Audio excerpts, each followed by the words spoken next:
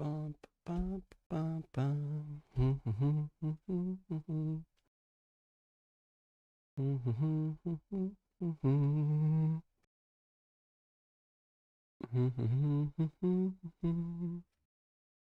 All right, friends. Hey, listen, I think we're live.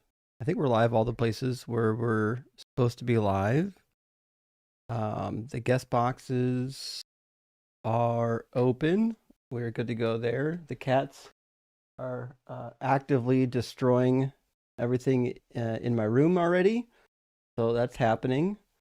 So I think we're ready to rock and roll. I think that's the situation right now. I'm gonna move this prompt over a little bit though, so we can see the kitties. Currently, Kitty is trying to destroy my bookend. That's fine. That's fine, Volta. I assume it's Volta. I'm not even looking. I know it's Volta. I don't even have to. Don't even have to guess.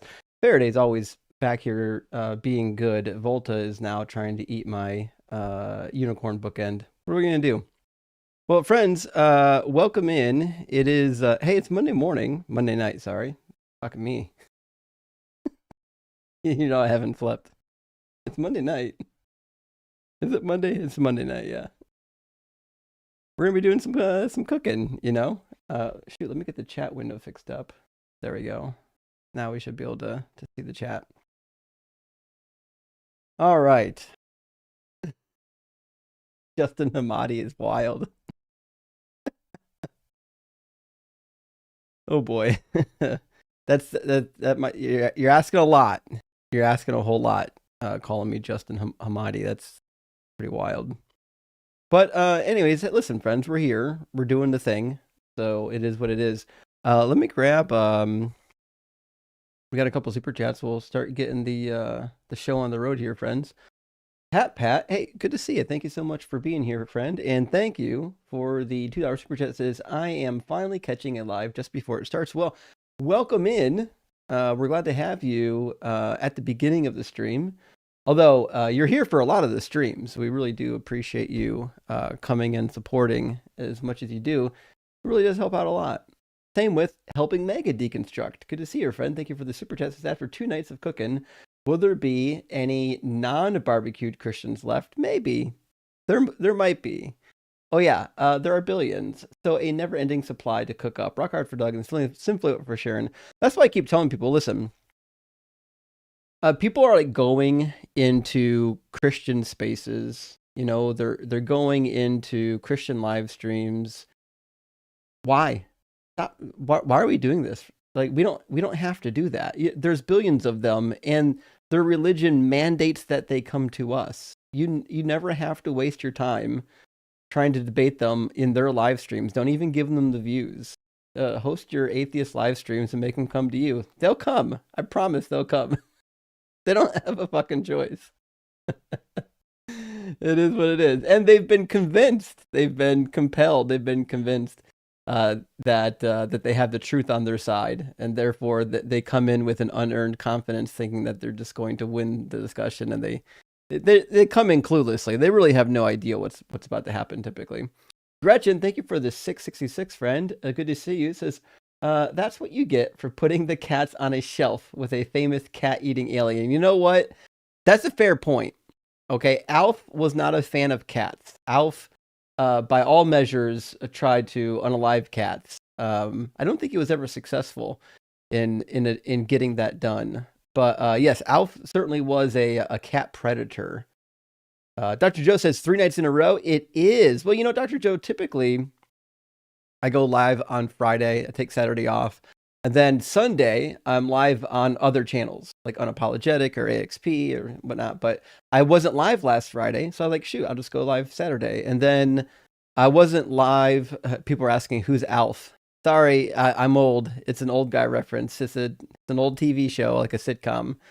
Alf was an alien, like a Muppet in the show. And one of the shticks was that he kept trying to eat the household cat. Sorry, I'm old, guys. But anyways, yeah. So I'm live always on Monday. So we ended up with 3 nights in a row. Just happened to be that way. And Miss Debbie, Big W, for being here, and thank you for the $2 super thanks. And Handsome Cat, great to see you as well. Says, is Luke genealogy, being that of Mary's, even slightly plausible? Why does Matthew and Luke have different genealogies? Okay, so first of all, no. Let me take you to Luke's genealogy. There is absolutely nothing in Luke at all that could compel someone to believe that it's a genealogy for Mary. And Luke chapter 1 tells you that that's obviously not the case. So in chapter 3, we get the genealogy in verse 23 for Jesus, right? And it says Jesus was about 30 years old when he began his work, which is really interesting because if Jesus was 30 and Luke's account is true, that means he started his ministry, say roughly about 36 BCE and would have died around 39 BCE. And it's questionable whether or not that timeline works with the people that were in power, like Pilate. Pilate wasn't in power forever. I think he was deposed or removed in 39 or 38. Anyways, that's neither here nor there. What it says is Jesus was about 30 years old when he began his work, and he was the son, as was thought, of Joseph, the son of Heli. Okay, so in this genealogy, it says the son possibly of Joseph, thought of as Joseph, and then it says Joseph, the son of Heli. Okay, so then if Joseph is the son of Heli, then this is simply just a genealogy of Joseph. No Mary to be found here. I forget who made up this pathetic cope, but the traditional answer for why they differ comes from Eusebius. I don't know where I put my good copy of Eusebius. I have a good copy of Eusebius that's got colored pictures. This doesn't have colored pictures.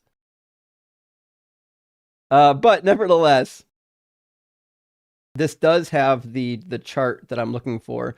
So Eusebius recognized quite a while ago, 4th century church historian, that one of the problems with the lineage is that Joseph's father was different, right? So in the Gospel of Luke, what's it say? It says that the father, there we go, it says that the father of Joseph was Heli. Well, that's weird because when you go to Matthew chapter 1 and you look through the genealogy, it says something different actually.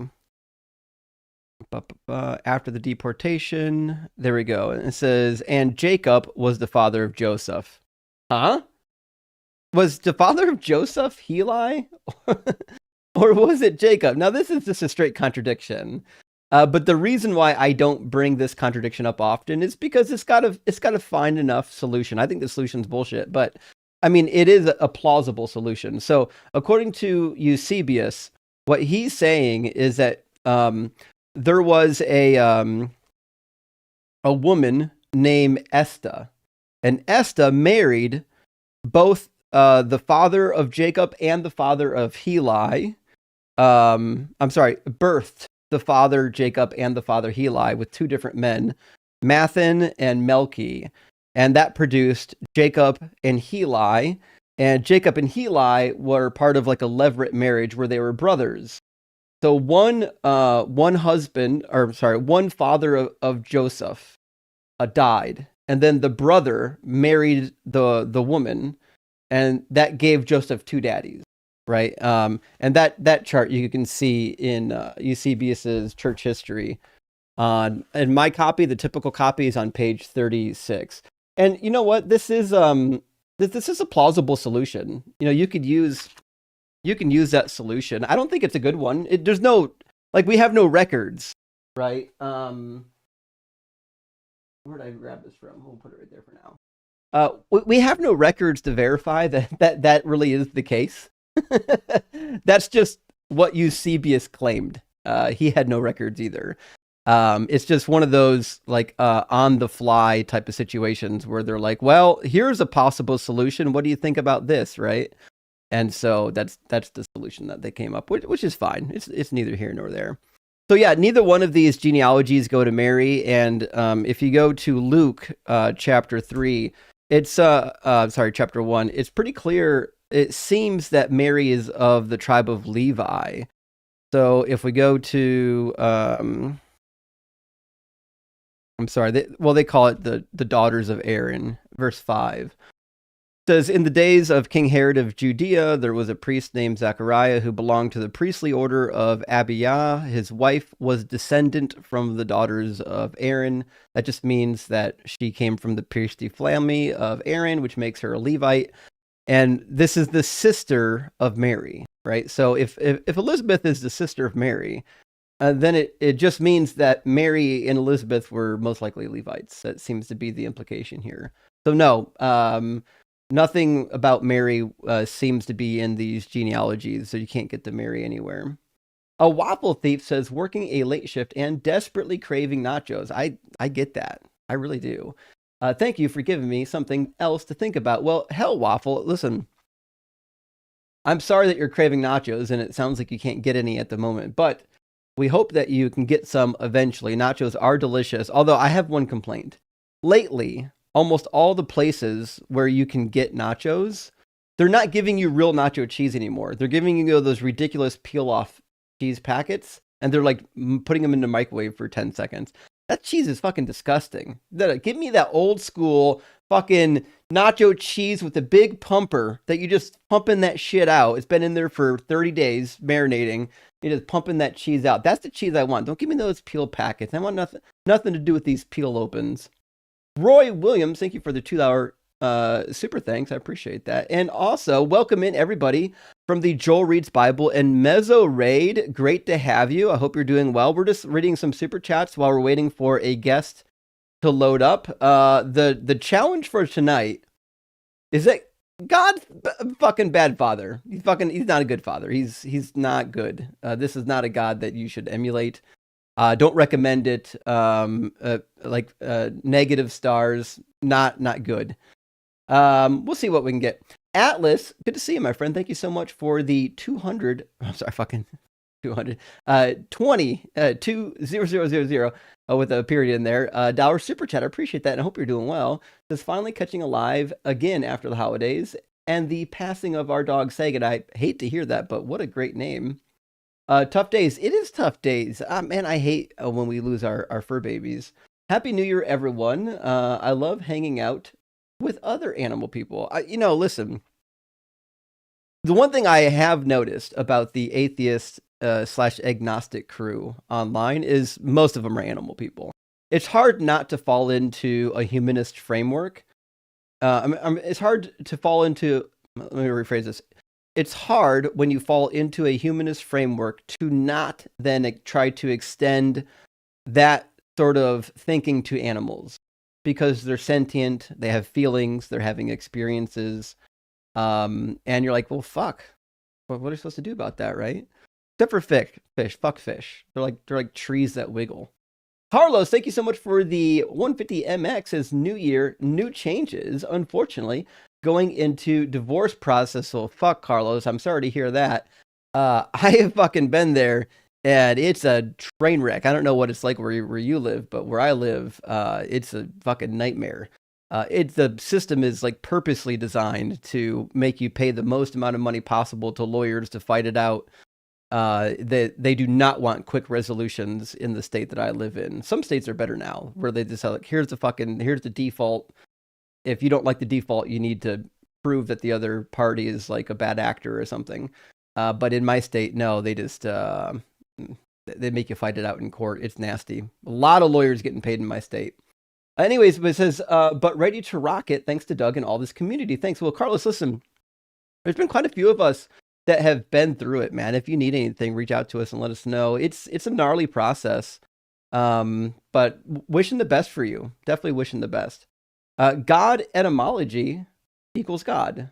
I don't know what that means, but I mean, the word God in English, I thought came from like Germanic languages, or at least Proto-Germanic languages. Could be wrong on that. Someone check me. Andrew, thank you for the 666. Says, does Jesus, as a sin sacrifice for sin, invalidate that he is God?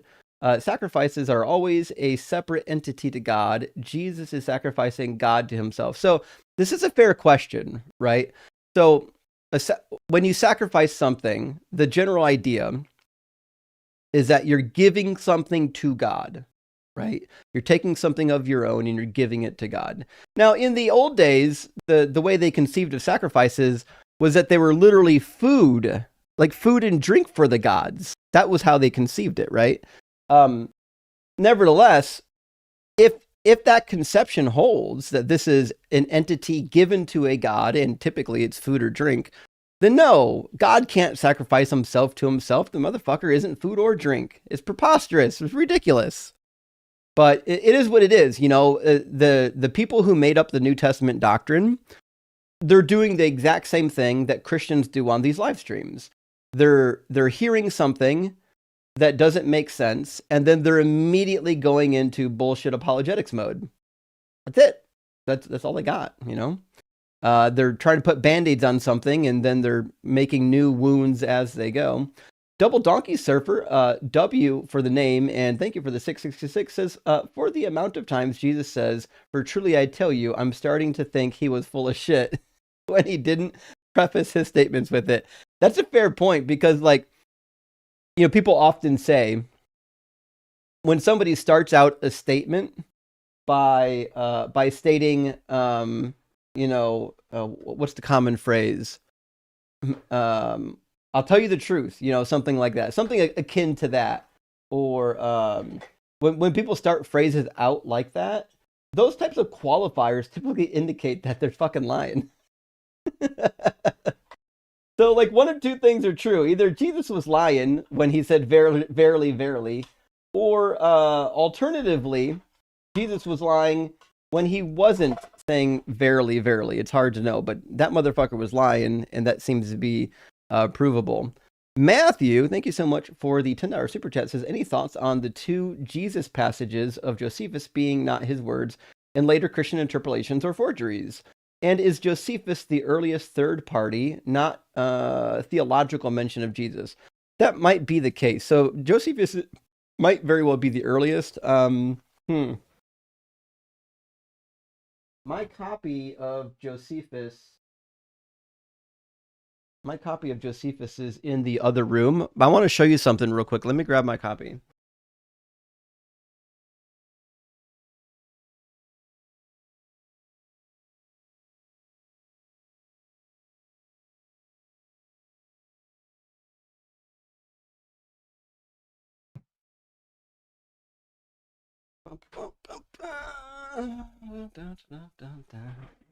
We really, I know it's asking a lot, but we really need an updated translation of Josephus. I'm tired of reading these fucking reworkings of the William Whiston edition. It's terrible wording for modern English. But anyways, if we go to book 18, we got the saying of Jesus.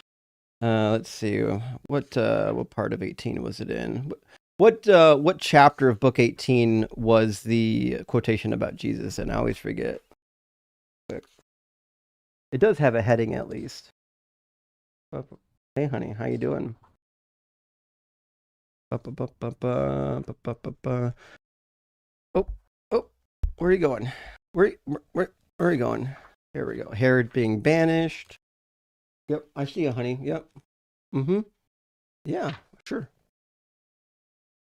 Do I have it marked? Maybe I have it marked. Anyways, that's neither here nor there. We'll talk about that in a second. Let me grab you though in the back of my copy. Either in the back of my copy or the beginning of my copy. Oh no, it's actually not in my copy of Josephus. I apologize. It's in my copy of Eusebius.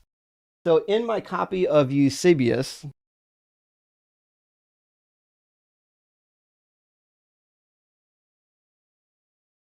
there it is. Here's my good copy. So in my copy of Eusebius's Church History, I think this is where they hit it. They've got an edition of the Testimonium Flavianum in here that is not the one quoted by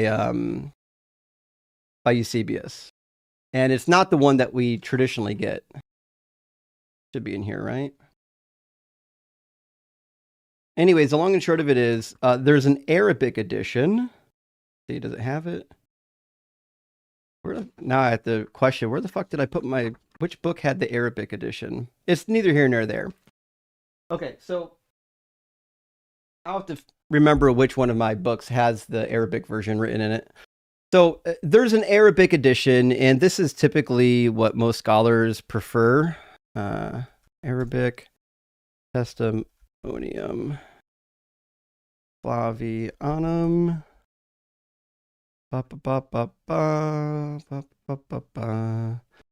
And it's available on the internet. Let me show it to y'all real quick. Let me get that here. 1 second.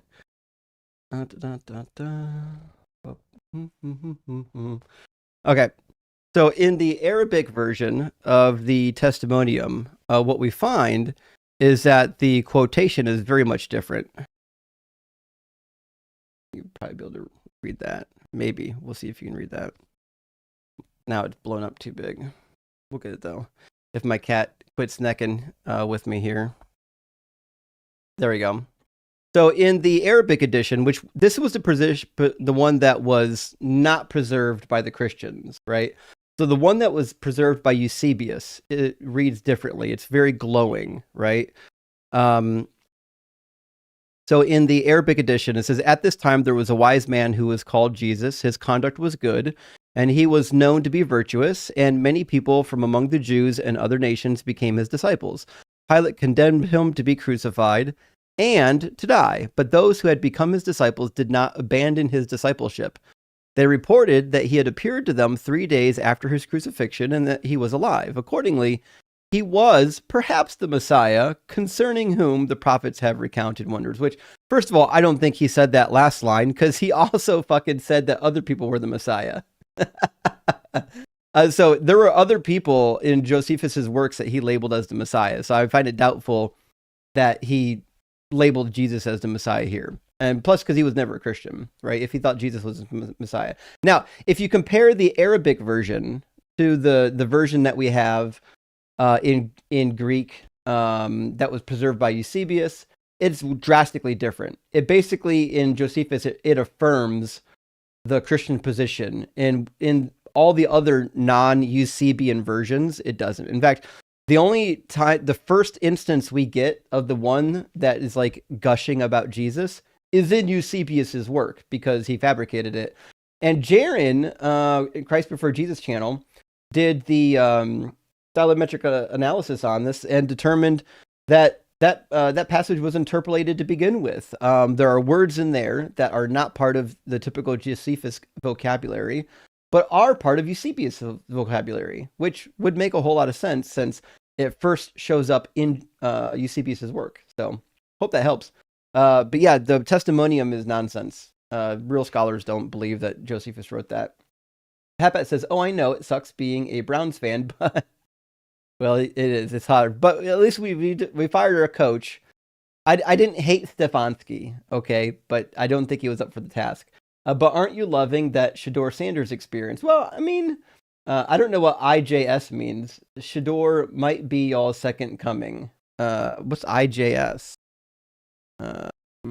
IJS meaning? Oh, I'm just saying. Guys, you know I don't know any of these slang abbreviations. Okay, so you're saying that Shador... Listen, I think Shador's good. I don't love him, but I think he's fine. I would run with him. I wouldn't put Gabriel back in. But what are you gonna do? You know, I'm not the fucking coach. Nevertheless, I think Shador is gonna. He's showing a lot of promise. He just needs to grow up a little bit. That's all. Zenarthrin says, are Matthew and Luke Semitic names that were Latinized, or are they Latin Greek names? Well, so Luke is a Greek Roman name. Matthew, though, was a traditional Jewish name. Like we see variants of Matthew in the Hebrew. In the Bible, the version we get is Hellenized. But yeah, one of them comes from Hebrew at least. There are jokes about those names being very white, so I'm curious. No, we have variants of Matthew prior to Matthew. That's not a question. And even in the Talmud, we find variants of the word Matthew. I haven't looked into the meaning of the name though. I probably should.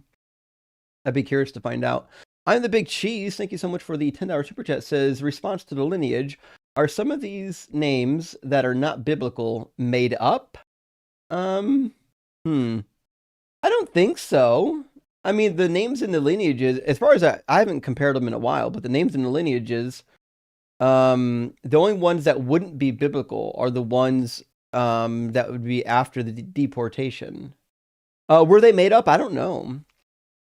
I mean, it's possible they had some record, but I think the fact that the names after the deportation changed so drastically, I think that's good evidence that some of it was on shaky ground.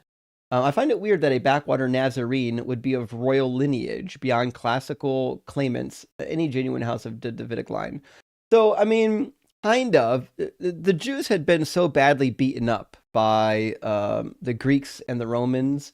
You know, somebody who was of a Judean line certainly could have found themselves in Galilee. That's not really. I don't find that to be too preposterous. But what we do find in history is that a lot of false messiahs came from Galilee. Think of like Judas the Galilean or Dositheus and a bunch of others. So it seems to be a hotbed of bad messiah and bad, we'll say, improper practices of Judaism, because while there was a large Jewish contingent in Galilee, they were disconnected from Judaism proper geographically. So they ended up developing kind of their own traditions. NJ, thank you for $10 super chat, says, I left the Seventh-day Adventist Church after a deacon equated mass and massacre. Oh, fuck. The Catholic Church's mass is glorifying murder? How? And why do most Catholics cross upside down do? Well, I don't know what you mean about crossing upside down, but no, the word mass is Latin for like celebration. I mean, he could have just looked that one up. In fact, let me make sure I get that right. That should be, yeah, it's the original word is missa, and it's derived from the phrase ite missa est, means, let's see, no, that can't be right. Let me actually open the wiki page. Here's the etymology. The derived from the Middle Latin missa. The Latin word was adopted in Old English via Vulgar Latin and with some type. Yeah, we don't. Blah, blah, blah. Interesting. Okay, so you know what I was told in Catholic school is wrong. It doesn't mean celebration. It means ascending, which is really interesting. So I learned something today. What my Catholic school teachers told me is not true. There you go. You got to do proper etymology. Now, the question was about whether or not mass has anything to do with massacre. No, that's preposterous. That's not the case. What are you going to do? All right, let me grab, we got a guest waiting to get in on our YouTube queue. So we'll grab this super chat, then we'll get our first guest, Herbert Holmes. There we go. Herbert Holmes. Great to see you. Thank you for the super chat. Appreciate that. It says, keep doing God's work, Justin. I have learned so much from your channel. What are your thoughts on Christianity being a product of Roman propaganda to pacify the Jews? Well, I don't buy that at all, actually. I don't think that the Romans understood Judaism nearly enough to invent the New Testament. I mean, it's clear that whoever wrote the New Testament wasn't a good Jew. Like, that is for sure. But I don't think the Romans knew nearly enough about Judaism to put together the Gospel of Matthew. I think that's preposterous. So that being said, I mean, and I don't know why they would. They didn't need to. They could just steamroll the fuck out of these people and wipe them out. They don't have to create propaganda. They just fuck them up. Okay, you got to get down, honey. You got to get down. Stop climbing on my cables. Okay. All right. Again, guest came in with no name. I have no idea why this keeps happening. The new invite link should be like the old invite link where it asks you to put in a name, but that's fine. Let's add Nameless to the scene and we'll get rolling. How you doing, Nameless?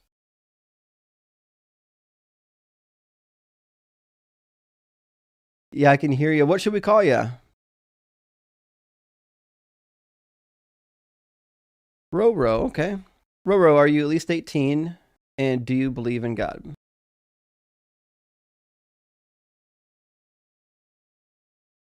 by a Muslim scholar. So I just wanted to ask you that and what you thought about it. I mean, you're already here. Might as well give it to me. What's the argument? So it's based on the contingency argument and regarding the modal collapse. So he avoids the modal collapse by making the necessary existence conscious and having free will. So it basically destroys the modal collapse. So do you have any thoughts about that? My thought is I don't even know what the fuck modal collapse is. You got to start at the beginning, my man. Yeah, sure. So based on the contingency argument, like Well, I know the contingency everything argument. I is need to know what modal collapse is.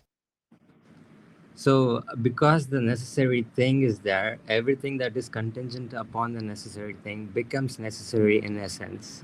So that's the modal collapse. Well, I would disagree with that. I think that's reversed. Just Why do you because say so? something's contingent on a necessary thing doesn't mean that all the contingent things are now necessary. The thing that they're contingent on is necessary. Well, it goes like this, or like the necessary thing is necessary. So everything that depends upon the necessary thing in essentiality becomes necessary. I don't accept it. Give me a reason why I would believe that things that are contingent are then necessary. Well, to avoid that, that's the reason you have to make the necessary thing conscious. Like I don't know No, no, the no, like the no, no, premises no, no, and no, no, no, no, no, no, no, conclusions. nope, nope, nope, nope, nope. Support. You have to support that first claim before you move on to the next one. How do you support the idea that something that is contingent is necessary? Okay, I can look up the premises for you and give it to you. Can you give me a few seconds? I mean, might as well. Okay, sure. I've never had to use a Filbro timer on an atheist, but fucking here we are. Get it out.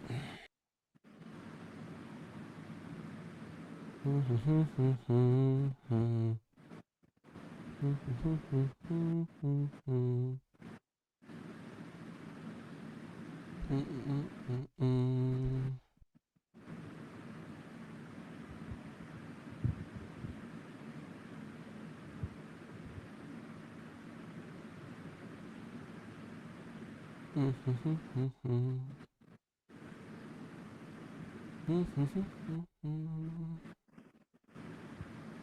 don't know why he's asking me about this.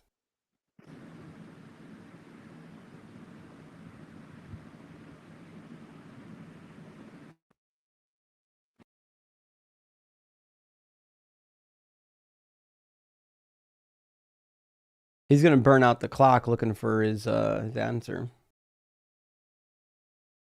Yeah, Will, I don't know what he's doing. He's an atheist. No one knows what he's doing. He could have asked ChatGPT, not me. ChatGPT is pretty good at doing philosophy, actually.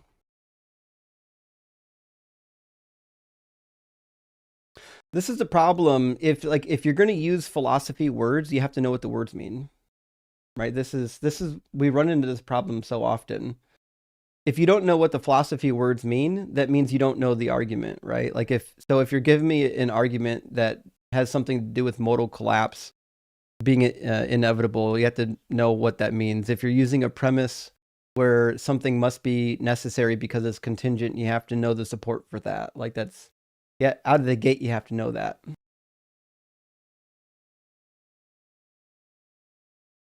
Oh, they left. Okay. Well, guess that's that.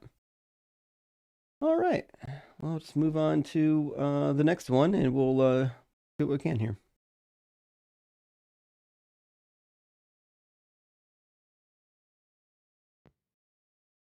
Welcome in, Jen. Are you at least 18, and do you believe in God? Hey, Justin. Thanks. Yes, I am at least 18 and I do believe in God. Awesome. And do you think that God's like a good father?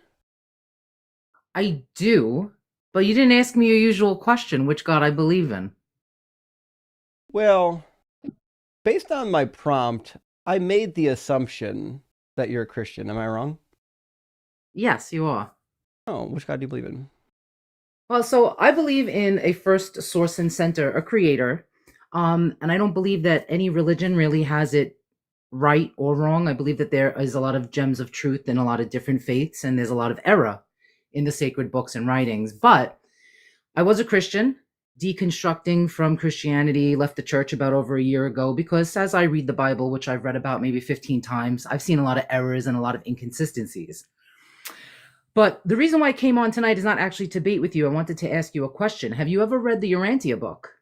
No, Urantia, nah. Oh, have you ever heard of it? Yep. Oh, you have heard of it? Mhm. Okay. Do you know like how it came about and everything or no? No, I don't even care. I'm not going to read it. Oh, okay. All right. Well, I started reading it about I don't know, maybe about like 2 months ago. To be honest, I don't even remember how I stumbled upon it. But I a mean, lot of the things, wasn't it made in the modern age? 1935 it was written. I thought it was the modern age. Yeah, It's 1935. It's some kind of a holy book, wasn't it? No, it's not. It's not Oh, what like is a it? quote scripture. What is it? Well, it is a book. It has no author. There's no There's name no on it. author. No. It wrote Yeah, no, itself.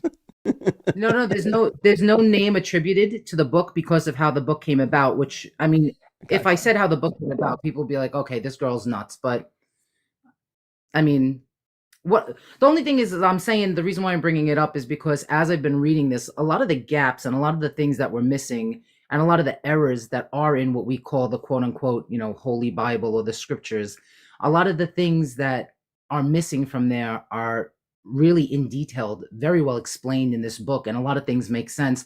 And it doesn't even just talk about it doesn't just talk about faith, it talks about evolution, it talks about science, it talks about Jesus, the universe, it talks about everything, and quite beautifully too. So I was just wondering if like in your deconstruction that you had ever come across that and read that, because even Nah. though I know that there are like the errors of man, like people say that the Bible's the inerrant infallible word of God. I don't believe that. I believe that it's the word of man about God, or like their ideals about God, and written by humans, and then and we're fallible, right? And we are erroneous. So yeah, no, I definitely did not come to debate with you this evening. I do believe, my personal belief, that there is a first source and center, a God of all things, not just the God of Israel. I don't believe in a chosen people. I don't believe in Calvinism. I don't believe that God told the Israelites to murder men, women, and children in the Old Testament. I don't believe that. I believe they took that upon themselves, and because they made themselves a chosen people and then applied "Thus saith the Lord" to it. Because how could the same God that says "Thou shalt not murder" then go tell these people to go and murder other people? So I just, that just didn't jive with me. Yeah, fair enough. Well, I mean, if you didn't come to debate, then I suppose possibly we don't have anything to debate about. But no, I haven't read the book. Okay, that's really what I wanted to know, because I thought maybe that you might have some more further insight. None. Sorry, I couldn't help you. All right. Well, thanks a lot. Thanks for having me on. Sure thing. Cheers. Have a good night.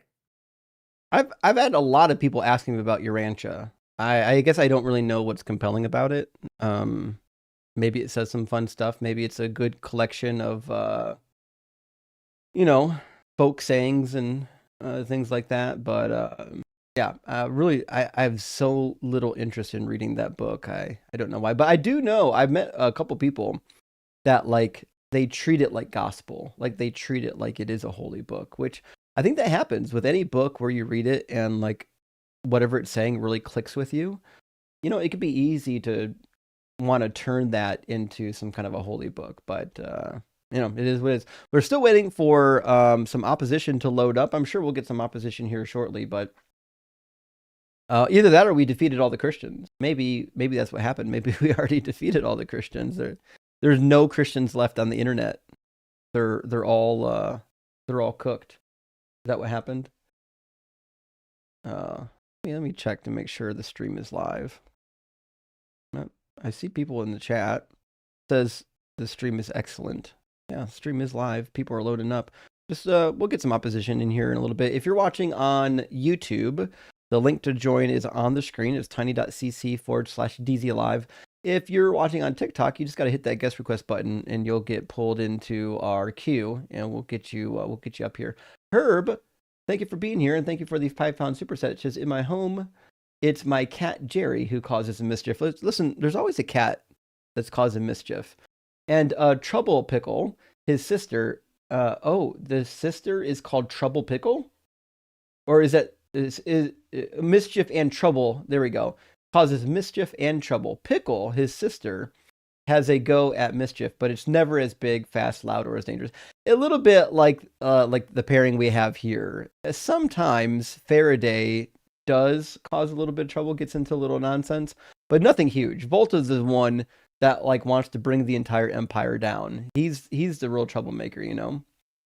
Free Wolf, thank you for the $5 super chat. Has finally checked out the Bible cheat sheet, and I'm so pumped to have this resource. Thanks for putting it together. Well, Free Wolf, I gotcha, and I put it together hoping that it would be helpful to folks like yourself.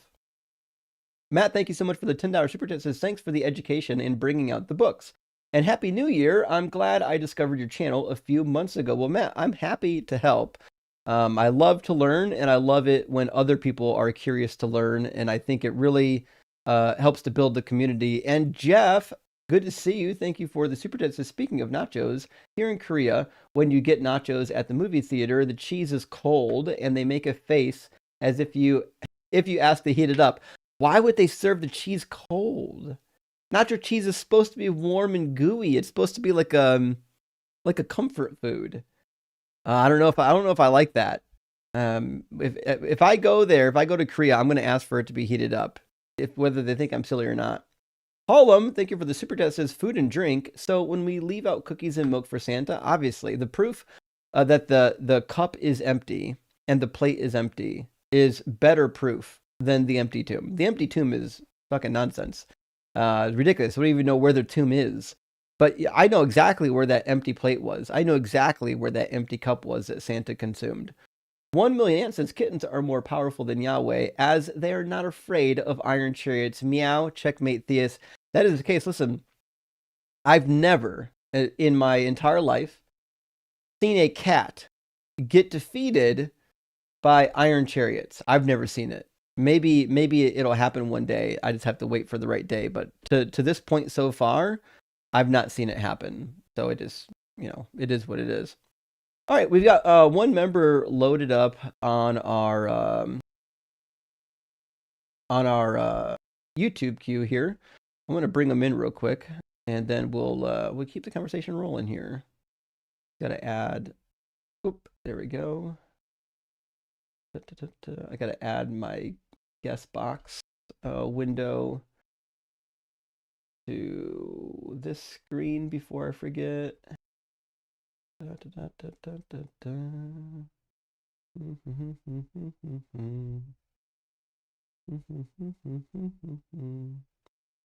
redid my screen layout this coming week because I had to replace today a monitor of mine that was going bad. So now I've got to reconfigure a couple items, but we'll get it worked out here. This is going to be a guest box. There we go. All right, let me grab our guest. Again, no name for the guest. That's fine. Maybe my link is leaving out the enter your name box. Maybe that's why they're coming without names. I'll have to look at that. Welcome in, nameless guest. What should we call you? Chevelle. Like the car? Chevelle DeVille. I called you before a long time ago. Okay, fair enough. I had suffered a tragedy. My granddaughter had burned in the fire, and that's when I started to in your show. Like I was listening to you, and you helped me get through it with reality. So, Sure. and that was on February 3rd. So now coming into a new year, I just wanted to thank you and let you know I've made a lot of progress. But one thing that I know that you can do better than anybody else, or Matt, or Dillahunty, or any of them, is ask these Christians. The one checkmate thing I use is, why can't you do the miracles Christ promised everyone who believed on him? Why is there a such thing as a St. Jude's? Why is there Shriners clinics when they're humans? Why are there paramedics in hospitals? Why don't Christians, they'll flood every neighborhood. Jehovah's Witnesses will flood a whole city, but they will avoid the hospitals. You But should do a show about that. You probably won't get too many callers, but I've had people who come up with the strangest excuses. But I think that would be a good one because that's a checkmate. I mean, you love your God so much and everything, but you can't do one thing he said you could. And I tell them live stream it, prove me wrong. Let's yeah, which children's hospital will you rush to first? And then the conversation turns to, I'm going to hell. yeah. You know, we I talk didn't about promise, but I didn't promise him. He did. we talk about that sometimes when we do the Jesus is a liar and a fraud topic because that's clearly one of Jesus's best lies. Is that he said you're going to do shit that they can't do. Says, these signs will accompany those who believe. By using my name, they will cast out demons, they will speak in new tongues, they will pick up snakes, and if they drink anything deadly, it will not hurt them. They will lay their hands on the sick and they will recover. That shit doesn't happen. That's a lie.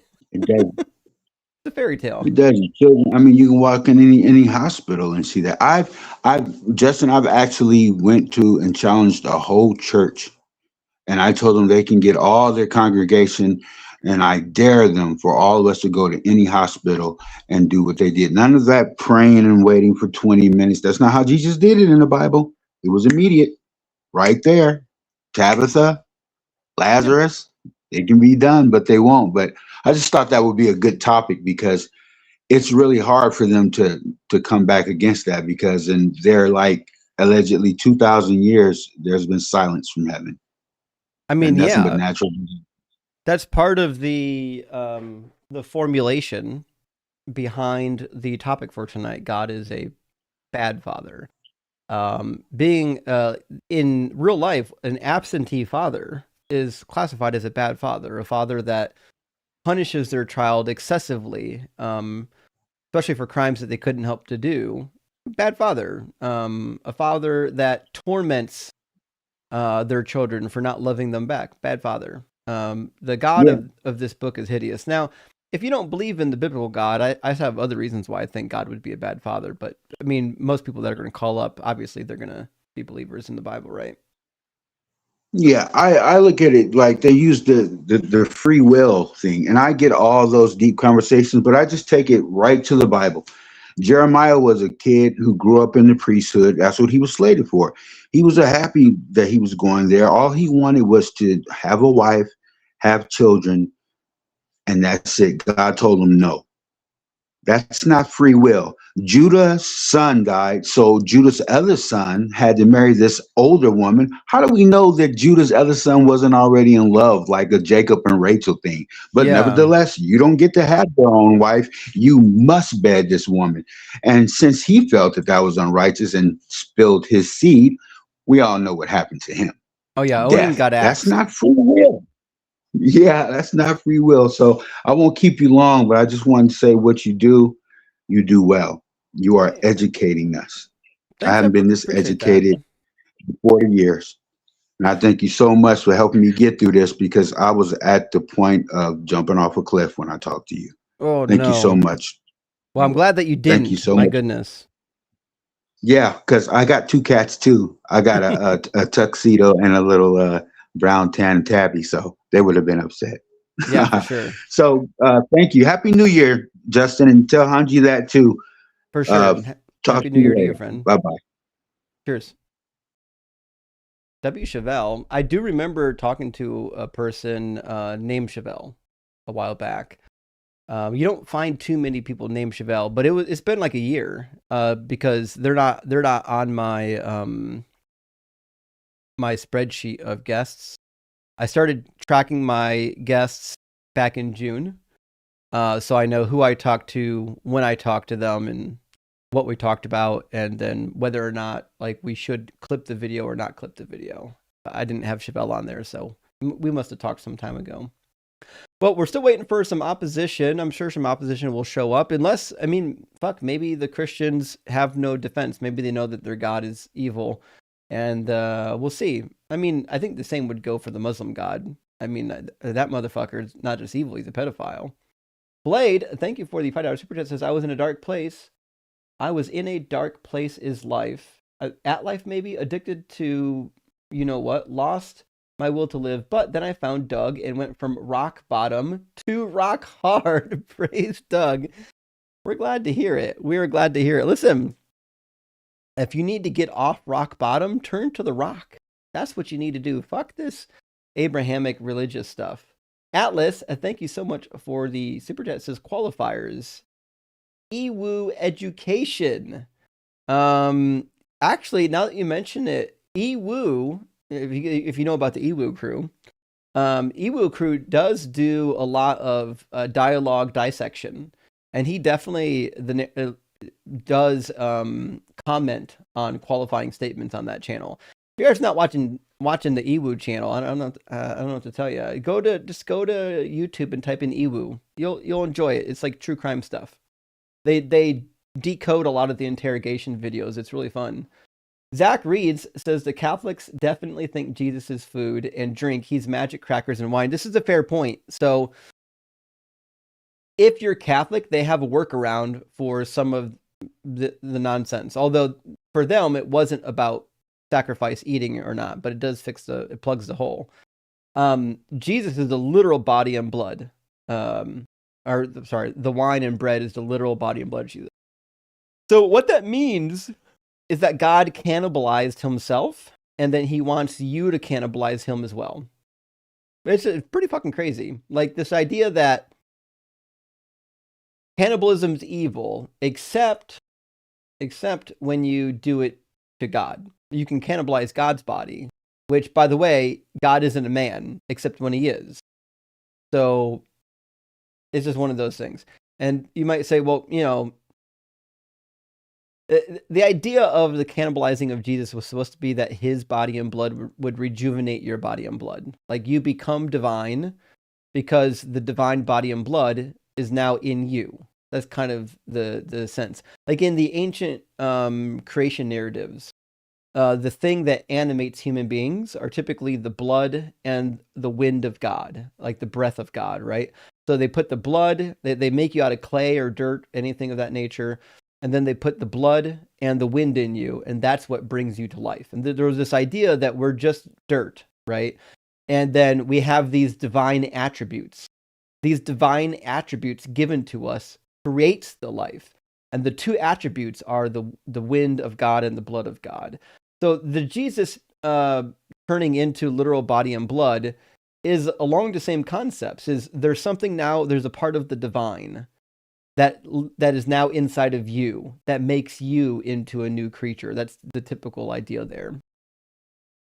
Deville, thank you so much for the super chat. Says, do a show about no miracles as Christ promised. Oh, we just talked. Okay, you're Seville, not Chevelle. I apologize. Seville. All believers ever, never seen any miracles at St. Jude's. I know. Listen, if Jesus' words were true, right?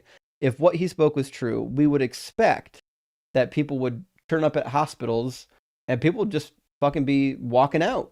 That's what we would expect. Unfortunately, that's not what we expect. And likely skeleton, thank you for the $5 super chat, says, what's up with the early biblical characters being hundreds of years old? Are they trying to fill a gap or justify some specific timeline or what? Well, my understanding is it's funny because there's like two things happening. So the early chapters of Genesis are riffing on the Babylonian literature, and we have the Babylonian king list. In the Babylonian king list, there are some there are some rulers that live hundreds of years, right? And so they had this idea that people long ago lived for a very fucking long time. And so when they wrote Genesis, they were just using this thing that they thought was commonly known. Well, it was just commonly known that long ago, the people lived forever. They lived for a very long time, right? And so that's why we see that in there. It's not because there was anything special in the water.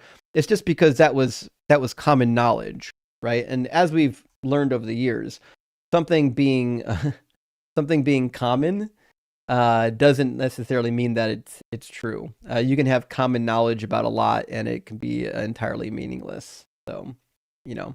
It is what it is, but that's the situation. Now, the funny part with the King's List, is we learned we thought a long time ago that these kings lived like forever, a long time. Now, what it seems to be in modern times the case is that the original kings list, at some point, humans, people in the culture, lost the ability to interpret how they were doing numbers, and they interpreted their lives as being super long, even though in the original text it wasn't meant to be read that way, right?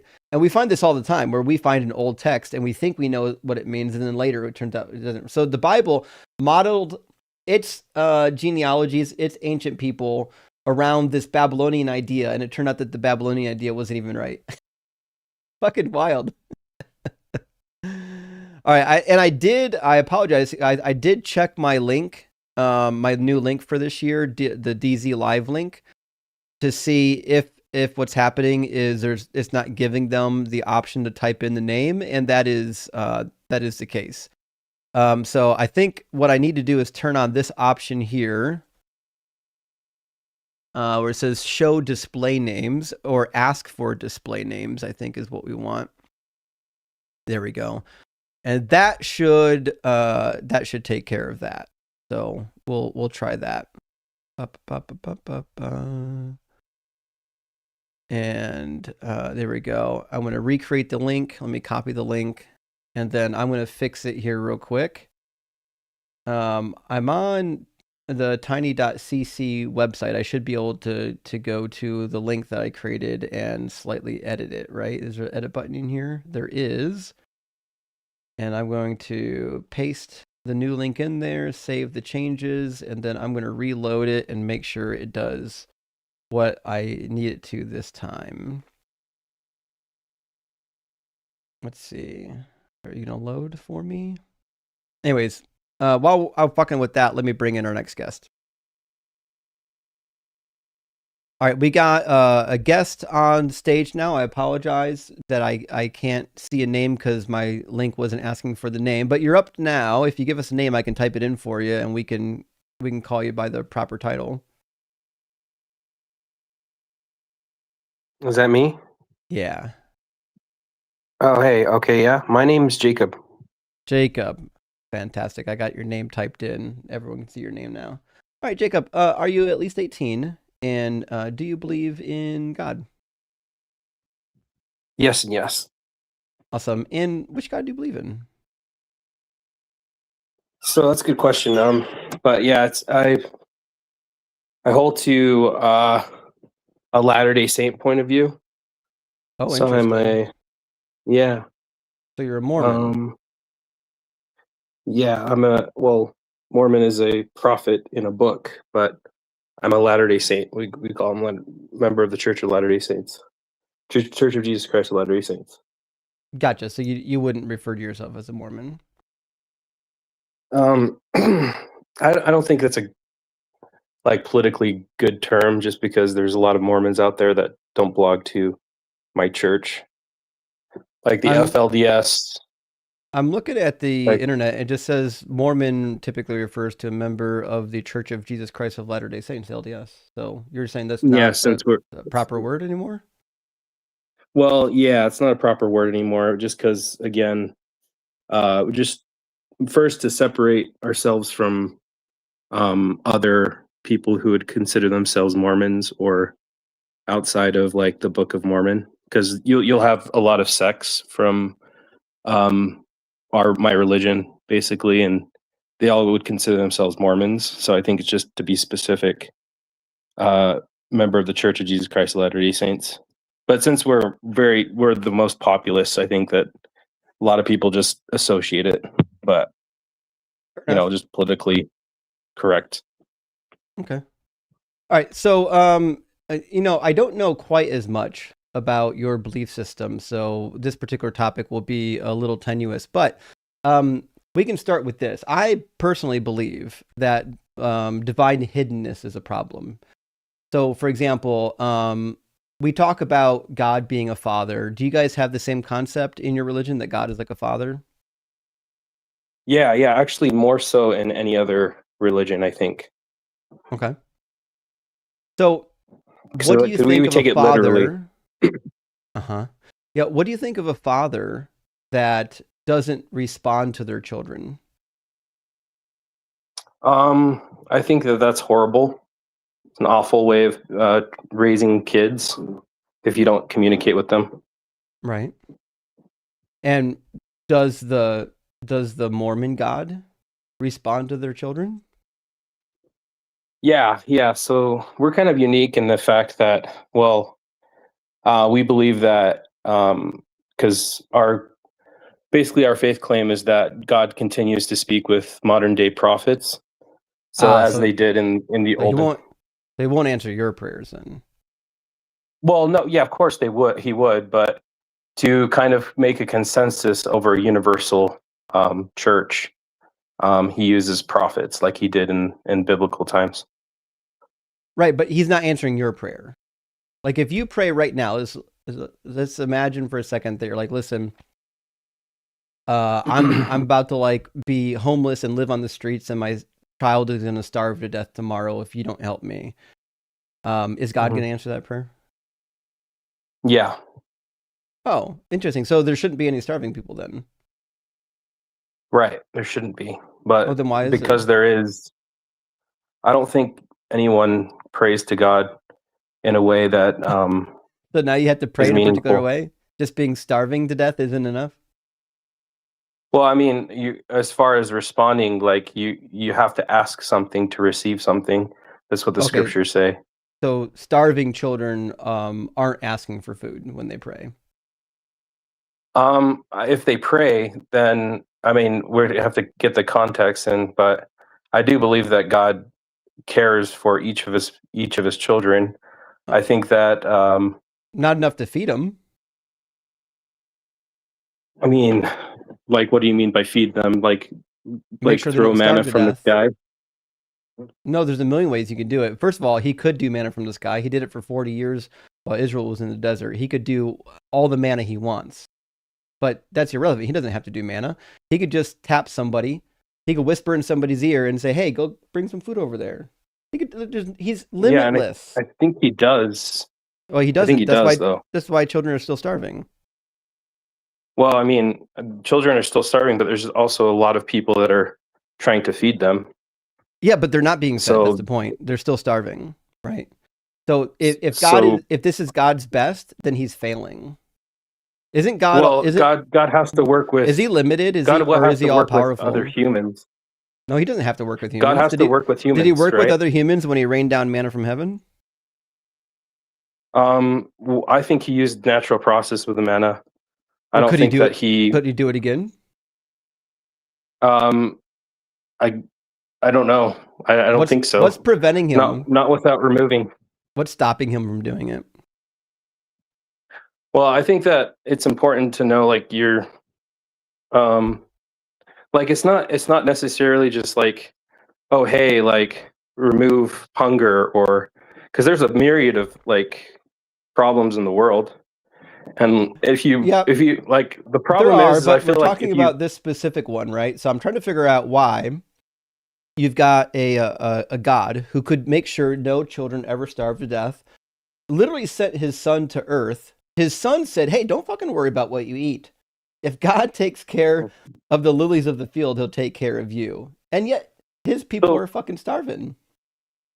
Yeah, so let's talk about, like, what do you think the purpose of life is for God? That's a diversion. I'm still waiting for you to figure out why it is. No, I think it answers your question, because Jesus lied in Matthew chapter 6 when Jesus says that you don't have to worry about what you eat because God will provide it for you. Why did he say that if he wasn't going to do it? Well, there's that's a specific context. He was talking to his disciples regarding, or people that were listening to him. He was talking to a multitude that were more worried about like whether like how they kind of feed Mormons rather than. Have never read this book. So Jesus is talking to a multitude of people. This is part of the Sermon on the Mount. And he says, "Therefore I tell you, do not worry about your life, what you will eat or what you will drink, or about your body, What you will wear is not life more than food, and body more than clothing. Look at the birds of the air. They neither sow nor reap nor gather into barns, yet your heavenly Father feeds them. So listen, the heavenly Father is literally feeding the fucking birds, but he won't feed human beings. Why not? He does feed them. Then why are they He starving? does feed them. Then why are they starving? Well, that's not an answer. You're asking the wrong question. I'm sorry, because it's not do like he's people who not have trying to food feed starve? him. Do people who have food starve It's to not death? like it's not like he's Do trying to people feed who them, have not food trying to starve to feed them. death? No, I think Okay, what you're then trying to that means ask he's is not what. he's not feeding them, right? So people who are Okay, starving there's to a death lot don't of have food, problems which in the means world, they're though. just by definition not getting fed. Is God not You want capable of to solving the food specify a problem? specific problem. I just did. Yeah, but you want to Starving to death. specify a specific problem. I did. I'm specifying a specific problem that God could easily end and promise that it wouldn't be a problem. Yet it is a problem. And I'm telling you that that's there's a problem with that if you specify a specific problem. Because once you fix a problem, it doesn't fix the lies the you have to tell problems. yourself is crazy. I'm not asking about any other problem except for this one. Jesus said I know, that that's what I'm God saying. will If you, feed but you, the and problem God isn't is feeding his if children. you're They're starving to if you're death, so narrow, and you know it, which is why if you're you're talking so over me narrow right now. focused- You're so cowardly that you can't actually address my argument. I want you to actually I'm address trying my to. argument. You're not letting me. So answer You're yes not or letting no. me. Could Jesus feed all the children of the world right now? Yes, 100% yes. Did he say he would? Why doesn't he? That's not for me to answer, dude. There That's you not go. my, that's not for you. That was for the anyone first to answer. thing. That's the first thing you said that was honest. So the reality is Yeah, you don't it have an doesn't- answer for this, which But means I've been my trying to say argument that. still I've been trying to stands. say You that. have no excuse whatsoever for why your God promised to feed his children and then lets them starve. Okay, well that's because you're narrow-minded right now. I'm not You're narrow-minded. thinking as if like That you're thinking that is I if didn't say you- the if words. you solve He this said problem, the you words. somehow And no one solve- can fucking hear you right solve now. humanity, which is not what Jacob, is the purpose of no one God? can hear you. Why do you think talking over me is going to work? What do you not Well, know? because I've been doing this for 3 honestly, fucking like, years. you're- Do you you're- not you're know that saying I'm the just going same to turn your question. volume all the way down so no one can hear you while you're trying to shout over me? No one, look, I'll just turn it all the way down. You're at like 10% now. Now no one can hear you. If you want to have an adult fucking conversation, you can stop trying to yell over me while I'm trying to explain the problem to you. Do you understand? Okay. Yeah, I understand your problem. It's not the right way of going Okay, about it, so and I'm telling you now that. And the way to address my problem is to actually listen to it and address it when I'm not talking. So what I'm Mhm. asking for is simple. Jesus promised that he would feed the people, yes or no? in this context, yes. No, what do you mean this fucking context? He didn't say I mean, you're he reading didn't a say just freaking you 10 people 2,000-year-old book. here. What the heck? He didn't What the say heck are just you- you guys listen to me What the heck do now. you think what context? He said God fucking feeds the birds. Of course he'll feed humans. That's not what you're seeing in all times and all spaces. Why? Why would he change his mind? Why would God feed That's people not changing his 2,000 mind. years You're ago? changing his words, Which man. people did these words apply to? Tell me. The people who are listening to him at the time. So none of 2,000 them. years ago. So nobody who heard the Sermon on the Mount went hungry. I don't know. You I don't don't know. think so. That's the claim you want to do go you know? with. You're going to claim that nobody Go who, ahead. Go nobody ahead, went prove me hungry wrong. who heard the Sermon on the Go Mount. ahead, prove me wrong. The lies that you have to tell yourself is preposterous and because prove me in wrong, Matthew bro. 25 there are fucking hungry people still. You dullard. No, there isn't. Not. Yeah, how there do you know? is. Because Jesus How tells do you know, you. though? Because he tells you. Because he tells you that there's hungry people still, Yeah. and it's specifically those people who heard from the Sermon on the Mount. No, they're just people. So the reality is, the cope that you're trying to give right now is that Jesus. I'm just using your standard, bro. You're not using my standard. You're using Yeah, you cope are. right now. You're in the copium No, den, and you've I'm got a literally- face if you mask want to go that tied route, to your face. You've I'm got a using your scuba tank standard. of fucking cope right now. You're just there's no way you breathing can it prove it in. wrong. You're just like overdosing on copium at the moment. So the reality is, in Matthew, Jesus makes a blatant statement.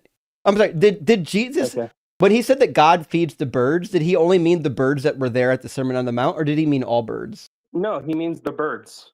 All like birds. every bird. Okay, so God chose Yeah, to he feed means all the nature. fucking birds, but he won't feed all the people. Okay. In that context. Why? Well, I already told you. There's no answer to why. There you go. There's The no answer to why is he won't- because this fucking God doesn't exist, But- and if it does exist, it's evil. And See, you're that's coming dumb. upon That's that a realization wrong right approach. now. No one can fucking hear you. You're making an assumption. No based one on, can. on No false one can information. hear you. Jacob, if you want people to hear your words, you got to stop trying to talk while I'm talking. They can't fucking hear you while you're yapping while I'm yapping. Okay. I'm telling All you for right, your I'll let own you good. I'm trying to Okay, help go. you. If you talk while I talk, people just aren't going to fucking hear you. You have to Okay, know my that's mic's fine. louder than yours. Are you crazy? Okay. Okay, Now, go ahead.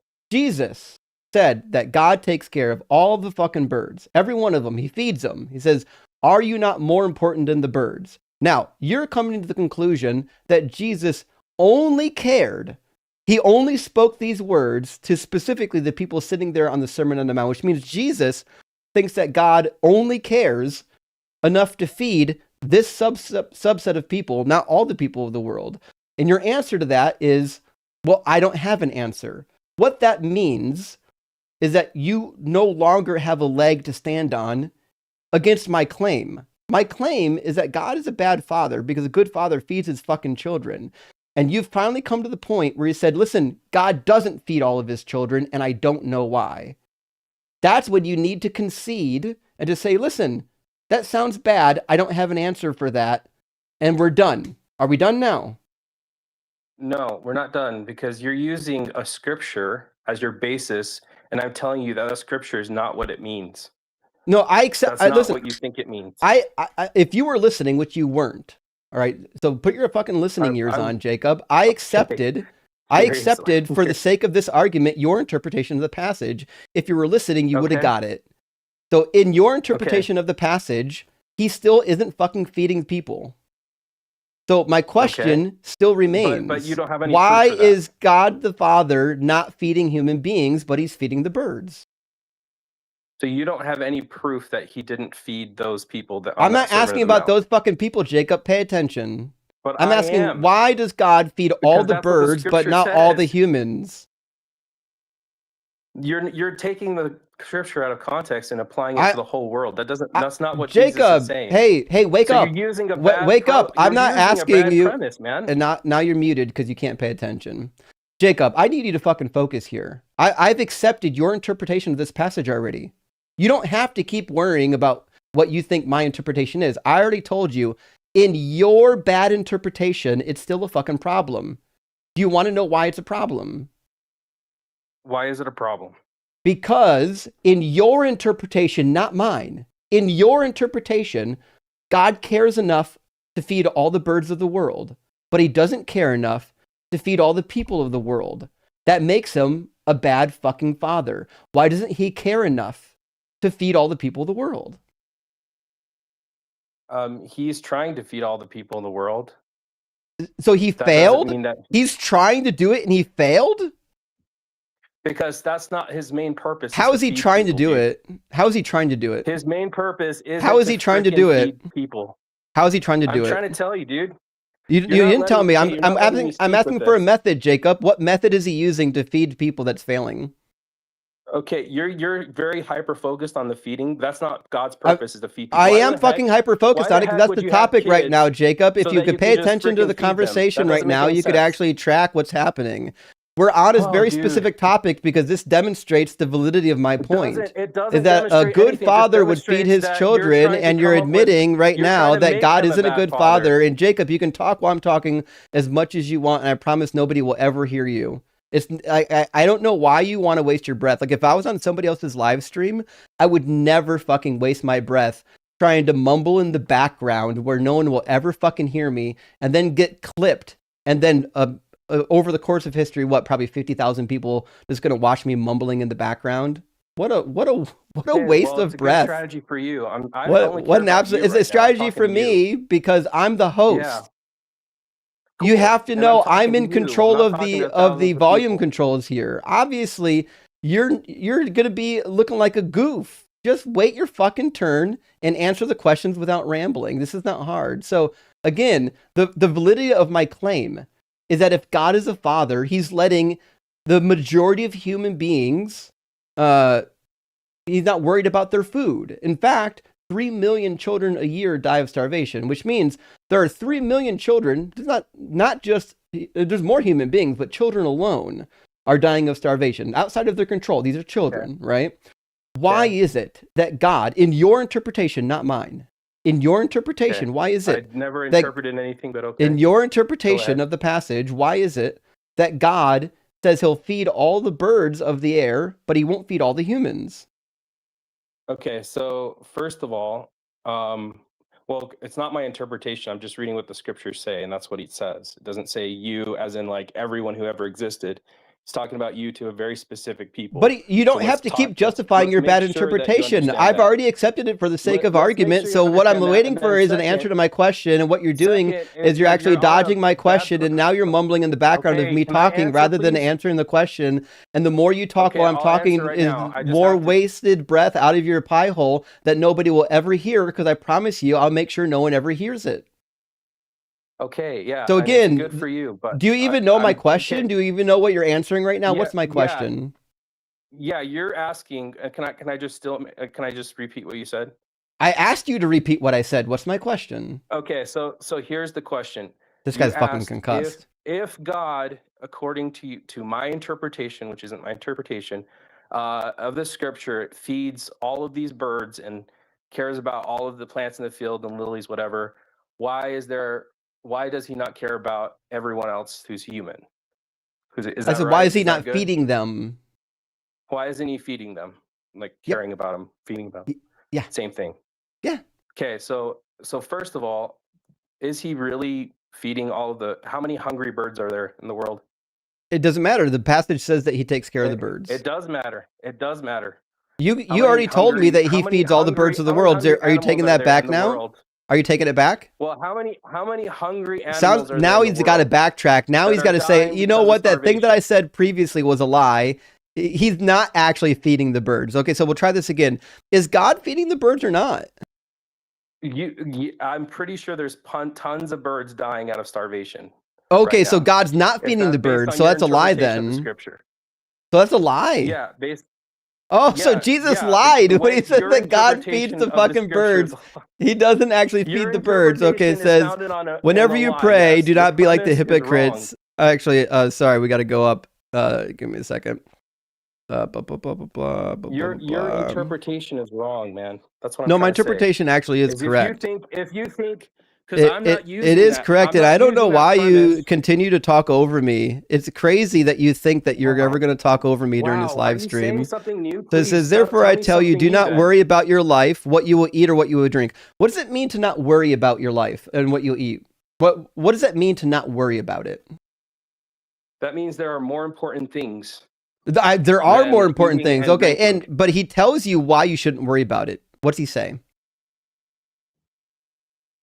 He tells you shouldn't worry because no one thinks about the tomorrow. Like the birds in the field, they don't worry about their food, like where it's going to come from. It's provided for them.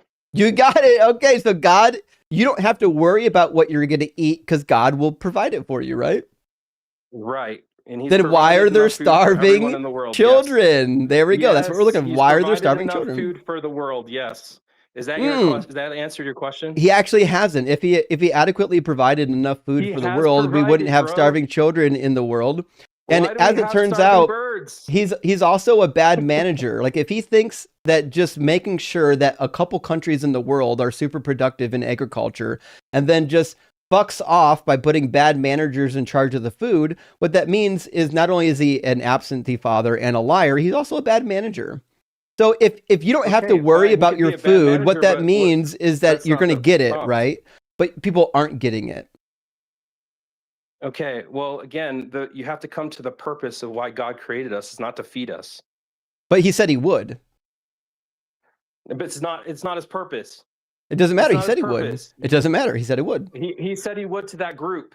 No, he didn't. of He people. literally, That's all he he literally said. didn't. That's And the you're making copy. you're making That's it the like lie you everyone have in the to. world. That's the lie you have to tell yourself right now It's to what the to scriptures remain say, in this. bro. I'm using your That- standard. No, you're not using my I'm standard. using your standard. You're using a cope right now I'm because using a it's very scripture clear that that you he's. threw onto me It's that very has nothing clear to do that with he's what I not was talking about just the birds that purpose. were right there. Was he talking about only the birds in Judea? No, again, he was talking about every single bird, but he was specifically Oh, he was talking talking. to the Okay, people in so Judea. So the Birds don't cope listen that to you him, have to do man. right now is that you have to say, right, when he says the birds, right, he says, look And at you the can't birds of the prove me air. wrong, though. They That's the neither, thing. I'm doing it right now. If you shut up, you'll hear it.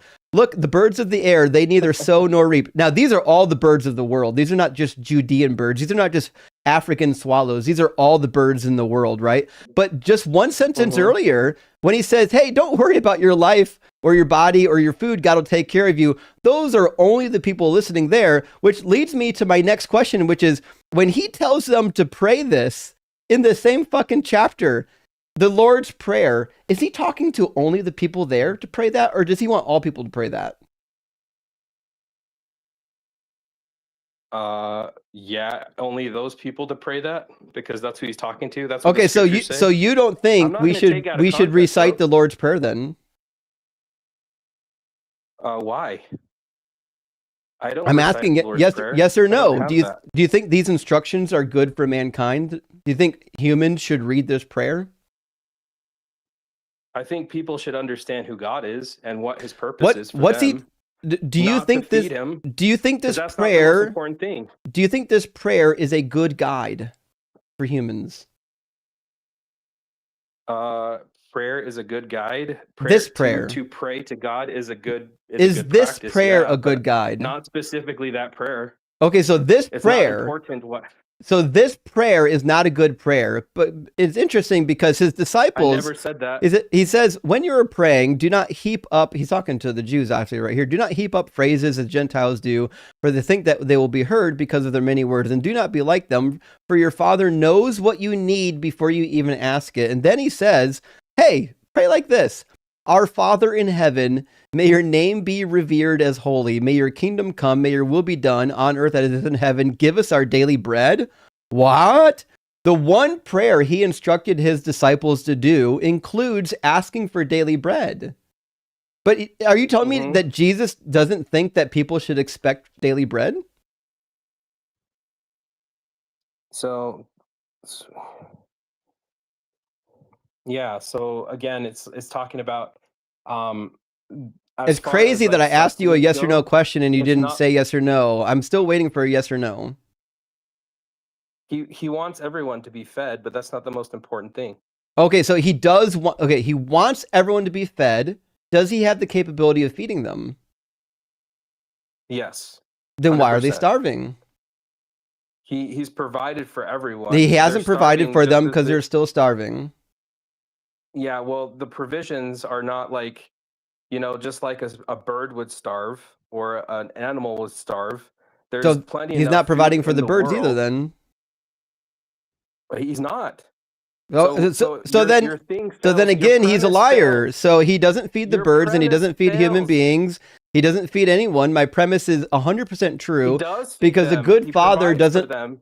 A good father doesn't mean let their everyone- children that starve. He doesn't doesn't mean provide for them. everyone He lets doesn't 3 starve. million children a year starve. Listen, if I buy a shit ton of fucking groceries, say I have 100 children and I load my house up with groceries, but I make it so that it's all on the top shelves. And then only the older children can reach the food. The younger children don't reach the food. I know they're going to starve to this because they can't reach the food. And it's like, well, sorry, the older kids are supposed to feed the younger kids, even though I fucking know that the older kids aren't going to feed the younger kids. And I still do it that way anyways. Am I good? So if your only purpose is to yes feed or no, your kids, Jacob, then am I you're a horrible good? father. Am I a good father? If I design a system in which I have food that everybody could eat if they had access to it, but I purposely designed the system so that some of them can't get access to it unless somebody else gives it to them, am I good? Knowing, I'm all knowing, remember, I know some of them are going to starve because of this system. Am I good or bad? Yeah, so the system is... Am I good or bad, Jacob? I mean, you're not a bad. You're not bad. I am. Okay, bad. now we've determined the end of the conversation. Now we've determined that you shouldn't have children. You have no business ever having children because a father who purposely designs a system knowing that some of the children will starve to death, and they could have designed the system another way in which nobody would starve to death, that's a bad father. And you're horrendous for even thinking that I wouldn't be a bad father for doing that. You're an embarrassment, Jacob. You should watch this video back and like weep in tears for how much of an embarrassment of a human being you have been today for justifying a father starving his fucking children. It's embarrassing. I would never do that to my child. Never. I would literally take a fucking bullet for my child. If my child goes even 3 fucking hours without food, I'm concerned if they're hungry. I'm certainly not going to leave their hunger in the fate of somebody who I know won't feed them. All right. Get out of here, liar. All right. Well, that was a good time. I always do like to have a good like a good back and forth, a good shouting match back and forth at the beginning of the live stream. It really actually it gets all the views in. Now I think just about everyone who's going to show up is here now, so we're good to go. Do me a favor though, test. I modified the live link, and I don't know if it's actually working right now. I copied the new guest link, and it works when I copy it directly into a browser. But for some reason, when I updated it on tiny.cc website, I don't know if tiny.cc is actually updating it. Can somebody click on the go to the tiny.cc website and see if the link is working? Well, I'll give it like 30 seconds to see if it works. But I'm confused why it works when I directly copy and paste it, but it doesn't work when I go through tiny.cc. It's such a weird. I don't know if it takes time to propagate. Like it takes it to like a broken link. Really weird situation, anyways. But we'll work on that. Give me 1 second. I'm gonna unobfuscate obfuscate. They're gonna unobfuscate the link, and then I'm gonna put it in and test it unobfuscated and see if that does it. I said domain not allowed. Oh, really interesting. Why is the domain not allowed? I wouldn't have guessed that. Is it because in HTTPS? That can't be the case. No? Request a whitelisting. What do you mean a fucking whitelisting? What's a whitelisting? That is ridiculous. Tiny.cc, man. All right. Well, no one jumped in the guest box. So I'm assuming right now that it's not working. So give me 1 second to save this back to the invite cam obfuscated link, and we'll try it again. Yeah. Now it's working. I don't know why it's working now. All right, friends, try the join link now. The tiny.cc/DZ live, and see if it loads up for you. Yeah, it's working now. I don't know what the problem was. Maybe there's like a delay on the website. All right. I think it's working. We'll give it a go. We don't have anyone on TikTok joined up. Actually, Jay's joined up on TikTok. Jay, we needed to join on YouTube. Somebody joined. Okay, somebody just joined on YouTube, and there is a name attached to it, which means it must be working. Welcome, Cameron. Oh, sorry, he's muted. There we go. Name. Oh. Hey, Cameron. Can you hear me okay? Yeah, it asked you for your name on the way in, and it looks like the link is working now. So I think we're good. Yeah, I clicked it through your description. Perfect. Thank you. Okay. For some reason, I think tiny.cc must be delayed or something. I don't know what's going on there, but are you friend or foe? Friend. Oh, sorry, hey, no op. Hey, thanks for helping me out. I needed someone to test that link for me. I thought I was losing my mind. Yeah, no problem. Hey, cheers, buddy. All right, bye. It's a shame. Cyber Deconstruction was here just a minute ago to do some cooking, and now he's gone. What is up, Jimmy Snow? Look at this guy. I wasn't expecting it to be vertical or horizontal. I guess I needed to. Yeah, I could do it either way, but most people that use the YouTube link come in on their computer. So I did the layout horizontal, but it depends on everybody. If you hold your phone horizontal, it fixes it. Yeah, I did turn off auto. I just can't. You just said to tell. You just told people to try it. I'm actually doing a construction project right now, so. Oh fuck yeah! But I thought I'd say hi. Well, it is working, and friends, today's Monday. In 2 days, I'll be live on the line, Jimmy's station with Matt. So make sure you're following the line so you can catch me Wednesday night over at his place. I'm excited. You got to come over to my place, the Jimmy Snow in the line one of these days. Yeah, we got to make that happen. We'll make that happen. Yeah, it's a lot of fascists that call in. We do need to sit down though and have a discussion on Mormonism. Hell yeah, I'm down. My set should be done. This is not what it'll look like. Oh, I dropped my phone. My set should be done in like a couple of days. This is not Nice. it yet. Okay, so you're Building gonna a new get set. brand new set. I like it. Yeah. So then, but then I'd definitely be down. I love talking about Mormonism. It's really dumb.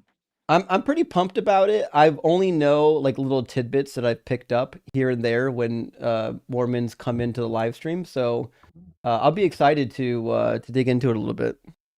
I did give you one of the best tidbits already, which Joseph Smith said that there are people who dress like Quakers living on the moon, and then Brigham Young, not to be outdone, was like, "You think that's crazy? They're on the sun too." These people are out of their minds. And that's my prophet. Well, I So mean, I'm technically still Mormon. we're certainly glad that you got out of it. That's I'm- batshit crazy stuff. I'm on the roster. I like being an atheist, queer, socialist Mormon. Well, we're glad to have you. Well, listen, Jimmy, I appreciate you helping me out with the link. I think the link's good to go now, and we'll talk soon. Yeah, you have fun. See you, buddy. I'll be listening while I construct.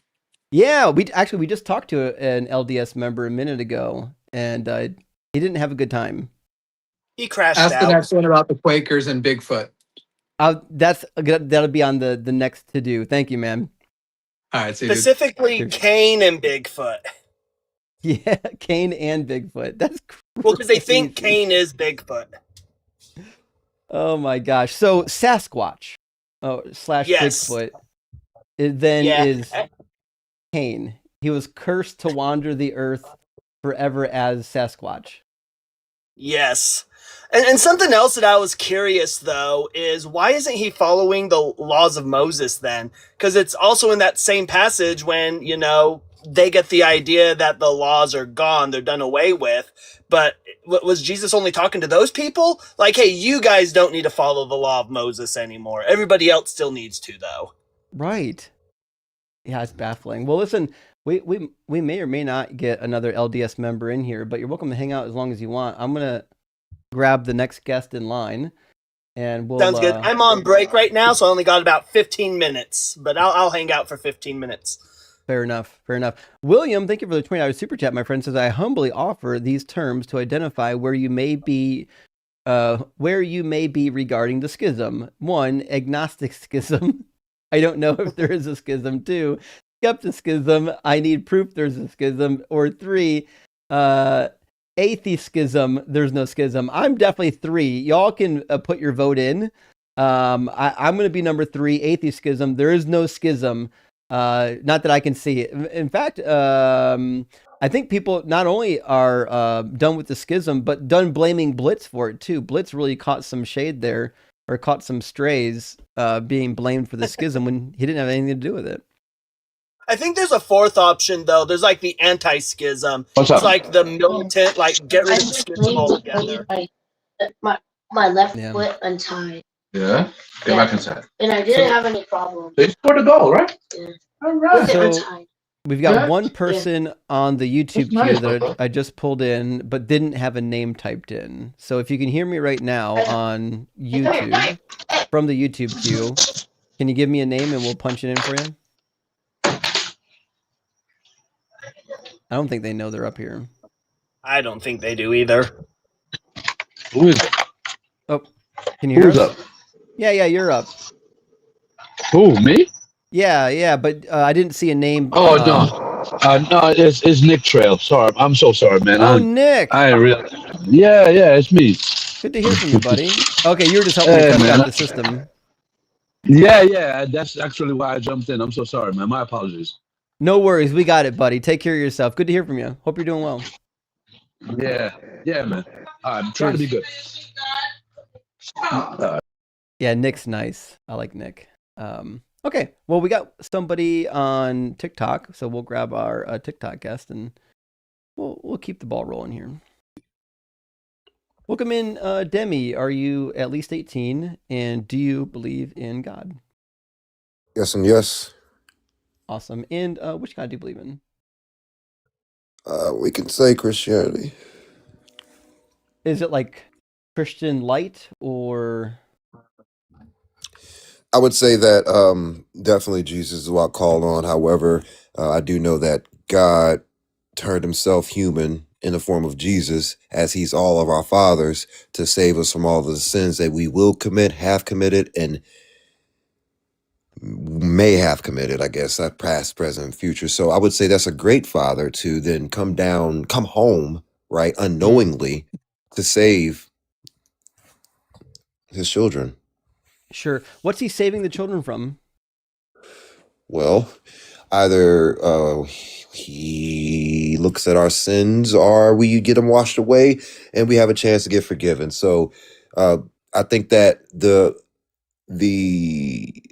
ability to become forgiven for sin is in itself the best thing. Yeah, but my question was, what are we being saved from? The sins that we commit in the judgment. Yeah. Okay. So we're being saved from the judgment. Why do we need saved from the judgment? Well, according to one point in time, we disobeyed one thing. I mean, that may be true, but my question is, why do we need saved from the judgment? Because we used the free will that we already had to disobey God. Yeah, but I'm asking, why is the judgment a problem? Why do we need saved from it? Because we disobeyed God, and instead of God being This pissed is and fucking just crazy shutting that you don't understand my question right now. Let me I'm finish the asking, answer. What about the judgment do we need saved from? Let me finish the answer. What's happening at the judgment? Let me finish the answer. You're confused because you won't let me finish. I'm not confused. Answer. I actually know the answer. I'm waiting for you to catch up. The answer is that the waiting for you to judgment let me is that complete a God's going to sentence. decide that people are going to go to hell. That's why you need saved from the judgment. I'm waiting for it to come out of your mouth. I'm waiting to actually allow a conversation without you trying to control. So the sin that we're being saved from starts from us being taken out of the Garden of Eden because we disobeyed God. Demi, we You just know cut the me off story. again. I know, because we know the story. We don't need story time. Ooh. I asked you a specific question. I know questions are difficult for some people, but my question No, I think that you need control. What you about need subordination. No, I need an answer to my question. You need subordination. I need an answer to my question. It's a really easy question. So, like, the question is, we know there's a judgment, right? We get that. We already know the fucking answer. We're waiting for you to catch up. So the question that we need an answer to is, what about the judgment do we need saved from? What's happening at the judgment that's we need saved from? Like, the entailment in your sentence is that somehow the judgment's going to be bad for us, and we need saved from whatever is going to happen at the judgment. So what I'm asking you is, what about the judgment do we need saved from? I'm not asking you why we need saved from it. I'm saying what's happening that we need saved from it.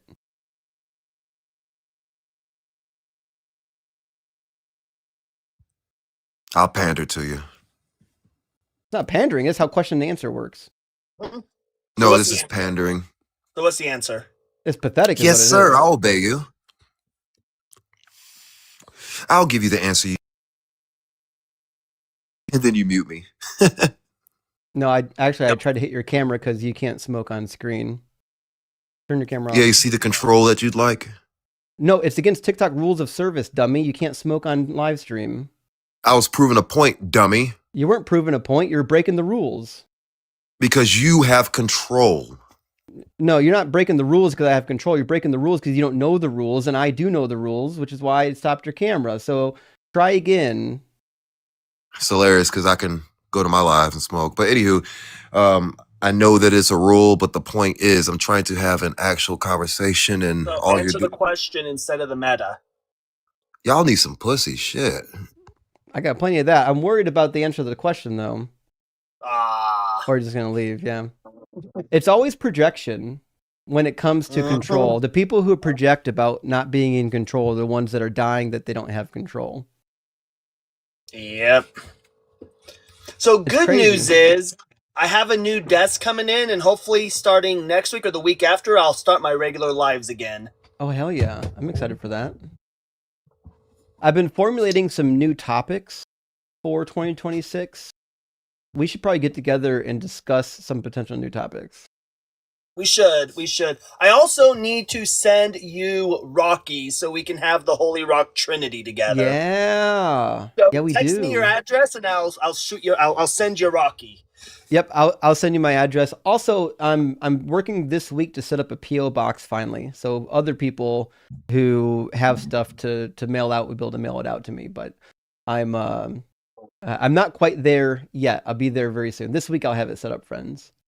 Nice. Johnny, thank you for the $20 super chat, friend. Says love your stuff. Opinion on Gnosticism. Also, any big upcoming debates.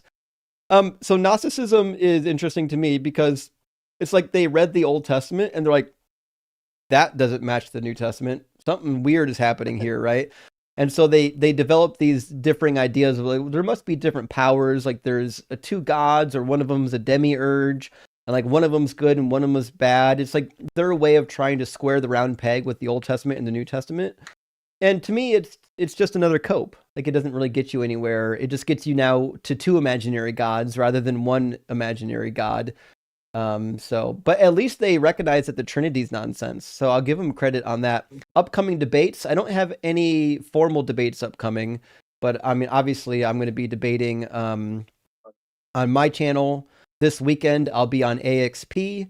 Wednesday, I'll be on the line, and then, I'll be here as per usual. Abraham the Chaldean, my man, thank you for the $10 super chat. Says, thanks to Justin, I'm a stronger person, like literally stronger, as I now have to carry my Bible, hardcover, Oxford annotated, and other current Justin recommended book to and from work every day. I love it, Abraham the Chaldean. Yes.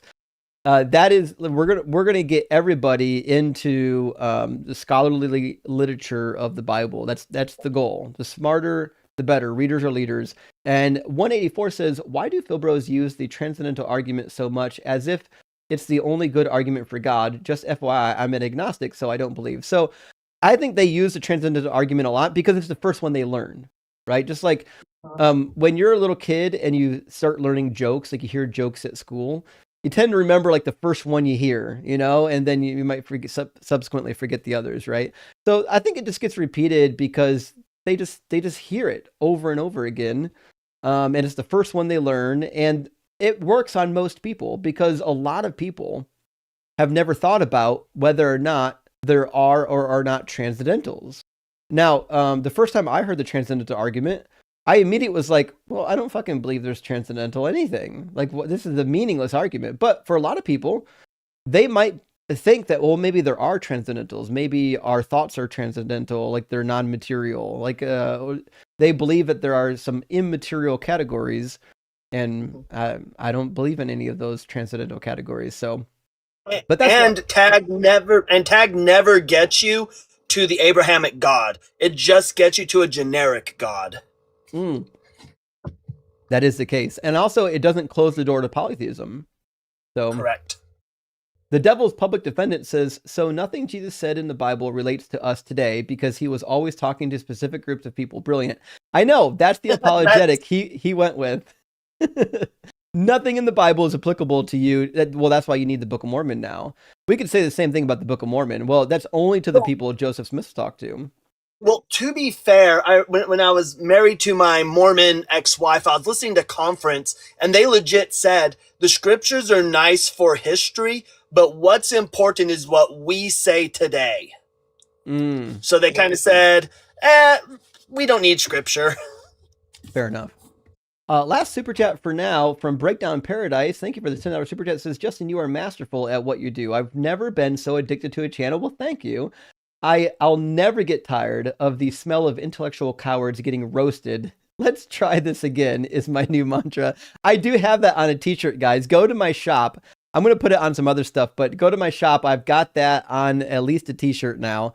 and we got some Doug merch in there as well. So let's grab our next guest from the TikTok. And I'm gonna feed. hop on down, but yeah, reach out to me and let's discuss those new topics you have, and let's For get sure. Rocky sent out there. When you get back in full time, we got to schedule a date to do a split screen debate together. Okay.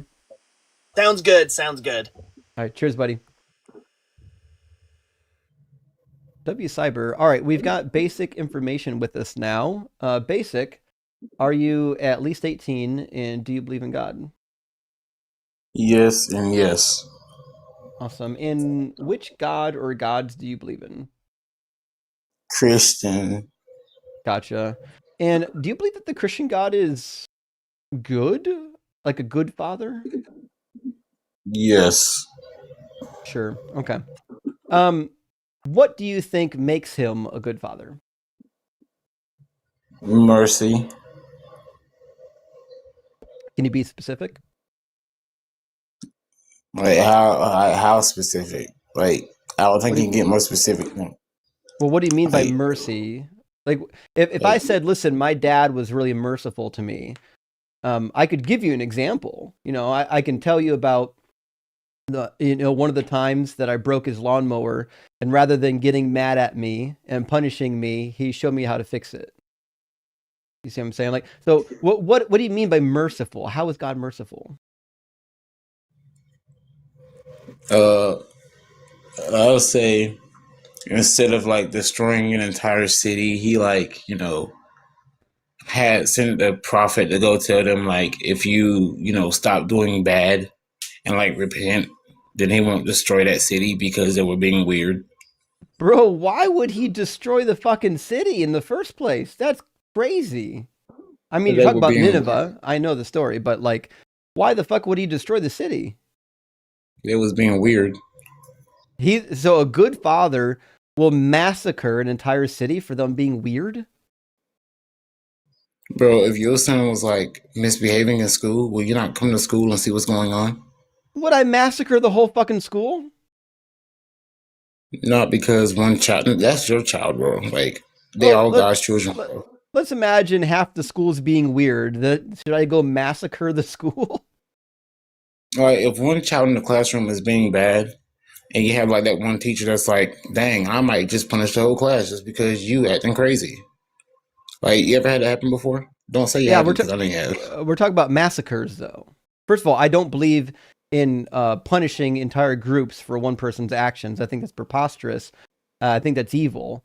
But on the flip side, we're talking about literally murdering an entire people group. Do you think murdering an entire people group is justified? If they're like murdering each other at the same time, it's like, why not? So the solution to people being violent against each other is to murder all of them. Because that chaos could spread. So do you think we should do that in like some of the cities where we have high rates of violent crime? Should we go to Bangkok and level the whole city? But I would love to level some dangerous cities. So you think we should just massacre entire cities of people? Of course I would love like the actual decent people to move out, but like, Okay, so would it be good or bad? Say we went to one of the most dangerous cities like Tijuana, right? And we said, listen, there's too much crime and violence here. We're just going to massacre the entire population. Would that be good or bad? The entire population? Yeah. Of course it would be bad. Oh, well, that's the analogy that we have in front of us. In the story you're referring to in Jonah, right? We've got the city of Nineveh, and God is threatening to destroy the entire fucking city. Same way he did Sodom and Gomorrah. Do you think that's justified? Bro, it said literally everybody in Sodom and Gomorrah was evil, bro. Like, have you read I'm the not story? talking about Sodom and Gomorrah. I've read the story. I'm talking about Nineveh. Nineveh?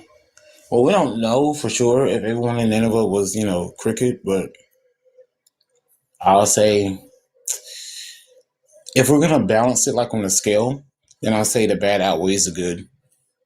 Okay, so there were so many bad people there that it's justified to kill the good people?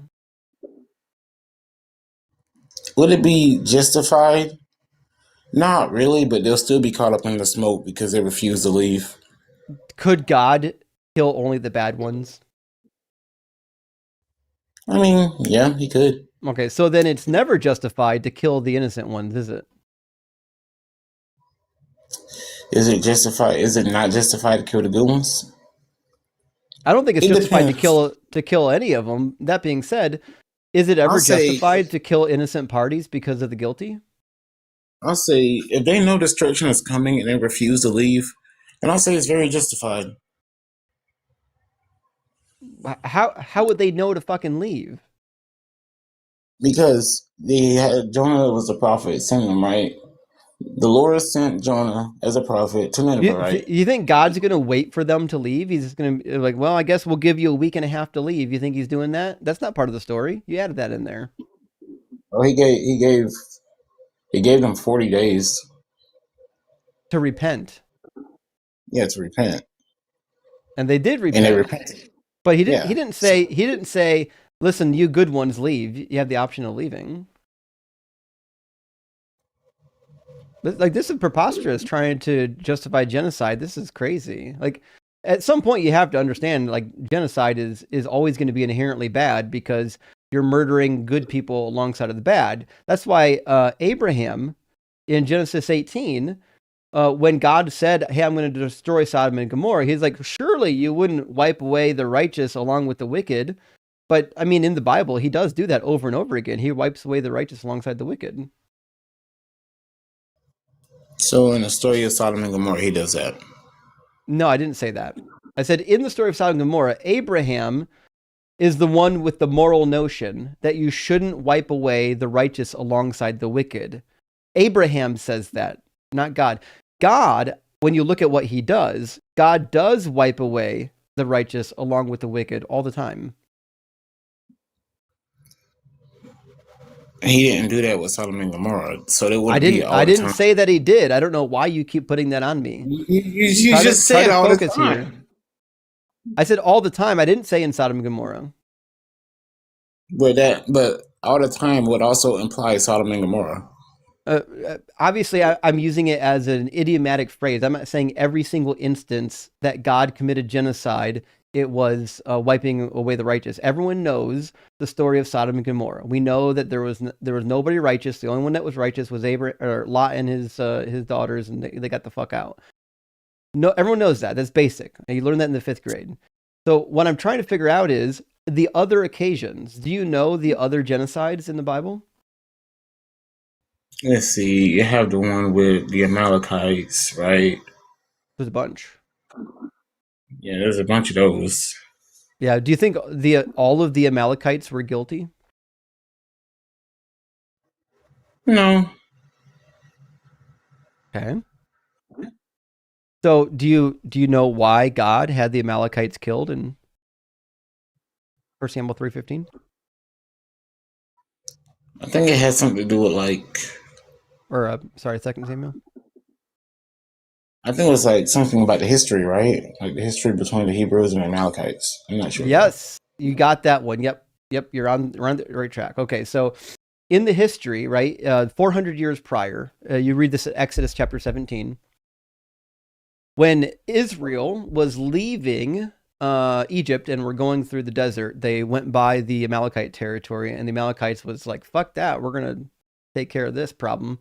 And then there was a war. Now, God said during that war, I'm going to blot every one of these motherfuckers out. And then we find 400 years later, God decides it's time to do it. So it says, sorry, where am I? I want 15, not 3. 1 Samuel 15 is what I was looking for. There we go. It says, thus saith the Lord, I will punish the Amalekites for what they did in opposing the Israelites when they came up out of Egypt. Now go and attack Amalek and utterly destroy all that they have. Do not spare them, but kill both man and woman, child and infant, ox and sheep, camel and donkey. So the question at hand here is, why would God have fucking babies murdered by the sword? I don't know. I'll be honest. I have no idea. That's a fair answer. I accept that one, actually. So to me, I think, like, say, for example, I'm going to use the analogy of a father again, right? So say, for example, I'm very, prolific and I've got 100 children. And let's just imagine half of my children are bad. They're evil. They're doing all kinds of terrible shit. And I'm like, oh man, they're going to be a bad influence on the rest of the kids. Would I ever be justified in just saying, okay, I'm going to wipe them all out and start over, even the good ones?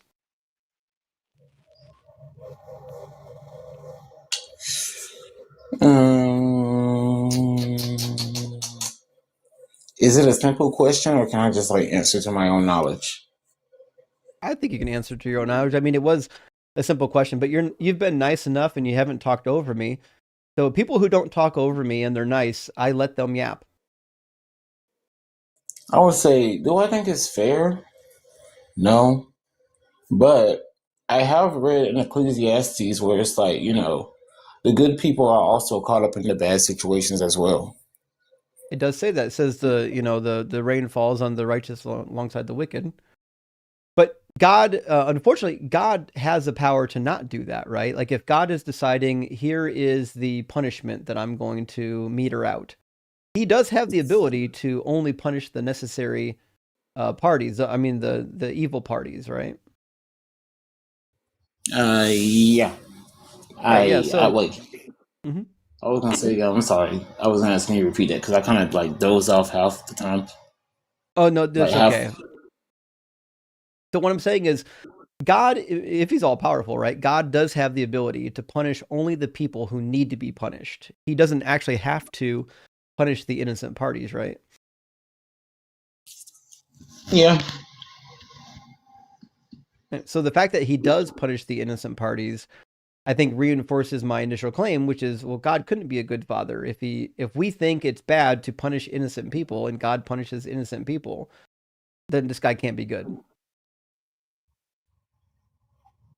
I mean, if you're gonna be straight, like very blunt about it,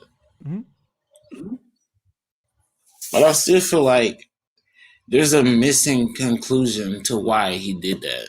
Like, we don't know why he did it. We just know that he did do it. Sure, but we can certainly look at the thing that happened, and if it's not necessary, then I don't see why we can't say, hey, this is not good, right?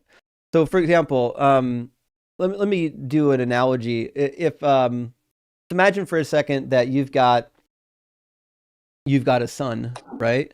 And your son decides he's going to be a goof and commit adultery. He goes, sleeps with this other woman, knocks her up.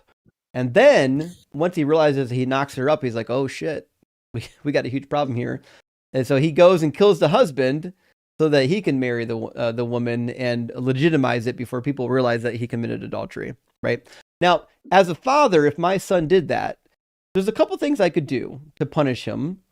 I'm going to give you two options. Let me know if either of the options are good. If my first punishment is the child that comes from that pregnancy, I'm just going to kill the child. We can't have that. We're going to kill the child. Is that a good punishment? Nah. No. I mean, if you mean like more, like, I'm sorry. Well, I no, was I gonna think say your answer is correct, but go ahead. I was gonna say, like, if you mean like morally confounding, like to oneself, then I would say, nah, not really. It wouldn't feel good, no. Right. Now, the other punishment, which I think is going to be worse than the first one, if the other punishment is that the wife of my son, the first wife, not the one that he cheated with and then had to marry, as a consequence, I'm going to have her raped, and he's going to know about it, and everyone's going to see it as punishment for him committing adultery with somebody else. Would that be a fair punishment? Didn't both of those things happen? Yeah. Yeah, both of those things are true biblical things that God did in the Bible. In 2 Samuel chapter 12, David, you know the story of David and Bathsheba. Well, the punishment that God gave for that is he murdered the baby, and then he had 10 of David's wives raped. which I know was like one was like on Sunday, but I thought the second one was like more of a prophecy and less of, an actual, how would you say, punishment. I mean, it was both. Because I thought it was like, because you've done such and such, now this thing is going to take place. Yeah. Yep. It's a punishment, right? So if you go down to, hold on, my cat's trying to eat my computer cables again. If you go down to verse 11 in the chapter, it says, thus saith the Lord, I will raise up trouble against you from within your own house, and I will take your wives before your eyes and give them to your neighbor, and he shall lie with your wives in broad daylight. For you did it secretly, but I will do this thing before all Israel in broad daylight. So God is basically saying, as punishment for what you did, I'm basically going to do it back to you. I'm going to have your wives raped.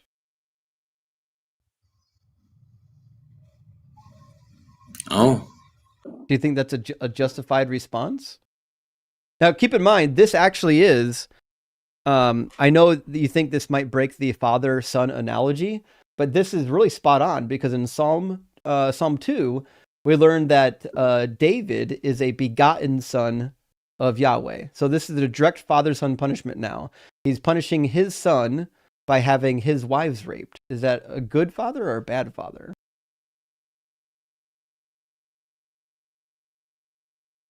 You're saying that he's punishing his son by having his wives, sexually assaulted. Yeah. I would say that's a bad punishment. Yeah, I would say so too, right? Now I would let's do another. The Christians in TikTok are losing their mind. That's your interpretation. No, that's what the book says. Chapter 16, it comes true. So, anyways, the another thing too is, let's talk a little bit about this whole like, why did God have to murder his son, right? So we'll kind of start at the beginning of the discussion. What's the reason? Hold on, get out of my cables. What is the reason why God had to send Jesus down here to get murdered? It depends. Like, if you are a, how you say, Jesus of the Old Testament believer, if you can, like, go with that part, or if you're just Jesus is not part of the Old Testament but only in the New Testament believer, then it kind of gets kind of misty. Yeah, but my question is, like, in the Christian doctrine, right? Jesus had to come and die and get crucified and whatnot. Like, it was prophesied, it needed to happen. And the idea is that it needed to happen because otherwise, like, God's going to do something with you, right? Like, we have to do something about this sin, right? Yeah. Right. Now, because we're imperfect and we sin, God is going to then send everybody to hell who hasn't repented, right? Pretty much, yeah. Yeah, that's pretty much the baseline, right? So, here's where I'm at, right?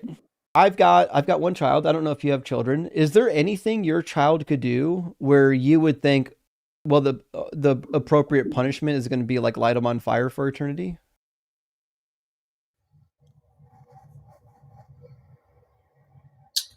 I'll say if they go out and hurt many innocent people for no reason at all, and I will just have no reason but to just separate myself from them entirely. Like, I don't want to be a part of that. Like, that'll ruin my name, No, I'm asking for eternity. Is there anything your child could do where the punishment would be to be in flames for all of eternity, not for like a time period, but for all of eternity? Can I think of a crime? No, not really. Yeah, But right. I don't know Because how. as I'm parents, sorry. we can certainly think of like bad repercussions that might be warranted for punishment. But I don't think any human parent would punish somebody infinitely, forever. You know what I mean? For a finite crime. I mean, yeah, I would say no human would want to do that, but at the same time, it's like I don't know how ugly sin really is, so it's like I can't really make that justification. Well, that's the problem too with, so the Christian doctrine, the way Christian doctrine works is anybody who has any amount of sin is destined to hell without repentance, right? So even if you turn 13, you're at the age of accountability, and you commit 2 or 3 sins. Let's say you go to school, you get caught chewing gum, you lie about chewing gum, then you lie to your parents, and then you go to church and you deny Jesus and you die. Well, according to the doctrine, you're done. You're cooked. You're going to hell now, right? So even people with only minor sins, and a small number of them, will still have the same fate as people who went out and went on like a murdering spree, right? Do you think that's weird or justified? I wouldn't say we're justified. I'll say it depends on how honest you really are. I mean, if you be like, oh, well, if, the H man, repented at like his last second, like he'll still be judged for his crimes, like regardless. But he's not going to hell. I wouldn't know that. I honestly don't know that. Well, the thief on the cross, Jesus says, I tell you today you'll be in paradise with me, right? And he was obviously a bad person. That's why he got crucified, right?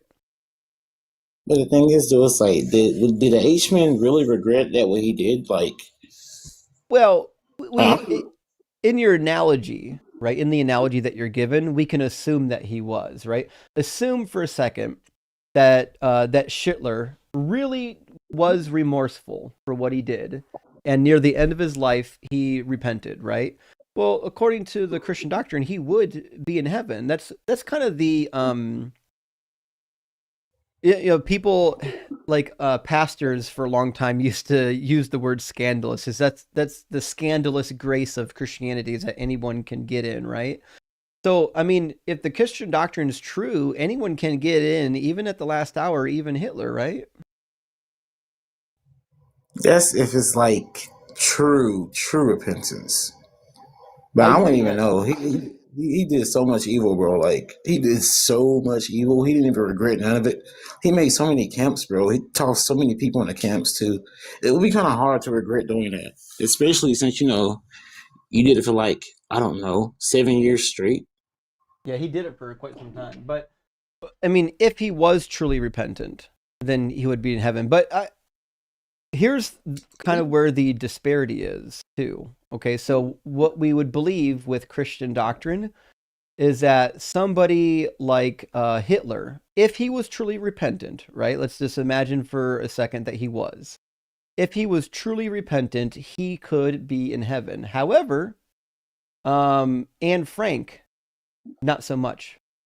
Anne Frank, a little Jewish girl, died apart from Jesus, and therefore, not in heaven. Do you think that's a reasonable situation? All right, so you said Aaron Frank wait. Can you summarize it one more time? I'm sorry. Yeah, Anne Frank, the little Jewish girl, right? She, when she died, theoretically, according to Christian doctrine, would have been sent to hell, whereas Hitler, if he truly repented, would have been sent to heaven. Did she believe in the Lord and Savior or not? Because she didn't. I'm sorry. No, she didn't. I mean, it's the sad truth, but I mean, what else can you do? Well, but don't you find it to be strange that a decent, average, normal little girl would have to burn forever in flames, whereas the guy who gas chambered 6 million Jews goes free? Well, of course, I'll find it strange, but my question is that why would she reject it? Why would she reject the gospel, and she's not as evil and heartless as as he was, but like. Well, the reason for the rejection doesn't really seem to be all that relevant, right? So, for example, I reject the gospel because the Bible is just not true, right? So, I lack a belief in this God, and especially the New Testament God is the most ridiculous God ever, right? So, let's imagine that I've like Anne Frank, I'm just a little girl, and I'm the average little girl, and my only real crime is that I don't believe in the gospel. Why should the punishment be eternal conscious torment and flames?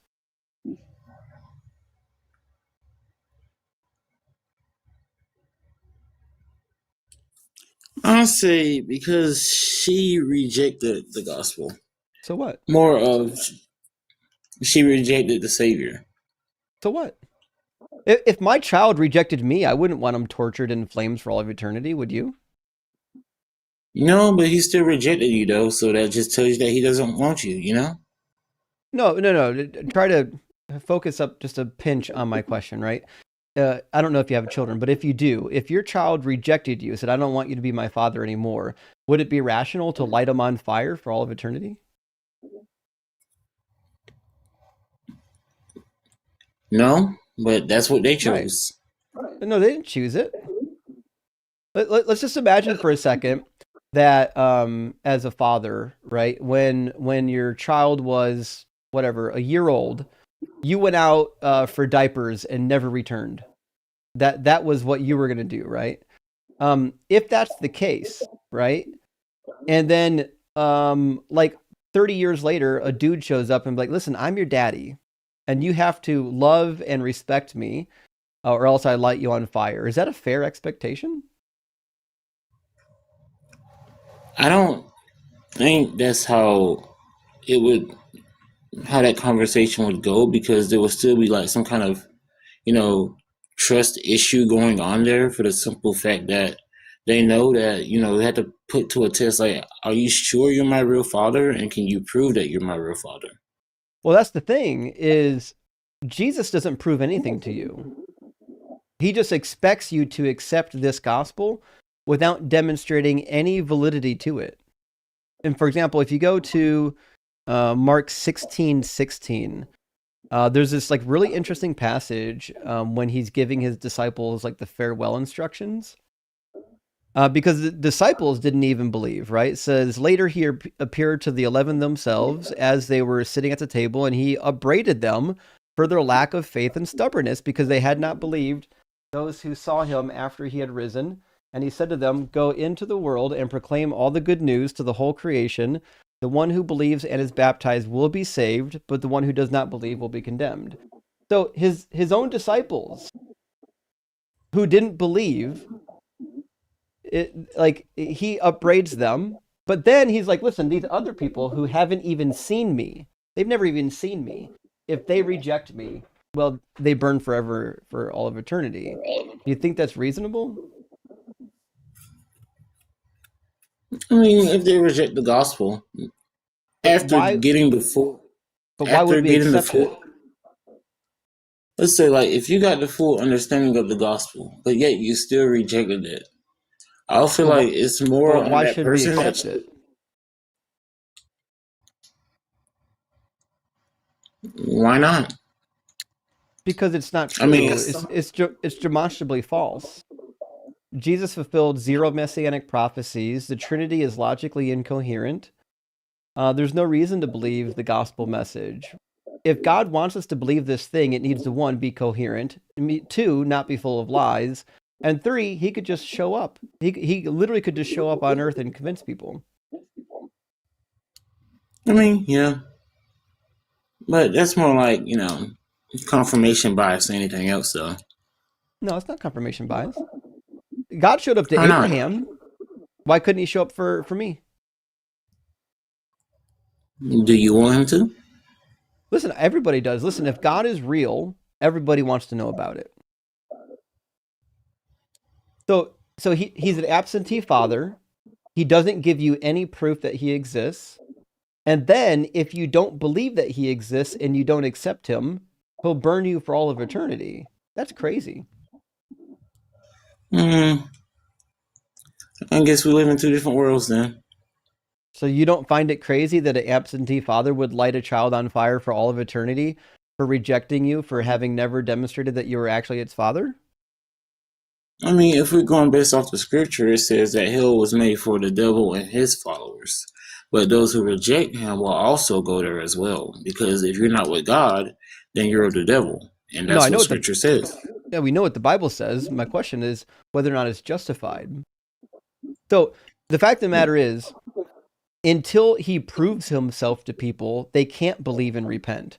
You have to first believe and then repent, right? But if you don't believe in this sky carcass, why are we being sent to hell for something that's beyond our control? I can't force myself to believe it. I need the actual evidence.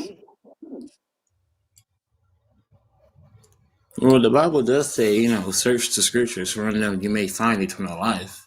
But the thing Well, is, if you don't search the scriptures, or you I don't, have. seek God, I've read the have you? Bible front to back multiple times, and I've got 2 degrees in biblical studies. And the more I look at this book, the worse it gets. Do you seek knowledge or do you seek God? Obviously, both. I was a Christian for 20 years. That's why I went to Bible college and seminary. But again, the book is demonstrably untrue. So reading the Bible won't bring you to God if you're an atheist. No atheist is reading this book front to back and saying, oh, it must be true.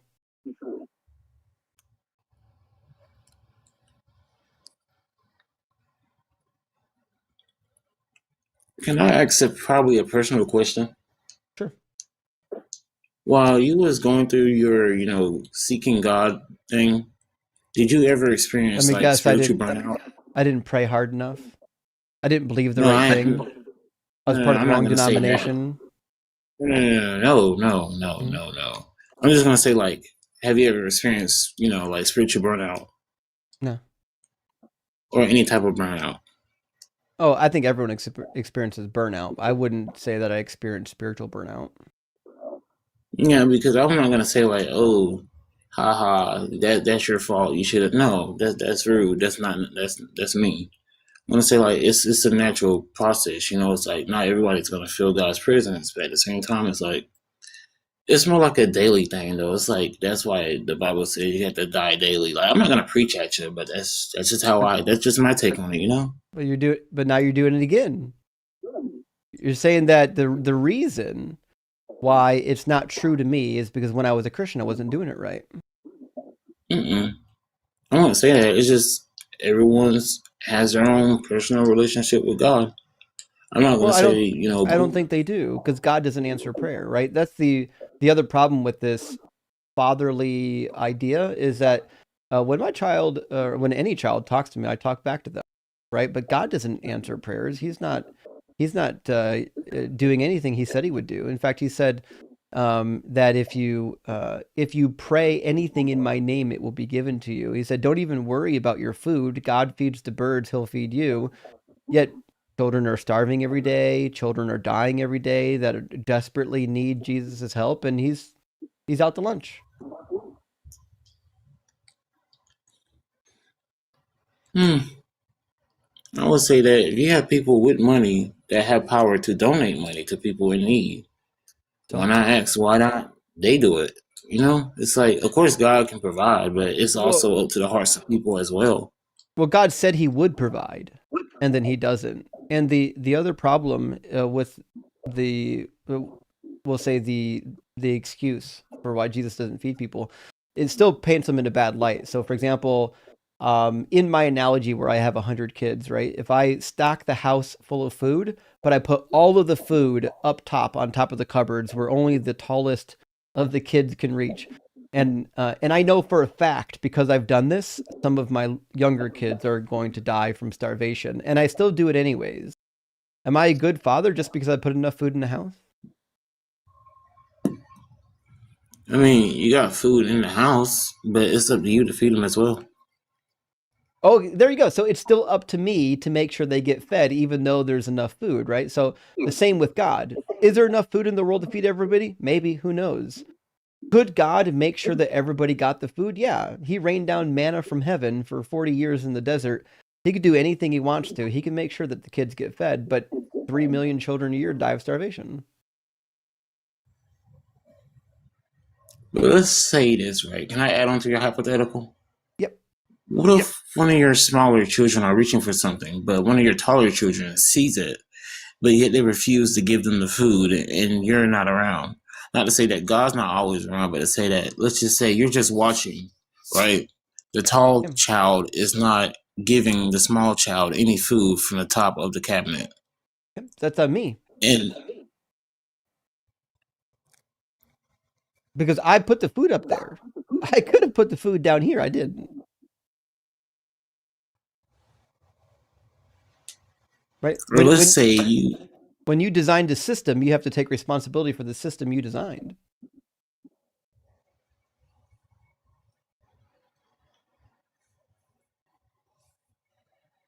Does that make sense? Mm-hmm.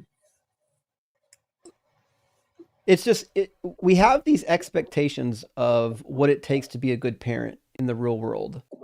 But when we put God in that role, he just keeps failing every time. To me, the reason why God fails the good parent test every time is not because he's evil, he doesn't exist. He's not there. We're praying to nobody.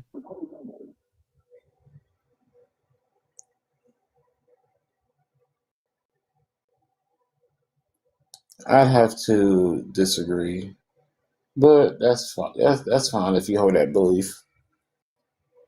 I mean, what would compel someone like me to believe that this God is real? I don't have any tangible proof. Like I just can't rip a piece of heaven out of the sky and show it to you. Sure, but what I'm saying is, like, from my point of view, right? I'm probably classified as what's the word I'm looking for? An unresisting unbeliever, meaning I'm not like resisting the evidence of God. Like, if God's real, I want to know about it, right? So, like, I don't know why God allows billions of people to be non-resistant unbelievers when he knows exactly what it would take to convince everybody.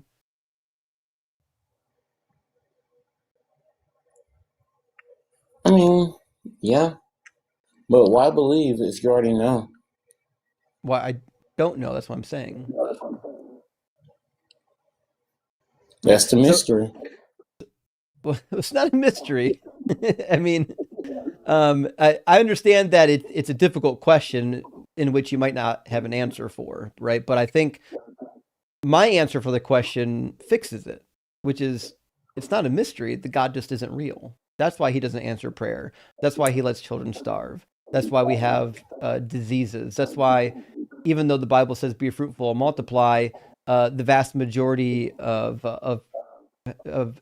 inseminations, is that the word for it? The vast majority of inseminations throughout history never made it to birth. I mean, it just doesn't it make much more sense that there's nobody there than that he's hopelessly contradictory and evil? I don't know. That's like a tough question to answer. It's a tough question. Listen, Basic, you've been really nice. We had some guests that came up before you that were like kind of shitheads, so I gave them a hard time. But thanks for being nice, and I just think about some of these concepts because, like, listen, the answer to most of the problems with Christianity is that God isn't real. Think about all the problems you have with the doctrines of Christianity, and they're all solved by God's not real. But come back sometime and chat with us again, okay? Wait, can I have one more thing to say? Sure. Play Sonic Heroes for the Nintendo GameCube. All right. I don't have a GameCube, but I'll definitely play some Sonic. I do love me some Sonic. All right. He was a nice guest. I think we really needed a good palate cleanser after that one. So amazing. Let's grab a couple of super chats and we'll get the next guest in here. Jacob says, as a Jacob who was raised Mormon, this guy stinks. Makes me want to change my name. Also, the Sermon on the Mount is in the Book of Mormon too. Oh, fuck, I didn't know that. Guys, I gotta read this Book of Mormon. I'm so sorry. I got so many other tasks on my plate that I haven't done it yet, but I gotta read this fucking Book of Mormon. It's wild. It's a wild read. We didn't get around to 2nd Nephi, chapter 5, where God turns full racist. But next time we get a Mormon, we'll definitely do that. Kenneth, good to see you, my friend. Says Jacob's so dishonest instead of confronting his book. I know he's dishonest and cowardly. Rather than looking at the book and saying, "Oh, yeah, this is a problem," they go right into excuseology mode. And sometimes they watch the tape back and they recognize that they did stupid stuff, and sometimes not. It's hard to know how they'll react to it. Reverend Nate, thank you for the $10 super chat. Says Cain, being a Sasquatch, makes his election in Knox County all the more impressive. Too bad he worships the Pumpkin King. That's a wrestling politics reference, Justin. And I got to be honest, I don't know any of those things. I stopped when my son was born. I stopped doing politics.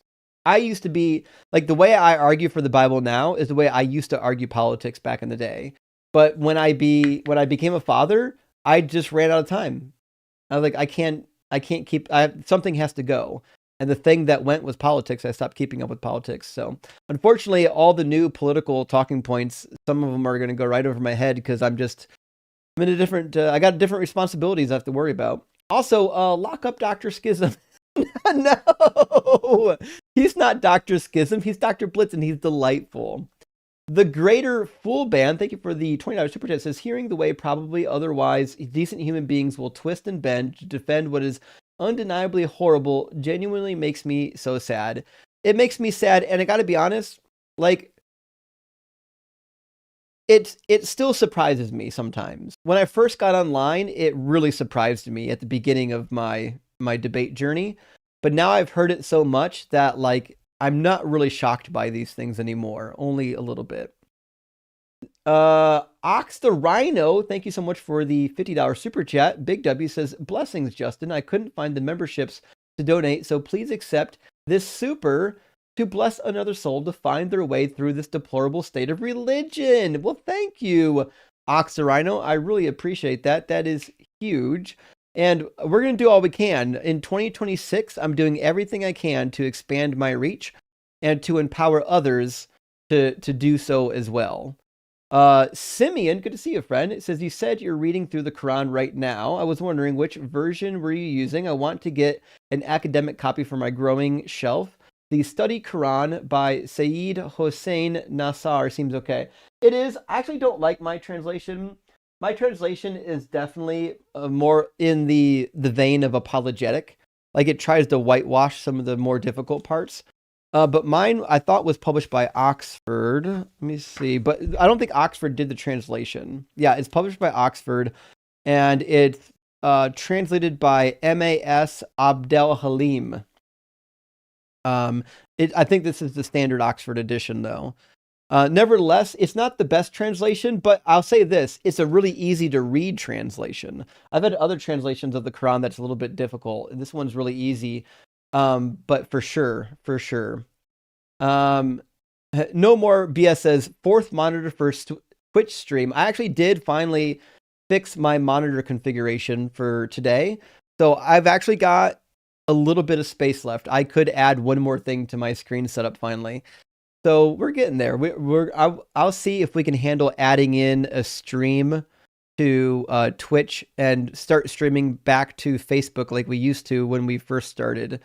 But it'll depend on how my internet is capable of keeping up with the demand. We'll have to wait and see. But my PC is perfectly capable. I still got my CPU is at 35%, and my I've got like 150 gigabytes of RAM left over, so I should have plenty of power for that.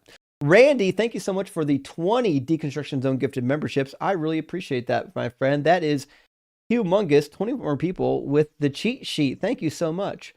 And Mike, thank you for the $50 super chat. That's huge. Says, Happy New Year, Justin. This color is so obtuse. Perennial post. I know, right? A lot of them are. Thank goodness we had a palette cleanser between Jacob and the goof that was after Jacob, and the guy that last guy we just talked to was actually nice, you know. So Herb says, reminder, if anyone is interested, Sarah/Leaving Faith is on the line. Chewed gum tomorrow. How the fuck did I not know that? I was hoping they would pick her up and get her on the line on Chewed Gum, but they never told me they were picking her up. That's amazing news. Thank you so much for letting me know. I had no idea. I'm gonna have to give Sarah a hard time for not letting me know, because that's awesome. That's gonna be Thursday, right? Because Wednesday, I'm trying to think, is it Tuesday or Wednesday? Oh, tomorrow, Tuesday. Okay, so tomorrow, yeah, because Transatlantic is on Thursday. Okay. Dr. Joe says, guess has a priapism for Sodom and Gomorrah. Well, Dr. Joe, now I got to look up that word because that's not a word that I am familiar with. Hope you're doing well, Dr. Joe. It's a persistent and painful. Oh, yep. He's got and he's erect for Sodom and Gomorrah. That is the case, actually. Some people really love talking about that story, and I don't fully understand why. You know what I mean? All right, I'm going to grab just 2 more super chats, and we're going to get Dr. DXROS Josh in here.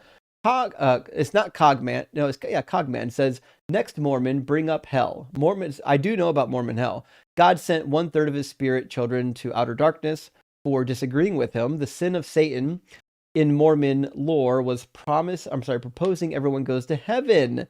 I do need to brush up on some of the Mormon lore, but really what I need to do is just read through the Book of Mormon in a good swoop and get a better knowledge of it. But we're definitely gonna get to it. Lockfree, my friend, thank you for the $10 super chat. Says, gotta love how God and some bad dudes from the 40s have so much in common. Yeah. Like if you compare like your mental image of what a bad father looks like, isn't it just weird that it perfectly maps onto the biblical God? What a weird thing. All right, let's get DX in here. Or I assume their name is Josh. Welcome in, Josh. Hi. Are you at least 18 and do you believe in God?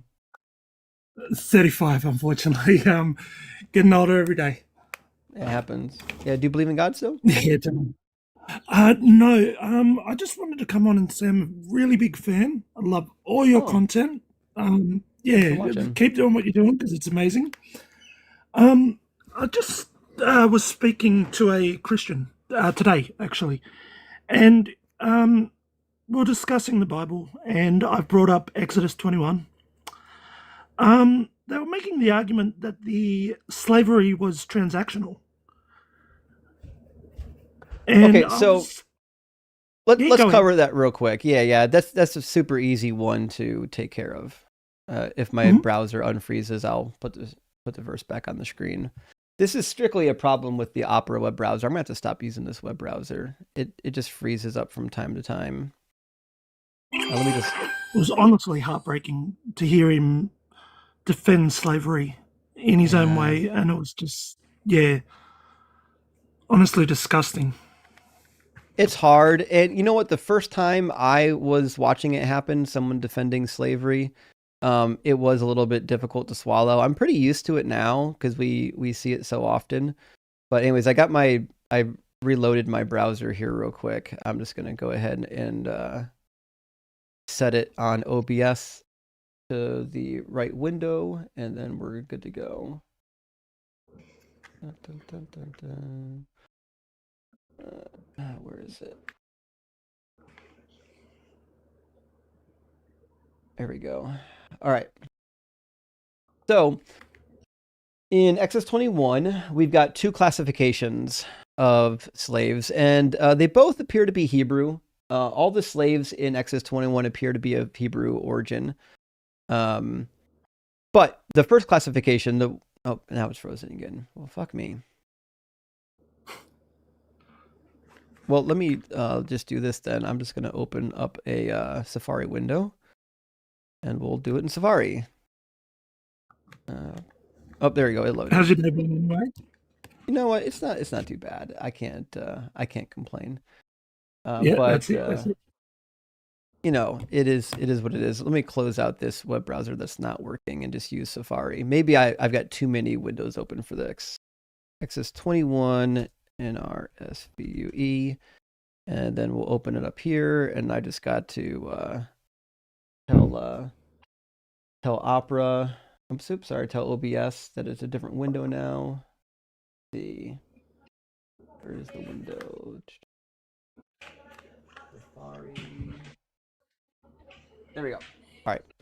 And then we'll just zoom in on that so everyone can read the text. so many ads now on Bible Gateway. I've got to get it. I'm going to start using a piece of software for this rather than the internet. Okay, so it says when you buy a male Hebrew slave, he is a servant for 6 years, but in the 7th year he goes out free without debt. And that's fine. This is basically indentured servitude. Now, the next classification is the women, though. It says when a man sells his daughter as a slave, she shall not go out as the male slaves do. Okay, the daughter didn't agree to this. Her parents are selling her as a slave. Children don't agree to be slaves. That's preposterous. So that certainly isn't a willing slave. The other is this. The man who comes in as a slave, even if it is under an indentured servitude, says if his master gives him a wife and she bears him sons or daughters, the wife and her children shall be her master's, and he shall go out alone. So those are not willing slaves either. These are women and children who become permanent property of the master. This is not something they agreed to. The child born into slavery never agrees to slavery. They're just born into it.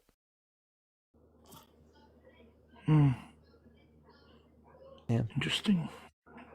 So, yeah, no, thank you so much. That does help out quite a bit. It's really, really disgusting again, though, just to hear people defend even male slaves and stuff. Like it really took me aback. It's shocking when you're new at this and you hear the vile stuff that people say. It is shocking, but eventually, unfortunately, you get used to it. Yeah. But anyway, continue doing what you're doing, man. Again, I'm a big fan. Loving the live, and yeah, have a good day. Hey, thanks. I appreciate that. W. No worries, man. See you later. Well, it's glad to hear somebody else who is engaging in the community, debating people. I feel like we can always use more of them. You know what I mean? I feel like we never get enough people doing the work. But while I'm waiting for the next guest to load up, let me double check the schedule at the line, because I want to see if they do have her on the schedule for tomorrow, guys. Oh, that's fucking exciting. Okay, boom.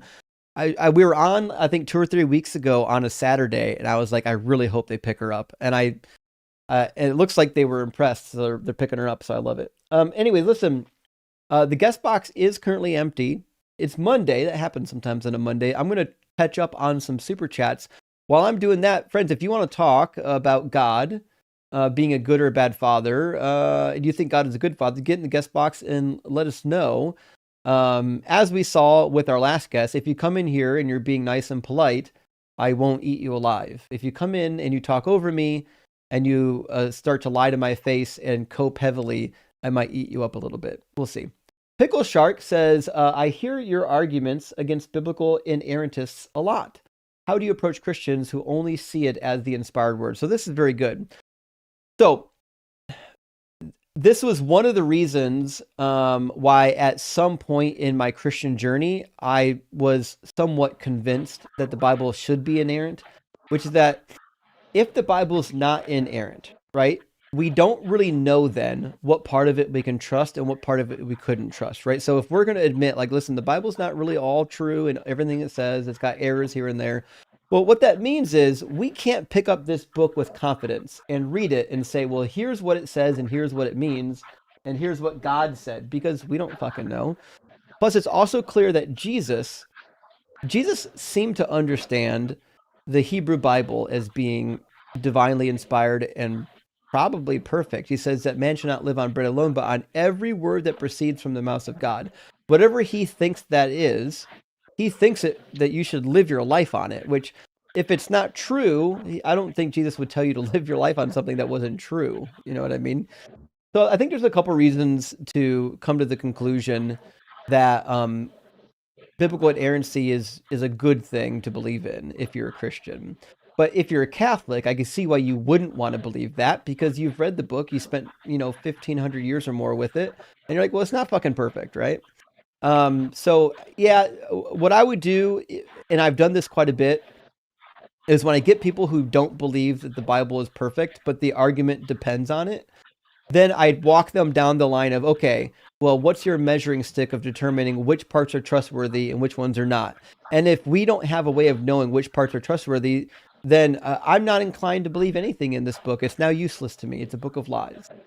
Also, follow up, says, this kind of guy we maybe should not convince that his God approves of genocide. Oh man, no, you're not entirely wrong, actually. There's some people that once they realize God's pro-genocide, they might be inclined to do the same. Atheist Gamer, thank you for the $5 super chat, says, I don't know why you stopped muting so much, but please do. Talking over hurts my brain, and love you, buddy. Yeah, I used to mute rather than yelling at people or talking over them, and I'm a little bit divided. So I kind of, it's kind of an optics thing. So when somebody is in your live stream and they get muted, they will cry endlessly about it. And then people are like, well, he just mutes you. He won't let you talk, right? So I think what happens, rather than muting people, if I just allow them to blather on in the background, crashing out, while it's hard to listen to, I think it demonstrates a valuable point, which is that there's a lot of people that aren't interested in actual dialogue. They want to get on your platform, flap their lips, not have genuine question and answer, not have genuine dialogue, and then they want to crash out when you call them out for it. So that's kind of why I'm changing a little bit from muting to just letting them crash out while I talk louder than them. But we'll see. Maybe that's not the right thing to do. Heathen Reason, thank you for the super chat. It says P.O. Box. I'm happy to hear that. I'm a glazer by trade. Glazier? Glazier? What's that? Hold on. What's a glazer?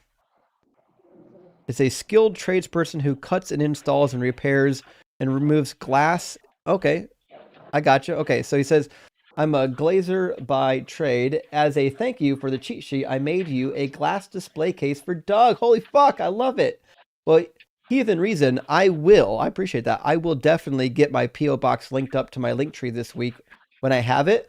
I did finally put together a public calendar that is now in my link tree, so you can see when I'm going live and where. It's not perfect. I got a couple things that I need to take care of, but we'll definitely get that.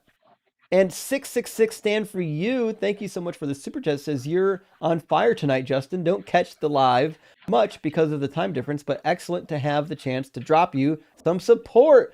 Well, thank you. I really appreciate that. And it's the support from viewers like you that make the channel happen.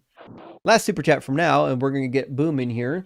Joey Portland, thank you so much for the $10 super chat. It says Israelites rejecting Jesus weren't rejecting God. He didn't fulfill Old Testament messianic prophecy. Accepting him meant rejecting their scriptures. Hellfire for obedience? That's serial unaliver status. It is. In fact, they were doing what God told them to do, which is hold fast to the covenant, hold fast to my words, hold fast to my law, and no other name shall be worshipped. Jesus is not Yahweh. You should not be worshiping the name of Jesus. So when the Bible says that every knee shall bow and worship the name of Jesus, that's heresy. Isaiah says that every knee will bow to Yahweh, not Jesus. It's a different name. All right, let's get Boom into the conversation. Boom, welcome in. Are you at least 18 and do you believe in God?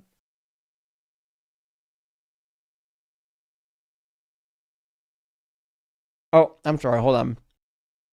When I clicked on the unmute button for some reason, it didn't unmute.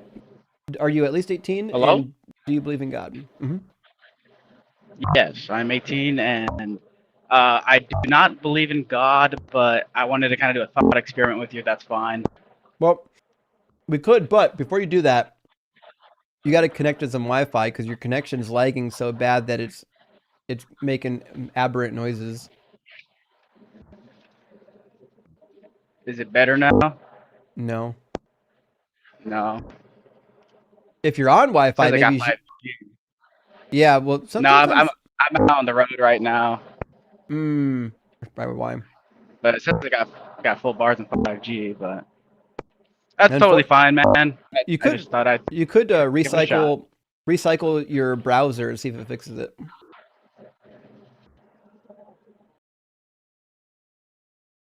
We'll see. When I eat, can you guys hear it? I'm curious how good my mic filtering is.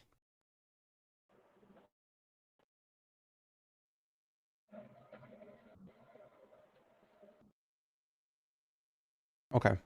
Welcome back. Yeah. So.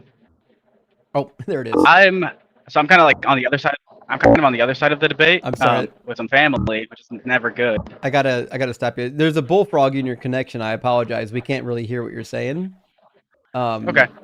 But when you get some free time and like a Wi-Fi connection, come back, okay? Awesome. Appreciate it. Thank you, Justin. Cheers. That's unfortunate. Yeah, the compressor is doing its job. Also, I saw Sarah in the chat. Sarah, how come you didn't tell me tomorrow you're going to be on Chewed Gum? I literally cannot wait to watch. I was going to go to a coffee shop tomorrow and do some writing on the book, but I might have to do that in the morning so I can watch you go live on the line. Also, Night Owl, thank you for sending out 5 DZ Debate gifted memberships. I really, really appreciate that. And Megan, thank you for sending out the 20 NZ, I think it's New Zealand dollars, says, why don't you get it yet? They don't care about women, I know, and can't understand why you do. Some guy on Reddit said God gave men organs to make life. Women don't, so why should they care if they have any? That's fucking crazy. I don't know if you guys know this, but women are the ones making life out there. Like, they're the ones. In fact, yeah, that's fucking crazy. But to be fair, if you're part of one of these Bronze Age religions, I can see why you would come to the conclusion that women don't matter, because the gods that were invented by these men reflected the thoughts of men, which is that women were subservient to men, and it's disgusting. Steaming Hot Take, amazing name. Thank you for the $20 super chat. Says new topic. Okay. How about equating heaven to the hive mind from Pluribus? No new ideas or thoughts. Your thinking and behavior is prescribed. You think you're free, but you really aren't. Hell seems preferable. Kaya Kaha from New Zealand. Well, this is interesting. I don't know much about Pluribus. Now I have to look it up.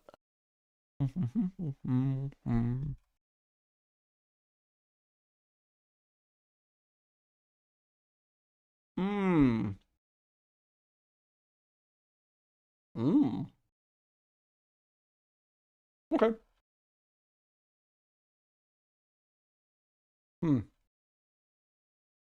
So we should do a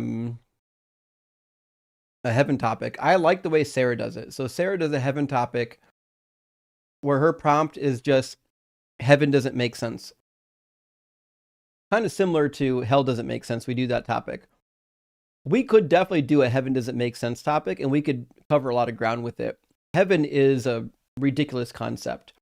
Especially because it seems to be that heaven is here, like on the earth. Preposterous.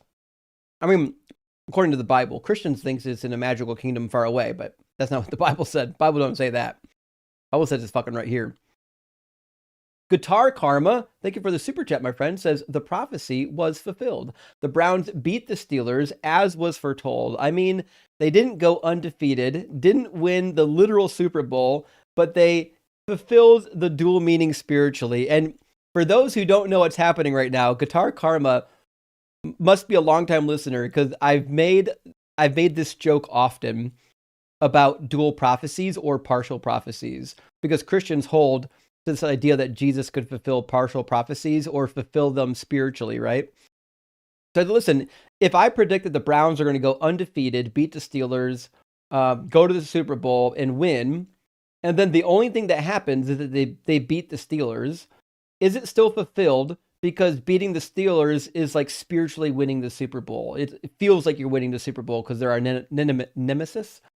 No, you wouldn't accept that. So this idea that Jesus kind of vaguely fulfilled a prophecy, if you ignore the actual context of it, that doesn't count either.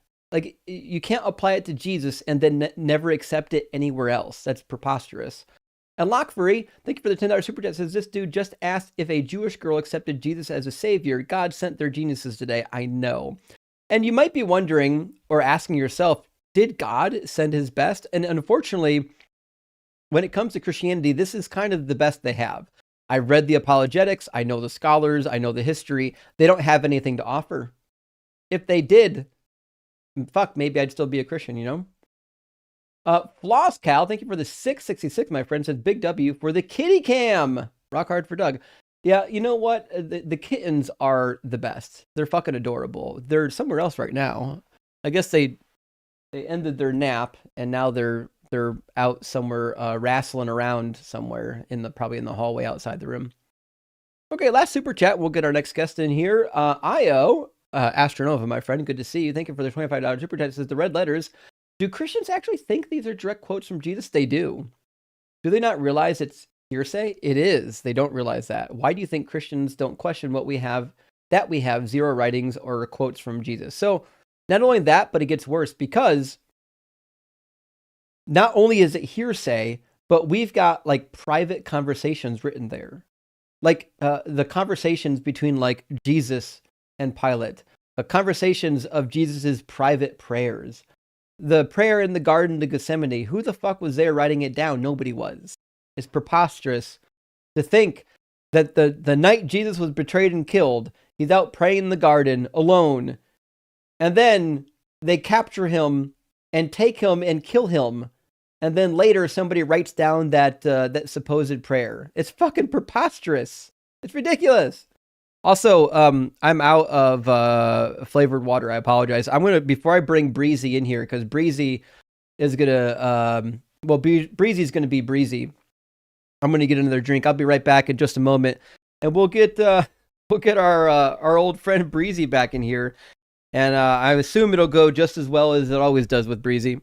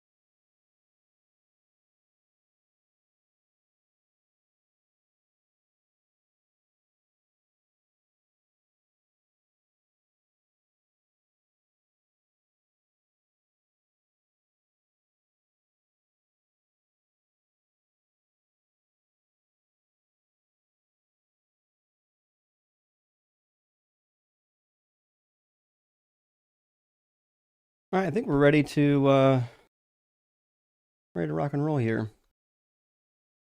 Why did my screen just change? Oop, what just happened here? Give me a second. All right. Bring in Breezy. Talked to Breezy a couple, maybe 2 or 3 weeks ago now. Should be exciting. Hey, how you doing? Yeah, welcome back, Breezy. Thank you. So, Breezy, the claim tonight is that Jesus slash Yahweh, one or the other, it's hard to keep track, is this a bad father? Do you agree or disagree? Oh, I wholeheartedly disagree. Okay. Wholeheartedly. Fantastic. Now, what are the hallmarks of a good father? Well, we can use examples of an earthly father. Sure. Would you take that as evidence? How we expect an earthly father? Indeed, I would. So, what are the markers of a good earthly father? Yeah, caring, a leader. What does caring mean? Caring means even when you mess up, they still care about your well-being, and will give Your you another your chance. well-being. Okay, so like if They care you about. if you do something that they don't want you to, they won't punish you for all of eternity over it. Well, I mean, you still get punished, even our earthly father. I'm just answering your question. You said what's a good hallmark? I'm saying one of those characteristics being caring. So we can Right, but mess up here on earth, and our you father just still punishes us. you just breezed past my question, right? So if my child does something that I told him not to, is it justified to punish him forever for that one sin? Well, I will say real quickly, and you can search this up. This is just my belief. Not Breezy all never answers Christians. questions. This is why no one likes talking No, to you, no, no, no. Breezy. Because you're saying forever. Not all Christians believe that you're burning forever. We Okay, don't. so are Not. you an annihilationist? Well, there's verses that talk about death. So are you And an God forgive me. annihilationist? Sorry for that language. Sorry. No, Are we you an annihilationist? look. I believe there's a pun. He can't say There yes or no. It's crazy that he can't say yes or no. because it's I'm just both. asking It's you what not you just believe. one. That's what You I'm either saying. It's do not or just you don't one. believe in annihilationism. Which one is it? Yeah, at a certain point, yes, but not that you just Okay, so die and you get do believe annihilated. in annihilationism. Congratulations, you finally figured out the answer to the question. Okay, so I don't care if you're on fire for eternity or if you're on fire for 30 seconds. Is it ever justified to light a child on fire? Light a child on earth on fire? No, of course Yeah. not. I don't. Why I not? don't think there's any. I can't think of any example where we would light a child on fire. But why is it bad? Well, assuming that child, when you say child, assuming that child is innocent, it's bad burning anybody who's innocent Well, and if you hasn't were done any listening wrong to to my you. analogy, the child's not innocent. The Breezy, child, again, you this is didn't why just people say don't that like just talking now. to you, because you don't pay attention to the words leaving our mouths. So in the analogy I gave you, I said my child was disobedient. They're not innocent. Would I be justified in lighting them on fire? Oh, if your child is disobedient? Well, how Yeah. disobedient? I mean, you're giving vague example, just disobedience, being very vague. He's a liar. He's a liar? No, I don't think so. Okay. No. Now, if my only sin, if I die as a non-Christian, and my only sin is that I'm a lying liar, should I be lit on fire? Should you? Well, I'm not God, so that's for Well, God to I'm asking determine. you, should I be lit on fire? Well, my personal opinion doesn't matter because you're Well, it not. You're does. I'm leaving asking for your earthly. personal opinion here. And again, Breezy, if you don't engage in the dialogue, I'll cut you. I'm not wasting everyone's time doing But a I'm. But I'm saying, half hour dude. dialogue of you just dodging questions. Okay, I'm gonna answer, but I'm saying I can answer earthly examples though. I mean, I'm being fair with you. I don't. You say you're gonna cut me off. You're You're not asking being me to fair. answer. I'm just asking for an answer. I'm saying I'm not at the capacity to answer that. Okay, so you don't have an answer, which means you don't know. I'm saying on earth, I can only So talk for just to on be earth. clear, Breezy doesn't know if it's justified to light somebody on fire for only being a liar.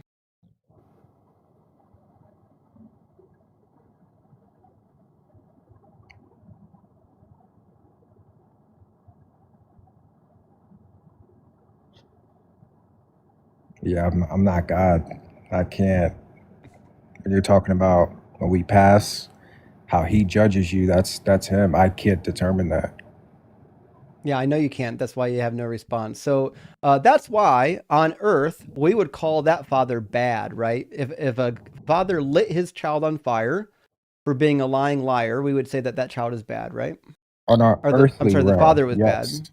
Okay. Now, We're at the talking. beginning of this dialogue, you said that we can determine if God is good or bad based on using our own human reality. Like we can compare our human reality with God's reality No, and I said I see. could give a So what that hallmark means based off is, earthly so what that means examples. That's is our how I earthly responded. example you said would be evil, but when I put God into the equation, now you don't know. I was saying I was responding to what a hallmark, a good hallmark that will represent a good father would be using earthly So examples. Is overreacting when you punish a child a hallmark or a good or bad father? If it is actually overreacting, yeah, but I That's what I don't think said. God is overreacting though. I mean, I didn't that's your ask if it opinion. was. Try this again. Is it a hallmark of good or bad behavior when you overreact while punishing your children? Yeah, if you overreact punishing your children, of course, that's not good. Okay. Yeah. Now, if somebody commits one crime, is it proportional punishment to light them on fire? We're talking on earth? No, I don't think so. Okay, Depends that means depending on the crime. that means your argument fails because you just said we can determine whether or not God is a good father by comparing him to an earthly good father. I said depending on the crime. When I compare God to an earthly father, all of a sudden it's different. So this I is did special include pleading. depending on the crime.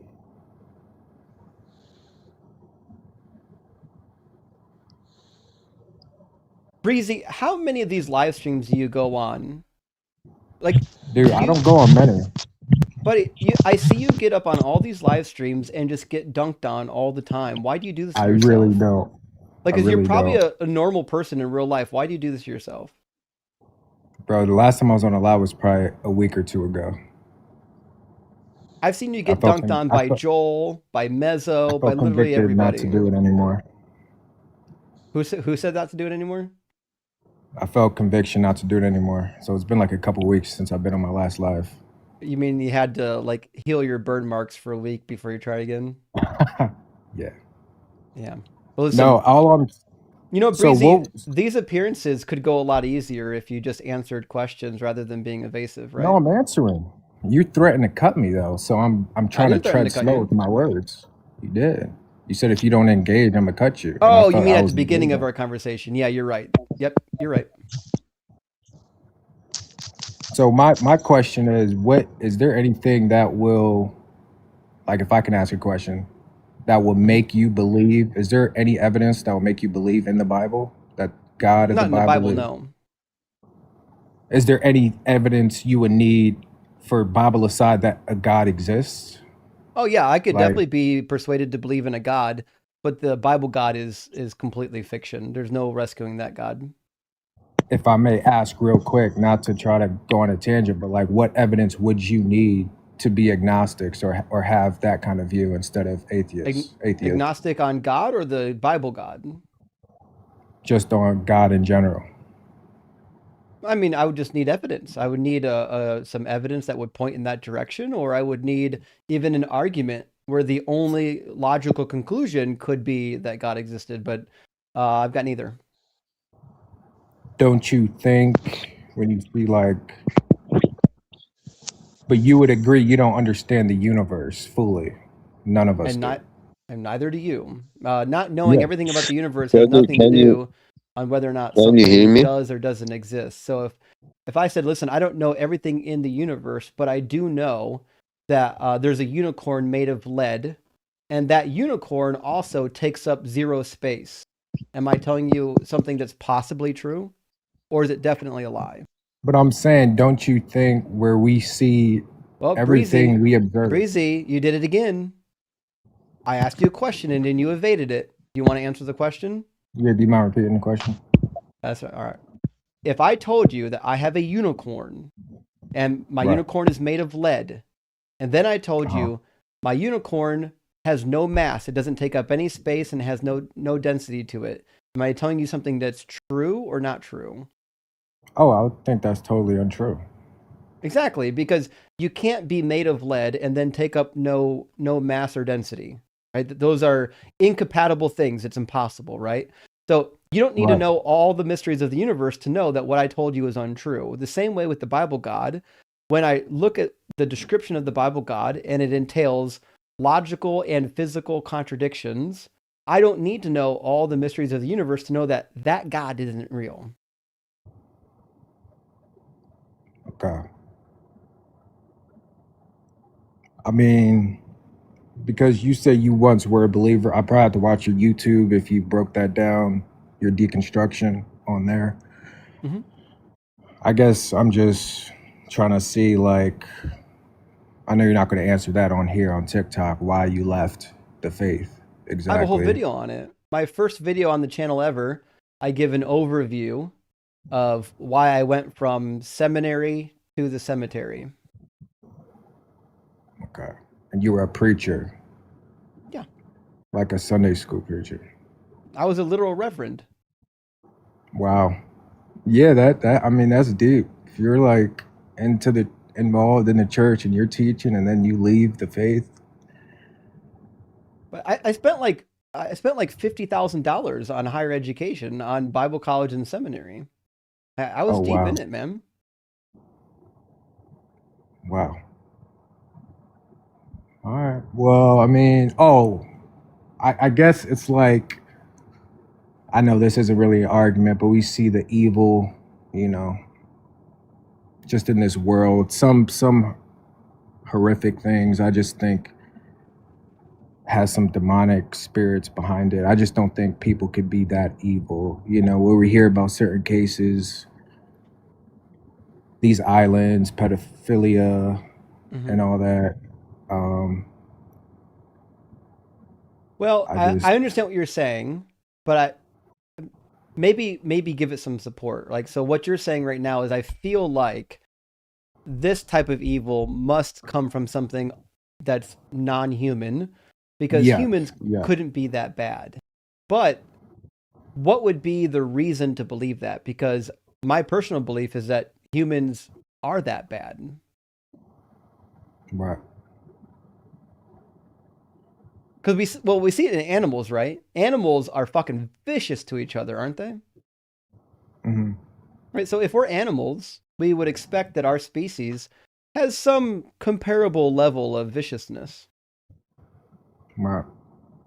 I guess, like, to the original point I was going to get to before just the evil, it's like, I don't know. I guess some people see it. It's like when we see the stars, the galaxy, everything, and it's like, I don't know if you believe the universe was infinite. I personally do. I think the universe is infinite. I don't think there was ever a beginning to it, and I don't think there's a boundary to it. Right. So would you look at the universe as a creator, having the capability to create? I don't think so. If the universe always existed, then it was never created. So how we spawned here, like what would your guess be to that? Like how humans got here, how we were created, the first humans. Well, the first humans evolved, right? So there's a whole lineage, even just within our family tree of common ancestors, a line of them. Right. That's why, like, we can look back at our DNA, and there's so much evidence in our DNA that we evolved from a common ancestor with the ape family. And for example, don't we share I'm sorry to cut you off. I could be wrong, but don't we share DNA with a lot of other animals? We share DNA with like everything. Fucking, we share DNA with frogs and bananas, right? Because everything evolved from a common ancestor, everything, right? Which means anything on the earth that is alive, that has DNA, we're going to find crossover between that and us, because at one point, that was an ancestor of us. And our DNA looks exactly like what you would expect if, in fact, we all came from a common ancestor, and it was 3 billion years of copy, paste, copy, paste, copy, paste. In fact, give me a second. I actually I set up a whiteboard because Dalton got me so jealous that his worked so well that I finally got mine working properly. So the way that the DNA, there's two things in our DNA that I think are really powerful. So the first thing is we've got this thing called endogenous retroviruses, and let's take a DNA snippet. We'll just say this is a DNA snippet. Well, we can tell, like, on these DNA snippets, sometimes they've become like damaged, and we'll see a section in here that's foreign. that it comes Right. from outside of the human genome, right? This is called an endogenous retrovirus. It's when DNA from outside of your body finds its way into your reproductive genome and then it gets passed down. Well, humans have hundreds and hundreds of endogenous retroviruses in which all human beings have. We all have them. It's in everybody. And we've even tested by causing them. Like we've given animals ERVs on purpose so that we can study them. So we know how to identify them.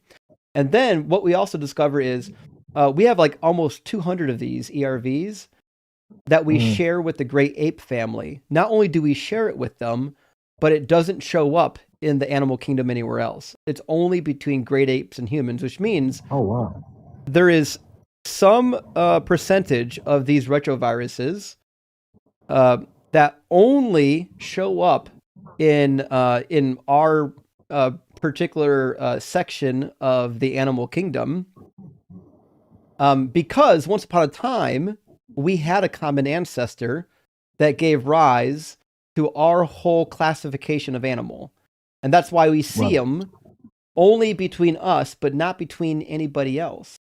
And the other thing too that's really interesting with the DNA, and I learned this. This is recent. I'm just now trying to learn a little bit more about biology because unfortunately I was kind of like biology deficient growing up because I studied electricity. I was obsessed with electricity, so that's what I went to school for initially. So when it comes to the DNA, we're going to use X's and O's like we're drawing on a football play, but we're going to X O's and just say that this sequence of X's and O's is a DNA sequence, right? Well, as we copy this DNA, what happens is it might get mutated. This might turn into like a Y, and then X O O X X 0 X, and then it gets copied again, and maybe the next time, we've got just a slight deviation where we've got there we go. We'll do a Y and then an X and then an O, and then we'll say like a broken O, X, X. So as it copies, like shit just breaks, right? Because it doesn't always copy perfectly. We find errors as it copies, and this is exactly what we would expect. Now, as our DNA sequences get copied and we start engaging errors, what happens is the function, let's say, for example, that this DNA sequence used to code for a particular protein. We'll call it protein A for now. Well, it turns out that this broken sequence almost completes the sequence we need to code for protein A, but the last step of it now breaks. We find this type of stuff happening. We've got thousands and thousands of these types of DNA sequences that no longer work in human beings, but the nearly identical same sequence still works in one of our ancestors. And that's exactly what we would expect if, as we have children, we have tiny, tiny changes to our DNA. And what that means is that sometimes our DNA that performed a function can no longer perform that function. They're called pseudogenes. Yeah. And so we've got like 70% of our DNA is no longer doing what it was originally doing. It's just broken. It almost codes for what you need it to code for, but it no longer codes for it. So what a weird thing you would expect in theism, that a vast majority of our DNA would be broken and non-functional. And then in not atheism, but in evolution, this is exactly what we would expect. We would expect that since our code has been copied billions of times, billions and billions and billions of times, that we should have a mountain of code that's just no longer functional. That's exactly what we would expect. Yeah, because I'm not real quick. I've researched on evolution too much and can't argue against it. Well, I guess there were some arguments. I don't know if you've heard a compelling argument against why evolution couldn't have been the start of us. If you ever heard from researchers, scholars argue against it, what their views are. I guess it will be more focused on, okay, how did it begin? And because the evidence you just brought up, it makes sense to me how it's like, you know, a domino effect. But I guess like how it started would be my question. So Or like there are what some they're convincing discovering on books. that. So I would say that it's old now. It's an old reference, but the first book I read on the subject when I was still a Christian that I found actually to be good was called A Skeptic's Search for God. But his second book, Ralph Muncaster wrote them. His second book was called Dismantling Evolution. And Ralph Muncaster did a decent job in that book of saying, hey, listen, in terms of the evolutionary process, there's a couple things we don't have explanations for, right? And so, but Right. unfortunately, his argument, right, is that since we don't have explanations for them, it must be from God. Well, I don't find that to be a plausible way to solve the problem, right? If there's something we don't know, like homochirality, right? If there's something we don't fully know how we got from step A to step B, but just plugging God into that is not an honest answer to it. Yeah. No, I hear you. I guess it will be, and it's like, it's not, it's more emotion based where get the argument like you just see the wonders in this world, the oceans, just, I know everything's doesn't work perfectly, obviously, but just us as humans, our eyes, I think I saw a video someone was talking about the eyes, just how, you know, the evolution for that alone. And just the wonders, you know, we think like, why would you be against a God who maybe even started an evolution process, but who's ultimately the beginning of this, the uncaused cause. And again, I know that's more emotion based and not an argument, a factual argument. But so there is an organization that you might be interested in called BioLogos. BioLogos is an apologetics organization, but they embrace science. So most of them believe in evolution, but they also kind of mix in their Christian views with it, right? So that would be a decent resource for you. Now, I don't find the arguments to be compelling because, like, say, for example, that evolution is true and you believe in theistic guided evolution. Well, it's weird to me that we have a God in the Bible that's all loving, that doesn't want animal carnage. Like if you read Isaiah chapter 11 and you read Micah chapter 4 and Isaiah chapter 2, we get this picture of like, hey, we're going to have this world peace eventually, and the animals won't even eat each other anymore. This says the wolf will lie down with the lamb, the child will play over the hole of the asp. So we have this idea that like at one time, finally we'll have it where none of the animals eat each other. So God's preferred setup is no carnage, right? So the idea that the Bible God would then use evolution, the most carnage-based form of getting to where we're at now, it seems incompatible, you know? Right. And before, because I like to hear the doctor says before I go.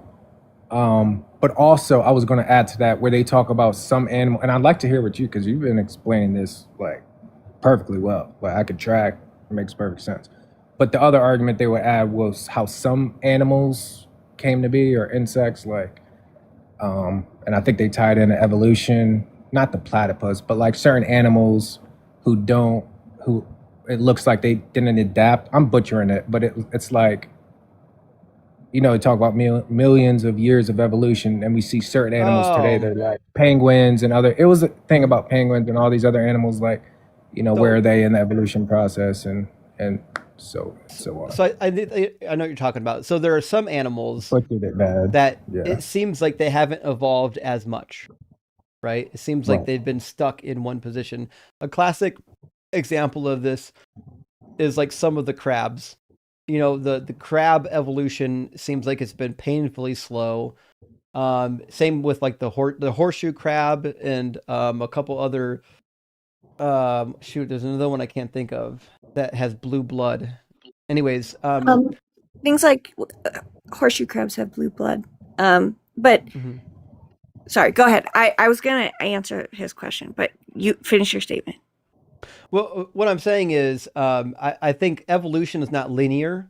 Like every Right. section of the animal verse is going to evolve at a different pace. And two of the things that drive it is, one, how quickly do they reproduce and how often do they reproduce? Number two is, how susceptible is their DNA to being changed over time, right? So there are some animals where their DNA is very resistant and they don't reproduce nearly as frequently. Where there are some animals where their DNA is readily adaptable to the environment and they reproduce a Okay, that lot. makes sense. And so that means we're going to see a lot more change in those species. But Dr. Dig, what do you got to add? Yeah, so you asked how, if there wasn't a God, like how evolution began. Yeah. And the easiest way to answer that is that evolution is an inevitable process. And so it began, quote unquote, when living things adjacent to life, that we would call it that now, had enough ingredients to experience change. So when there were enough factors, not necessarily something alive, but there were enough factors for these selection pressures to act on, that's when evolution started. Okay. So would you then say you would not be against the idea of other Earths like us being out there? Like it was always infinitely producing, the universe producing Earths, I guess. So I think to the question, I agree. I think it's highly likely that there is life out there in the universe, especially considering how big it is. I don't think we're the only living entities out there. I just think it's going to take time to find the life. We're seeing signs of it, like just on the meteor that we recently were on. Shit, what was it? Was it Nebu or? We found a ton of building blocks of life. And then also, Bennu, there we go. On other meteors, we found amino acids. It seems like the so-called building blocks of life are self-assembling pretty much everywhere, right? So if we find those building blocks here, we find them on meteors and so on and so forth. Well, then it seems to me like it's just a matter of percentage. It's going to be elsewhere, and 1 or 2% of those occasions will probably result in life. Who knows? Yeah, there are equations about this based on not necessarily which planets have the exact ingredients for life to be necessary, but which planets are in what are called Goldilocks zones. So they have done the math where to figure out. So do you know what a Goldilocks zone is first? Oh, me, no. Okay, so a Goldilocks zone is, think about our solar system, is where we are. So to have our planet be able to have the things it needs to have life, it has to be a certain distance from our sun, because that warms us and gives us light. And then it has to have a certain type of gravity, because there are no living things on Jupiter because of how crazy Jupiter's gravity is. And they think that it needs to have a certain number, probably, of like moons or other planets around it, so that it can those other things can what's the word, intercept meteors and asteroids. And so the scientists have done the math. I think it's just like on the Milky Way, maybe, of how many planets are potential Goldilocks, and it's a lot. I mean, it's like billions. But the thing that is difficult about that is we don't have access to go to those planets and check. So I think that there are a lot of mathematical kind of conclusions that would be pointing to life being in other places. Now, that doesn't mean that life looks exactly like us, but it's probably likely that it is in other places, but we don't have the capacity to go and find it. We have the capacity in a lot of ways probably to understand it, but Right. not to go and find it. Hey, I respect that. Yeah. And for you explaining that. I do. Yeah. No problem. And then the one thing you might want to take a look at when you get free time to do some reading, NASA published an article on the Bennu asteroid, and here's what they found on it. I don't know if you can read the screen, but of the building blocks of RNA, they found guanine, cytosine, ribose, adenine, uracil, and phosphate. And there's a whole write-up on it. This is really, it's really interesting that we find so many building blocks of RNA just out in outer space. You know what I mean? Right. Yeah. And No. Breezy, that evidence is further support for the theory that life began by sort of other the elements of what we now call life coming to our planet from outer space, because other planets, other objects in space have them. And then it got here and was in a big boiling pit for long enough that enough things hit each other, and then the process started. So there's more evidence for things like how life began and where humans came from and things like that than in science than there is in religion.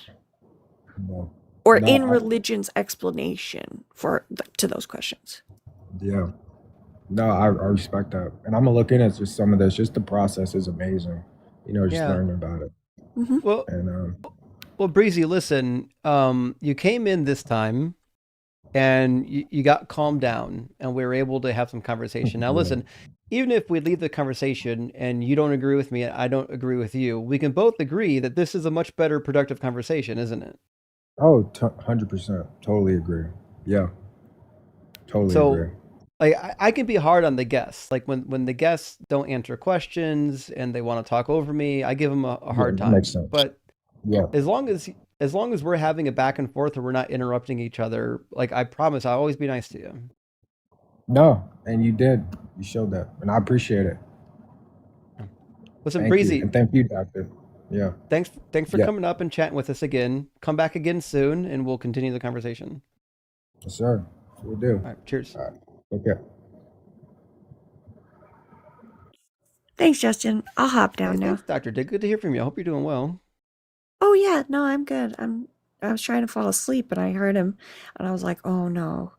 Because I've heard him go off before on random tangents and just like you said, he can never answer a question.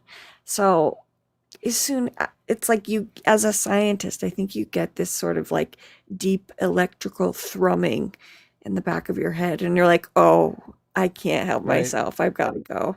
I've got to help. I get it.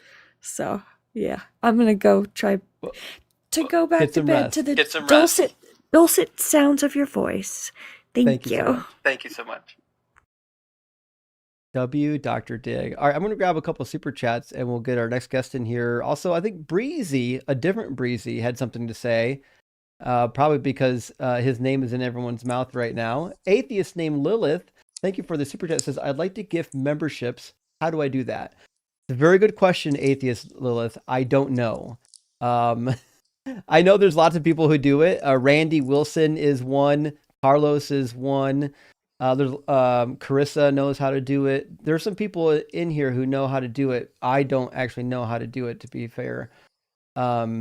If y'all know, then let her know how to do it. But listen, just being here and watching and liking and supporting the stream really means the world to me. But we do love gifted memberships because it's basically just like distribution of the cheat sheet, and the cheat sheet I think is the best way to deconstruct. And Jerry says, "Dear God, I thought I did a great job playing you in Dear God. Why am I in hell? John Denver is my roommate. I am begging you. Could you move him to George Carlin's room? Signed, George Burns. That's an interesting skit you've got played out. John Denver is delightful though, isn't he? I like John Denver. Hey, thanks for the super chat. I appreciate that, Jerry. Breezy, what's the good word? Hey, how are you, Justin? You know, I can't complain. How are you? Pretty good. Just wanted to clear the air. There's only one room for a breezy on this app. I was like, oh no, we've mentioned Breezy too many times.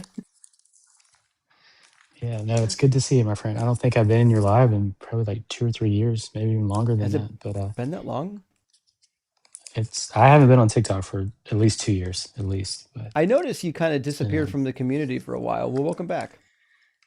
yeah, I've just been doing typical atheist stuff. Started a non-for-profit and board of directors for a homeless shelter and work on a Suppressing the truth committee and that helps. unrighteousness.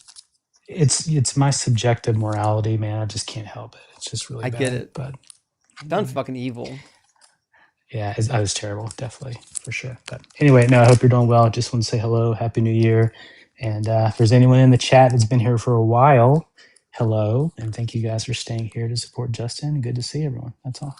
Hey, thanks, buddy. Good to hear from you. I'm glad you're doing well. Peace. Take care of yourself. Yeah, for sure. Take care. Thanks. Cheers, buddy. Breezy's an old friend. He used to jump up on stream quite a bit back in the day when Hanji was still with us. A big W to Breezy there for sure. Starting a nonprofit, hell yeah. HP Love Cats says one of my favorite descriptions of heaven was Chris Hitch's "It's a Celestial North Korea," and I agree with you. I think that's basically it. Heaven is nonsense to me, and it doesn't make any sense. And even in heaven, eventually you're going to get bored to tears. There's going to come a point you're going to get bored floating around the clouds, you know? Heathen Reason says, I love it how theists always claim to know the mind of a fucking god until backed into a corner. Then all of a sudden it's, I'm not God. I don't know his ways. You've nailed it. You absolutely nailed it. Anytime you're talking about the Bible, they'll tell you exactly how God thinks, exactly what he means, everything. But when they get backed into a difficult theological corner, all of a sudden, I can't judge God. Well, I don't know. I'm just a human. Well, you know, it goes to show that they have no idea what their God is about. That's why they have to say that kind of stuff. And Chip, thank you for the $10 super chat. Says, I know Breezy has been a problem in the past, but I'll give him a huge grace. There you go. Huge grace is a good one. We haven't heard Huge Grace in a while. Huge Grace, big W tonight. He should watch Gutsick Gibbon teaches Will Duffy evolution. Next one is Wednesday. I agree. Gutsick Gibbon is just a powerhouse on biology and evolution. I love her channel. Can't recommend it enough. And big W to Breezy for having the wherewithal there in that conversation to ground himself, calm down a little bit, and have a productive conversation. Big W. GP says the human eye is designed? Obviously not. Then why do the majority of adults need some sort of vision correction? Why the hell did God give octopuses better eyes? And evolution is not orthogenesis, Breezy. So this is super fair, right? Like if we're designed, I'm thinking this is a bad designer, right? Our body doesn't do what it's supposed to do half the time. It's just completely chock full of problems, seemingly because of bad design. You know, it doesn't make sense that this is designed unless it's designed by somebody evil, you know? Stop the Stupidity. Thank you for sending out 5 DC Debate gifted memberships. I appreciate that. And if you know the process, Lilith is looking for answers. Lilith needs to know how to send out some super chats, or not super chats, some memberships. I have to look into that. I don't know how to do it. I think though, give me 1 second to go to YouTube, because my second YouTube channel is a member of my main channel. So I should be able to go into it and click on the live stream and see if I can send out a membership. Although it takes forever for the chat to load on my web browser for some reason, just on this particular web browser. When the chat finally finishes loading, I'll see what to do about sending out memberships. All right, I think, is it Chris? Hold on. Clark. Oof. I think Clark was in line next to the chat. So we're going to grab Clark from our YouTube queue. Clark, welcome in. Are you at least 18? And do you believe in God? Clark? I don't think Clark's fully connected, actually. Clark? Clark? Clark, I'm sorry. Your connection seems to be problematic. I'm going to drop you and move on to the next one. Sorry, if you're actually here, we were not able to get you connected. Okay, my chat did load over here. Let me see if there's a button for sending out memberships. Or maybe it's on the main page. I don't see it on the chat window. All right, let me go to the main page, and there's a button for see perks. Is it in here somewhere? Huh. Membership only live stream, play post store. I don't know. Listen, I gotta be honest, I don't know. If you guys know how to send out memberships, somebody message me, let me know. I don't even know how to do it. I figured it'd be pretty straightforward, but apparently not. All right, let's grab our guest again. Clark, welcome back. Can you hear me now? Hey, can you hear me? Yeah, I can hear you. Clark, Perfect. are you at least 18? And do you believe in God? Yes, I am over 18, and no, I am agnostic. I was a Christian I was born in the Bible Belt, Christian for 20 years, been agnostic for about 2.5, and I just wanted to hop on and ask you a quick question. Just want to get your perspective on an argument that I've heard. Mm-hmm. Beforehand, do you identify as an atheist or? I identify as an agnostic atheist. I'm agnostic to having knowledge of a God. I don't have knowledge of a God. And I'm an atheist, meaning I lack a belief in a God. So there's kind of two claims. One is about knowledge, one is about belief. Okay, got you. Well, my question is, I saw it floating online, and it's an argument for the existence for God.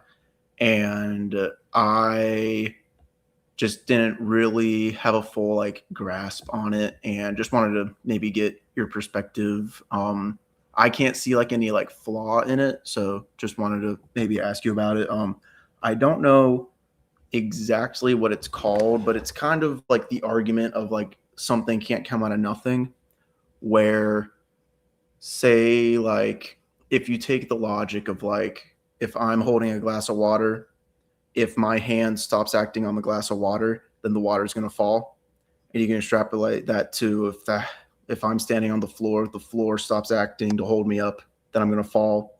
And you take that all the way to, if gravity stops holding the earth together, then the earth will fall apart. So if you take that all the way out, then there has to be something holding the universe together.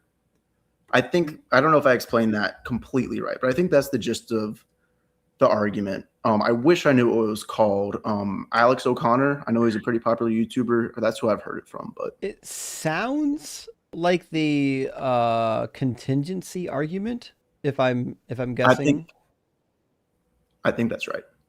Okay, so unfortunately, I mean to really detail the flaws of the argument, we would have to actually hear the real argument. That being said, so the contingency argument typically kind of has this idea that there must be something in the universe that is non-contingent, which everything else is contingent on.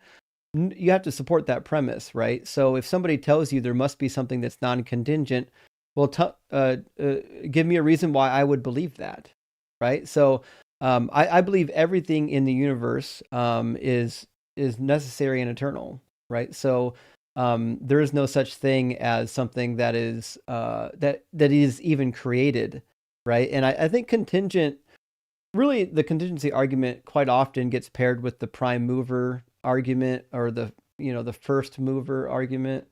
And because I don't believe in a beginning, I don't believe in a first mover, and I don't believe in a prime mover. I don't believe in something that is non-contingent.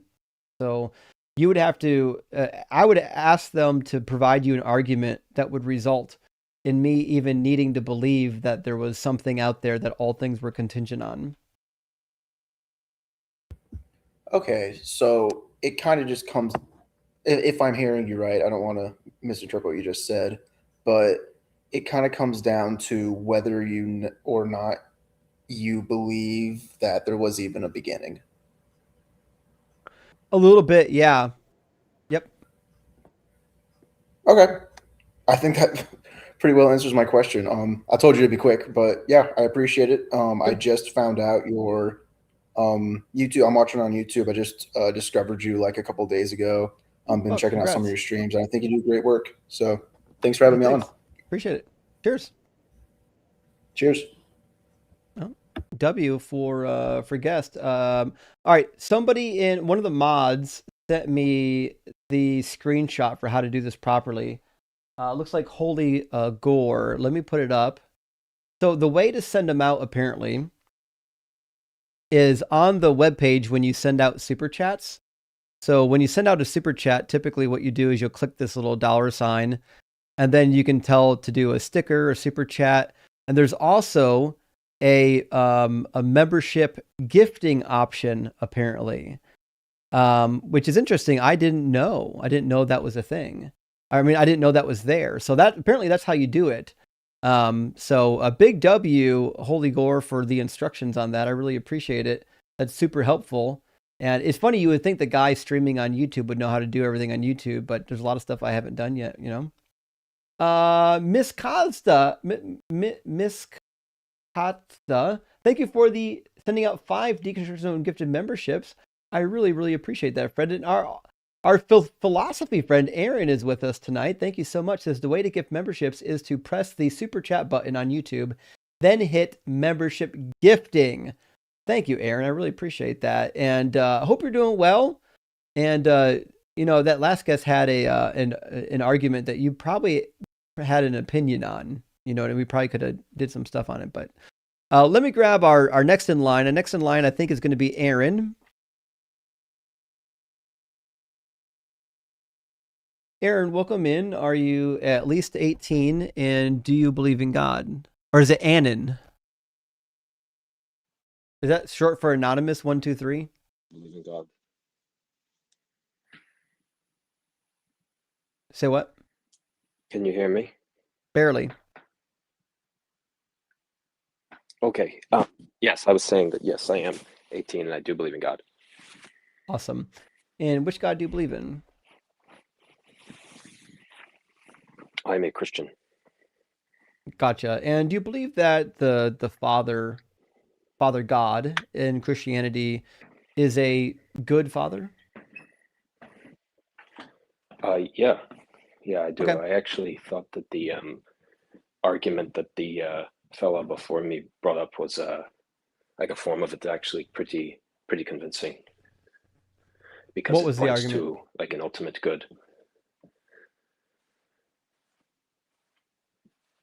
Which argument? Oh, like first cause sorts of arguments, cosmological. Cosmological argument has nothing to do with whether this God is good. Well, the deductions that follow therefrom, as they're articulated by like Aristotle or Plotinus or Aquinas, do purport to promote that view. Yes. Well, sure. Go and give the deduction for us. Well, something that is pure actuality, which is like the conclusion of like the Aristotelian version of the argument.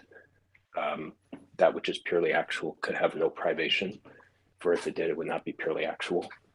And well, so now you're assuming that the definition of good is a privation of God. Why would I accept that?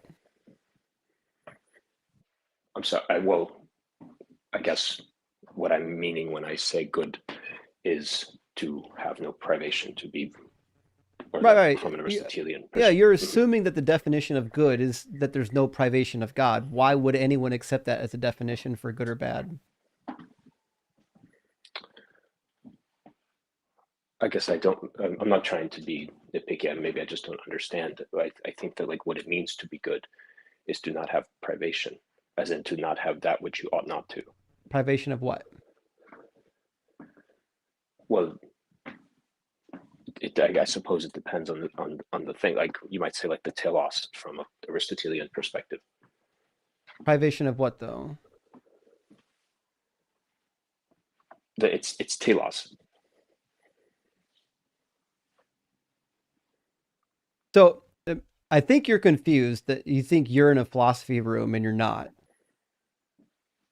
So when you say that privation is bad, and then you say privation of telos, that tells me nothing.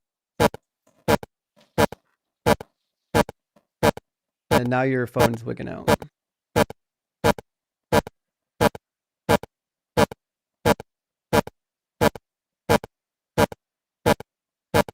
Okay. Well, that was boring anyways. I'm sure he'll come back. All right, well, he's figuring out how his phone works. We'll grab a couple more of our super chats. He sounded like he wanted to have a discussion. I'm sure he'll come back. Gavin says, why did Jesus go out of his way to be killed? Well, Jesus says in the Gospel of John that he must fulfill the scriptures, right? He says, what is foretold of me in the scriptures must happen. So let me grab the Gospel of John real quick, and I'll show you what I'm talking about. Jesus, the Jesus of the Scripture, at least, right? The Jesus of the Scriptures is fully under the impression that he's got to get killed, right? I mean, the Jesus of reality, we don't really know. We don't really know if that Jesus needed to die, or if he thought that he needed to die, but this one definitely did. All right, but was it John 17 or 18 or maybe John 16? Maybe I went too far.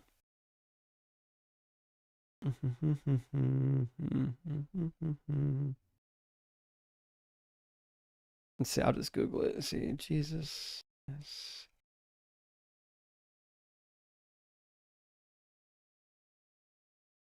Oh, John 19. I was fucking one chapter off. Okay. I need to go one more chapter further. There we go. We wanted John 19:28. I spend so much time reading Matthew that I forget where some of the stuff is elsewhere in John, but we get there. Because after this, when Jesus knew that all was now finished, he said, in order to fulfill the scriptures, I am thirsty, right? So he definitely has this idea. He says on multiple occasions that, actually, this is a parenthetical phrase, that the scripture must be fulfilled. He says it again in John. This isn't even this is a decent one, but this isn't the exact one I was looking for. Which is super annoying that it's not coming to me. I know it's around when they are having the Passover supper, around when they're having a discussion during the Passover supper. He says that he must be betrayed. I fucking knew it. I bet it's John 13. He must be betrayed because it was written about him. Let's see.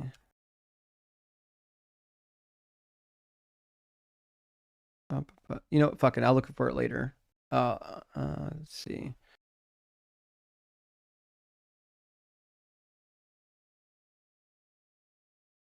All right. Anyways, I hope that answers your question. There's another passage in John that I was really looking for. Now I can't find it, and it's going to drive me up the wall. In fact, let me just try. I want to see where.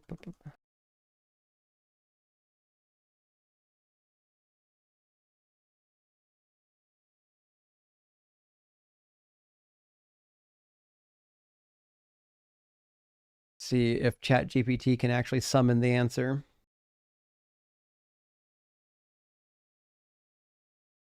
It was John 13. I knew it was in there. Okay, John 13:18, right during the Last Supper, like I said. Okay. I must have looked right by it. I'm getting tired, y'all. During the Last Supper, when he talks about his betrayal, he says, I am not speaking of all of you. I know whom I have chosen, but it is to fulfill the scripture. So Jesus talks about his betrayal, as I said, and couches it in the idea that, well, it has to happen. It was foretold, which I think is cope. I don't think he actually said that bullshit. I think they put those words on his mouth. Charlie, thank you for the super chat, says, are there any physical sources of early Christianity before Alexamenos graffito? There we go. So Alexamenos graffiti of Jesus on the cross with a donkey head, as far as I know, is the earliest. You might point maybe towards Josephus after that. But there's not much. That's the hard thing with Jesus, right? Is supposedly the most important person to ever live. There's scant actual physical evidence for him. Isn't that fucking crazy? That the God who thought, here's what I would do to finally fix humanity. And then he was like, we're just going to make sure that it never actually gets good evidence for it, right? People will just be left for all of eternity wondering. You know what I mean? What a weird thing. Anyways, now listen, if you're in the audience right now and you're thinking, well, obviously God is good and I can prove it, request up. The guest box is currently open, which doesn't happen too often during these live streams, but sometimes when we do niche topics, we get a little bit less requesting. And Rob, I see you in the guest box. I told you last time you were here, Rob, that you're never coming back up again because you don't know how to engage in the discussion. So you're not coming back up. I'm sorry that you've been in the guest box all this time. You have to listen. This is part of the reason why you don't get to come up, is because you don't listen. You don't engage in honest discussion with anybody, which is why I told you that you're never coming back up here and you're in the box again because you don't listen. Which is consequently why you won't be getting in. But anyways, let me grab some super chats and then we'll get a guest up here in a minute, I'm sure. Iskander de Morse, thank you for the $5 super chat. Says, Justin, I've always thought that Jews referred to the religion, but you mentioned is a people group. So which is it? It's both. So a Jewish person could be a member of the religion or a member of the ethnicity, right? It's an ethno-religion. So nevertheless, that is the case. So the word Jew just comes from people who are of the tribe of Judah, right? That's how Judea got its name, from the tribe of Judah. So people who lived in Judea were called Judeans and eventually were called Jews. Now, that's our modern English pronunciation. They didn't pronounce it like that back then. Like in the Bible, I think it's Idumeans. But nevertheless, that's how they got their name. Now, obviously, there are some people that are descent from the Jewish people that don't practice a religion, but they're still Jews. And there are people who do practice the religion of Judaism, and they would typically say, I'm not Jewish, but I practice Judaism. They're usually pretty quick to try to make a little bit of distinction. So Dr. Wasambla, my friend, great to see you. Thank you for sending out one DZ Debate membership. I totally appreciate that. And Miss Anthropology is with us tonight. It says, what would have happened if Jesus wasn't whacked? So that's a really good point, right? Because people will say, well, listen, the Jews were like punished by God in 70 AD for rejecting the Messiah, right? God was mad that they rejected the Messiah. But according to the New Testament, they were fucking predestined to reject the Messiah. There was no alternative. This was God's number one plan, right? So like the fact that God is mad at them for rejecting the Messiah, when he literally could have made the Messiah believable, it just all goes back on God. He's fucking incompetent. White Magic, thank you for the $5 super chat. Says, if Exodus 21 was in the Quran, Christians would be the first to tell us it.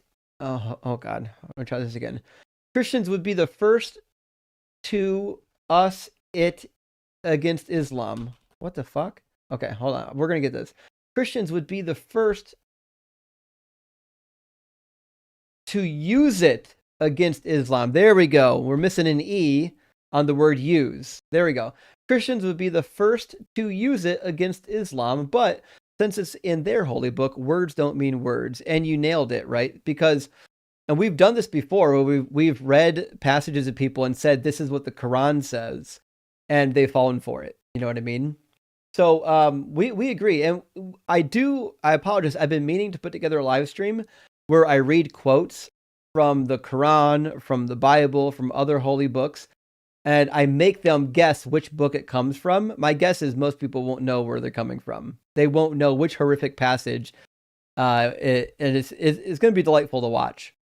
Pineapple says, I love philosophy and I'm excited to take my intro to philosophy next semester, but man, these Phil bros dampen that excitement. I know.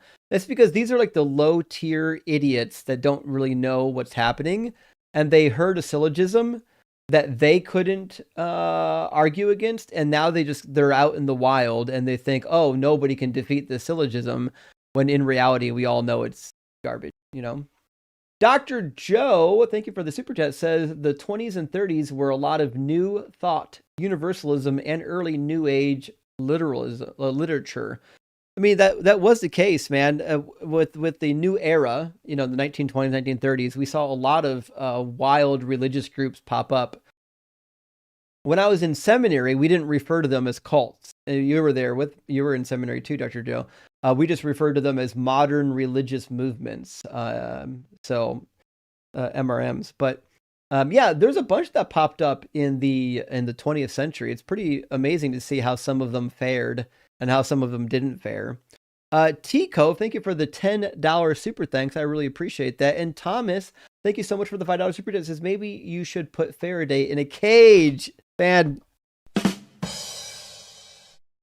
great joke. I love a good electricity joke. I appreciate that, friend. And Chill, thank you for the $5 super chat. Since you've defeated all Christians, would you ever consider reacting to short videos related to religion, like famous debates, for instance? So I have, yes, and I've been meaning to put together a list of videos to react to. But my next long form video, which will be turned into a YouTube short at some point, or not a YouTube short, a TikTok short, is going to be debunking all the nonsense with Daniel chapter 9. But yeah, I'm definitely going to be doing try to get some more response videos done this year, because they do really well on Facebook. They do really well on TikTok. But I'm not going to publish my shorts to YouTube, because YouTube, when you start doing shorts, will fuck up your algorithm. And I'm not going to do that to my YouTube channels. I might start a third YouTube channel just called like DZ Shorts, where I post shorts, because I do not want either of my channels to be associated with short form content, because what it means is that if half your viewership really only want to watch shorts and you publish a long form video, that means half of the people on your channel aren't going to click on that. And then it thinks that your video sucks, right? YouTube doesn't have a good way of taking all the different preferences of your viewers and weighing them so they know what to show who, which is why I've got two channels. I've got one channel that streams vertical, one channel that streams horizontal, and I keep it very narrow in how I've got the channel organized. So I might make a shorts channel alone for YouTube, just to post my vertical shorts, and that's it, because I don't want it to mess up my algorithm. But you could also just subscribe to me on Facebook and TikTok, and you'll get the shorts as well. Morpheus says Christians miss the mark. They miss Mark 4:10. Jesus talks in parables to confuse them, telling them BS on purpose so they don't get forgiven. That's the case. Yeah, he purposely, right, talks in riddles and parables so that people won't understand them. And then he says that this happens to fulfill what was spoken by the prophet. And then they quote Isaiah, seeing they will not see, hearing they will not hear, which isn't a prophecy about anything. Not about Jesus' time period. It's a prophecy specifically for fucking Isaiah. So it's preposterous. I bet Jesus, if he lived, really did speak in dumb parables and riddles. Matthew says his eye is also on the sparrow, yet 1 to 3 billion die from flying into windows a year. I mean, that is the case. I mean, a lot of fucking sparrows die because they're not bright. I used to have birds that would lose their minds, because I've got an old truck that I've been kind of rebuilding for years, and it was big old side mirrors. And in the springtime, birds will just perch on that mirror and just peck at that fucking mirror till their beaks fall off because they think there's another bird. It's crazy how dumb these animals are. Flesh says, come to the Sermon of the Mountain.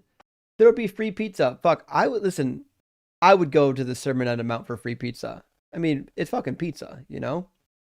Thomas says, does the Mormon God feed people inversely according to how dark their skin is, according to Nephi, 2 Nephi 5:21? That is the case. Yeah. If only they were still white and delightsome. But they're not. They're not delightsome enough to get the pizza.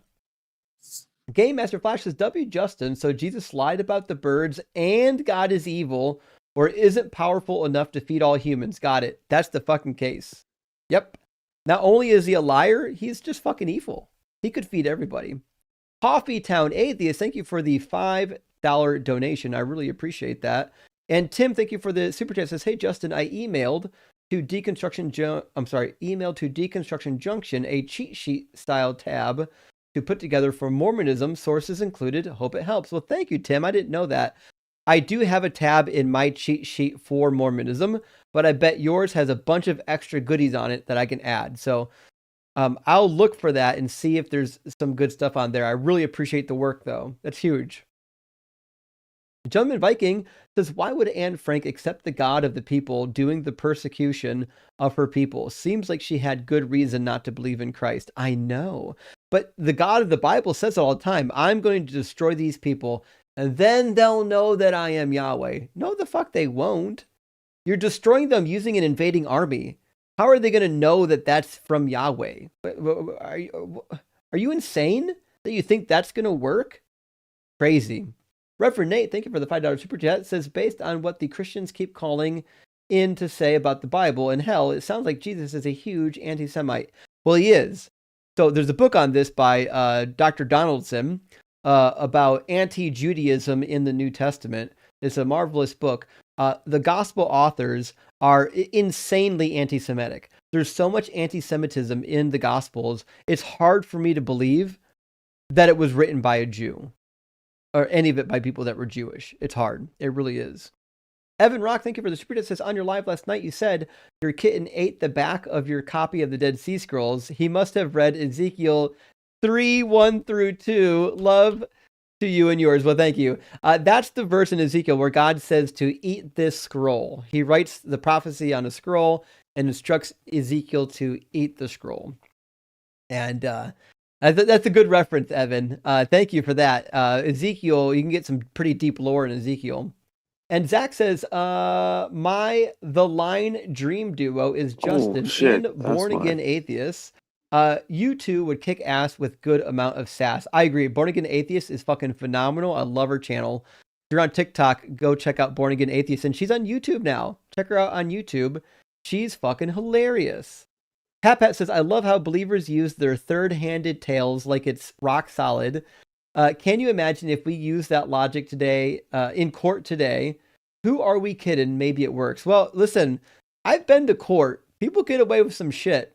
They'll tell some stories. In some court hearings, it's less about the evidence and more about who can you pull on the heartstrings of. You know what I mean? Possible. Cook Sonia says, DZ, are you a Linux Chad or a Windoid? Well, I'm a Linux Chad. Now, my streaming rig, now that TikTok Studio finally released an edition for Mac, is a Mac.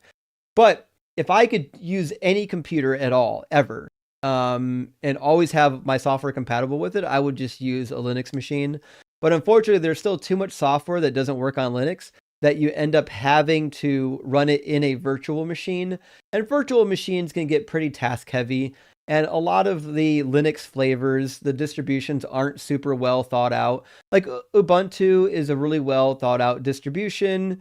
It's got a lot of problems solved. Not perfect. When I first started working with Linux, Ubuntu was pretty young and it was full of problems. Now, listen, if you got enough time on your hands, you get a distribution of Ubuntu, you can install it on a PC and figure it out within a day or two. It's like buying a Chromebook now, Herman, thank you for the super chat, says, I just celebrated 20 years of deconstruction. Congratulations. I started my journey at 14 and never looked back, and you never should, Herman. No reason to look back. I just made my last super chat for now, then we got a guest in the guest box. Watch says, now imagine Lot and his family were the best. How bad was everyone else? Remember that the daughters, what their daughters did to their dad, that was righteous. Well, not only that, I don't believe for a second that the story is true when it says that Lot didn't know what was happening. I don't care how drunk you are. If your tallywhacker works, you are aware enough to know that you're having a intercourse with a particular person, especially if you believe you're the only two left or the only three left. Who the fuck's there doing it? Who do you think was doing it? Are you crazy? So anyways, so Lot wasn't righteous, which means in the New Testament, when it says that Lot was a righteous man, that's a fucking lie. Lot wasn't a righteous man. That's preposterous. Okay. Let's get Amir into the conversation. Amir, welcome in. Are you at least 18? And do you believe in God? Hey, I'm 33 and I'm an atheist, but I'm reading the Bible for the first time in a while, and I got to Genesis 9, and then I read Genesis 21 to 29, and I can't get it. I don't understand what's going on there. Why was Noah so upset with his sons? Oh, yeah, in Genesis 9. Okay, so there's two ways to read the uncovering of the nakedness of Noah. Now, I personally am seeing this as not Noah being uncovered. I think there's a second layer in the story that was added later, and they didn't know what to do with it, which is why it's there. But when it talks about seeing the nakedness of Noah, this is a euphemism in Leviticus for having sexual relations with somebody. Now, we also find in Leviticus that when you have sexual relationship with a woman who is married, it is said that you've uncovered the nakedness of her husband. That's why it says if you have sexual intercourse with your mother, you've uncovered the nakedness of your father, right? So there's this idea that because the woman belongs to the man, that if you have intercourse with the woman who's married, you've uncovered her nakedness, but also the nakedness of the man, right?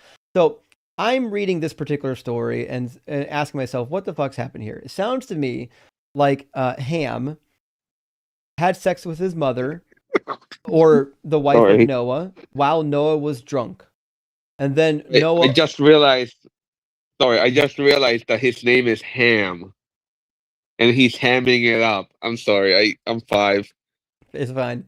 So I think Ham slept with his mother now that everybody was dead, in a display of force. He wanted to be on top of the hierarchy, just like Reuben did, just like Absalom did.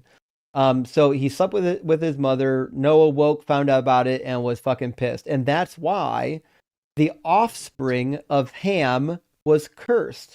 Because Ham wasn't cursed. Ham's offspring was cursed. Canaan and all of Canaan's descendants, right? And this is something we see a lot of in Genesis. In the Pentateuch, we find that children that come from illicit unions have their whole lineages cursed. That was true of the Moabites, the Ammonites. It was true of the Canaanites. So this seems to be an origin story for why are the Canaanites cursed? Well, they're cursed because they come from an illicit union. That's why we read in like Deuteronomy 23 at the beginning of the chapter. It says that those born of an illicit union shall not be allowed to enter into the assembly of the Lord, even into the 10th generation. Wow. That's even worse than what I thought was going on. That's pretty crazy, isn't it? Wait, that's a crazy. That's the whole flood story it's crazier than I remember it when I was a kid. Yeah. Just to go back to those last ones, I'm reading the annotated Bible, and I thought it said, maybe I misread it, but I thought it said that he had sex with Noah. No, it just says that he uncovered the nakedness of Noah, which... Okay. It's still bad. Well, it's still pretty bad, yeah. That's the thing, though. If you read Leviticus, you'll see we're uncovering the nakedness of a man. Possibly, I'll have to go to that. that you uncovered the nakedness of actually his wife, not himself. Oh, see, Right. So damn, you'll that's find insane. in Leviticus 18, let me pull open the chapter here. We see a Thank you. number of sexual prohibitions. Let me find the one for there we go. So we've got a prohibition against uncovering the nakedness of your mother, and it says, "You shall not uncover the nakedness of your father's wife. It is the nakedness of your father." Oh, okay, You know what I mean? yeah. Okay, So now I get it. I think there's definitely a potential reading of Genesis 9 where we were left to assume that it's a suggestion that he slept with his mother, and that makes sense of the curse. If he just saw just looked at the nakedness of Noah, what a weird thing to curse an entire lineage. That's what my first reading. That's what I thought. I was like, why is this guy, this Right. dad, freaking out over his son's doing his son doing that? Right. And then I read the annotation, and I'm like, what? You know what? I don't actually know what the annotation is for that one. I got it right here. So I developed my my interpretation by reading through some of the ancient Hebrew rabbinic writings and also going through some of the source criticism of the possible layers of redaction, because the way the story reads now, I don't think is the way it read originally. I don't think it read that way originally. Right. So I have it here. Oh, okay. It also has that it was used to justify slavery too. So that's crazy. That's part of the lore. Uh, yeah. So I read it. It's where did I read it? Okay, it's part of the Jewistic primal history. Yeah, it says on Name the repeats their passage thing. in the annotated Bible by Oxford, it says, "Some have Yeah. speculated that Ham had sex with his father, since seeing nakedness refers to Right. incestuous Yes. behavior. Nevertheless, a more common expression for sexual intercourse in Leviticus uncovered nakedness or lie Okay. with. Moreover, the description of Ham's brother contrasting behavior, their faces were turned away, Okay. makes it clear that the problem with Ham's behavior Yep. was that he did not look away." And so this is what you would expect from a Bible that takes, or from a commentary that takes the reading of it at face value, but I don't think that the reading we have today No, was the original. yours makes more sense, honestly, because yeah, it makes a lot more sense. Yeah. It's a lot more disrespectful. Yeah. Is it? I don't know. It's so messed up. Okay, thank you. That really, man, it's just a book of shitty fathers at this point. It is. That's why the God of the book is such a shitty father, because it was invented by fucking people in the Bronze Age. No, like when when I was like before I became full atheist, I really felt like abandoned because I never got like this. I never heard God calling to me or felt the Holy Spirit or anything, and I thought that I'm like this guy just hates me. Yeah, I get that. Yeah. Well, Well, listen, friend, thank you. thanks for stopping by. It's good to hear That from was you. yeah, good. Yeah, thank you so much for clearing it up. Sure. Cheers. All right. Well, listen, as it happens with niche topics, sometimes it's hard to fill up a full 6 hours. That's why I do the God is imaginary topic so often, because it brings in more people. So I think what I'm going to do is I'm going to read what's left of our super chats, and I'll call it an early night, and I'll actually get a little bit of sleep tonight so I can stay up tomorrow and watch Sarah on Chewed Gum. I'm excited for this. It should be a lot of fun. You guys know Sarah. You know she's gonna cook. So let me read some super chats and then we'll close things out. Gorfage, did I say that right? Gorfage, thank you for the super chat. Says, would love to see more Mormon deconstruction. I think Radio Free Mormon would be a good collab. Sending Exmo love. Well, thank you. And I'm slowly now kind of like bumping into people that left Mormonism. And I haven't really had a lot of time to interact with them, but I promise we're gonna get that done soon. We're gonna get some Mormonism content. And Gretchen, thank you for the $11 super chat. Says sent from the vertical stream. What? You sent a super chat from the vertical stream. I better read it. With a heavy heart, I wish to announce that the DZ schism has been canceled. Oh, okay. Seal, I don't know what you mean by seal, can be nice. This feels weird. Still Blitz's fault. LOL, but seriously, it's over. Okay, thanks, bye. And a message straight from the horse's mouth. Look, here she is. Maybe. The connection's kind of taking its time. Gretchen? You loading? Gretchen?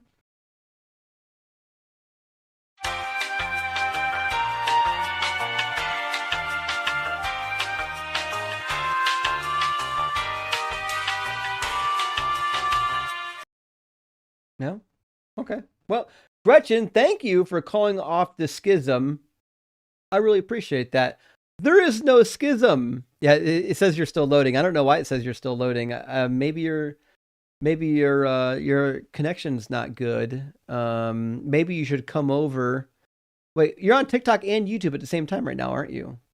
This is wild. You can come into the other queue. You can come into the YouTube queue. Maz, thank you for the super chat. Says you mentioned contingency arguments. Muhammad Hijab mentioned that we can't have infinite regress for an infinite universe. How do you respond? Support it. There's not a single valid argument that would negate the idea of an infinite regress. Not a single one. Even William Lane Craig says that there's no actual problem with an infinite regress. It's just hard to imagine in the real world. The reality is there's not a single sound valid argument for why infinite regresses aren't possible. You just have to accept it. And they'll give bad arguments. They'll say, well, if you start at infinity, you'll never get to now. Yeah, because infinity doesn't have a start point. You can't start from infinity. It's not a starting point. You've made it an error. You're trying to add something onto something that doesn't exist.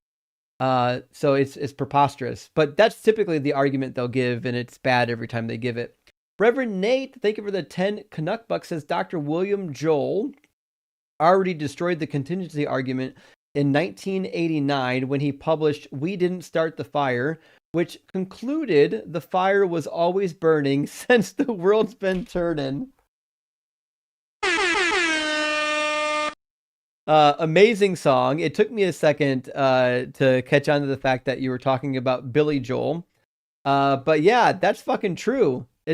We didn't start it. It's always been burning since the world's been turning, baby.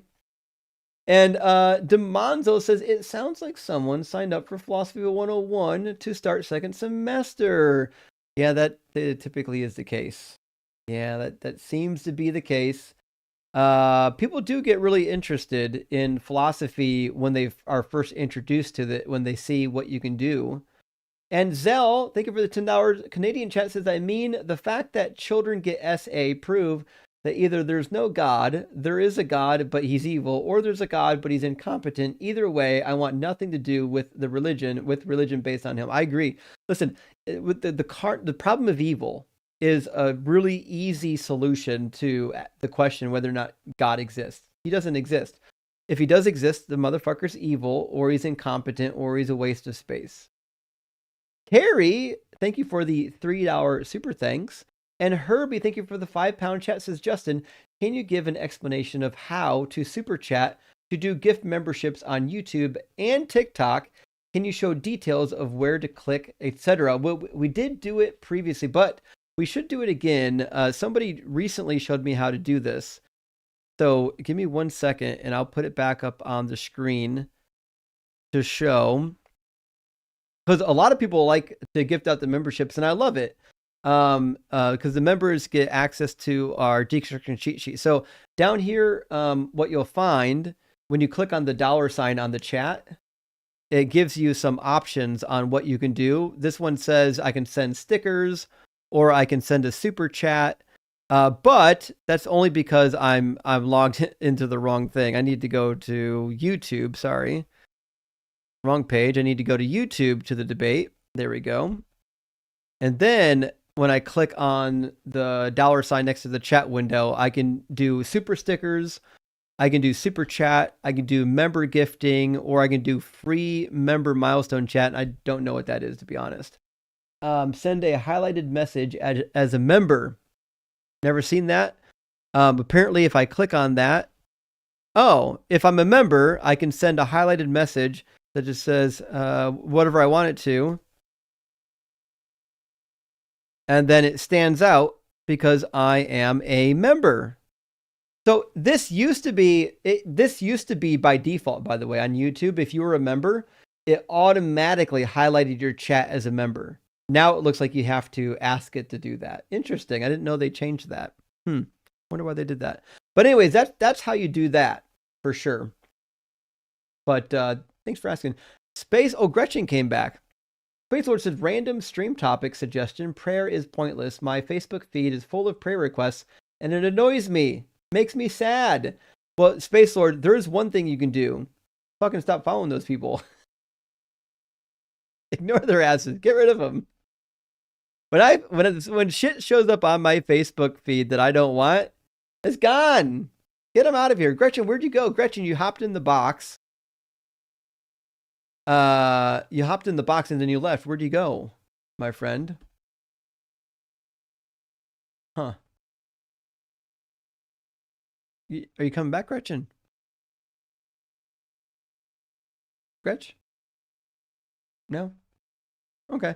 HP Lovecats, thank you for the $6.66 super chat. W Nero says, as a Greek, I'm sorry for all the Phil bros. Listen, I get it. And to be fair, if the Phil bros were interesting and actually good at what they're doing, I wouldn't mind so much. You know what I mean? We have talked to some competent Phil bros before, and it was fine. We had a delightful conversation. I'm thinking of like the conversation we had with Dr. McAllister. But like most of these Phil bros aren't all that competent, you know?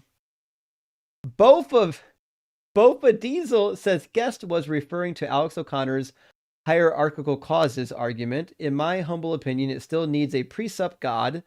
It just is a new talking point for Phil bros. Oh, I've never heard of that one.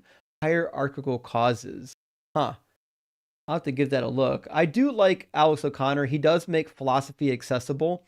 The same reason why I like Ian. Ian makes philosophy acceptable. I mean, accessible to the common person. IT bad guy. You're not a bad guy. I know IT people. Thank you for the super chat. Says, Mom says Yahweh is a Bronze Age God, but Jesus is hot shit.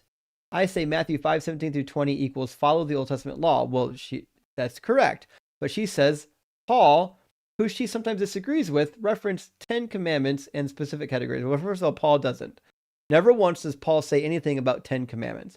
Number 2, Paul disagrees with Jesus on this topic. Paul says all the commandments, Ephesians chapter 2, verse 14 and 15, Paul says that all of the commandments and their ordinances and decrees have been abolished. All of them, every last one of them. Don't even fucking get circumcised.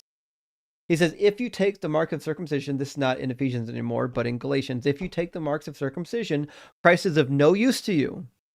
So, Paul was under the impression that all of it was gone. Jesus disagreed. Jesus says, if you teach people to not follow this law and you don't follow the law, you'll be called least in the kingdom. If you follow the law and teach others to follow the law, you'll be called great in the kingdom. That only means one thing.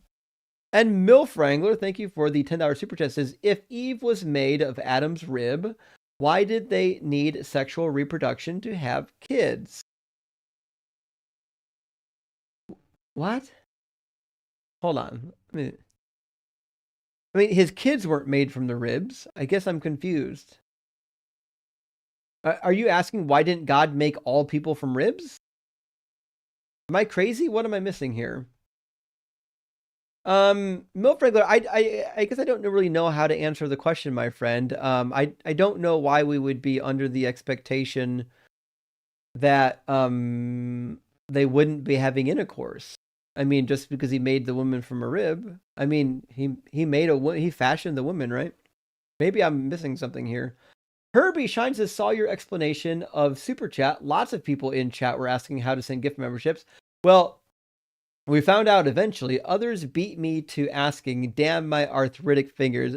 Don't worry, Herbie. We love and appreciate you, even with your arthritic fingers, and we do appreciate the assistance. No Cakewalk says, where does the concept of tri-omni even come from? Actually, it's kind of quad omni, but that's beside the point. Why are they all clinging to it? It's a horrible position to try to defend. So the tri-omni God doesn't come from the Bible. So the tri-omni God happened when people tried to mix classical Greek philosophical theism, not even classical Greek philosophical, but modern Greek philosophical, like Philo shit, on top of the Bible.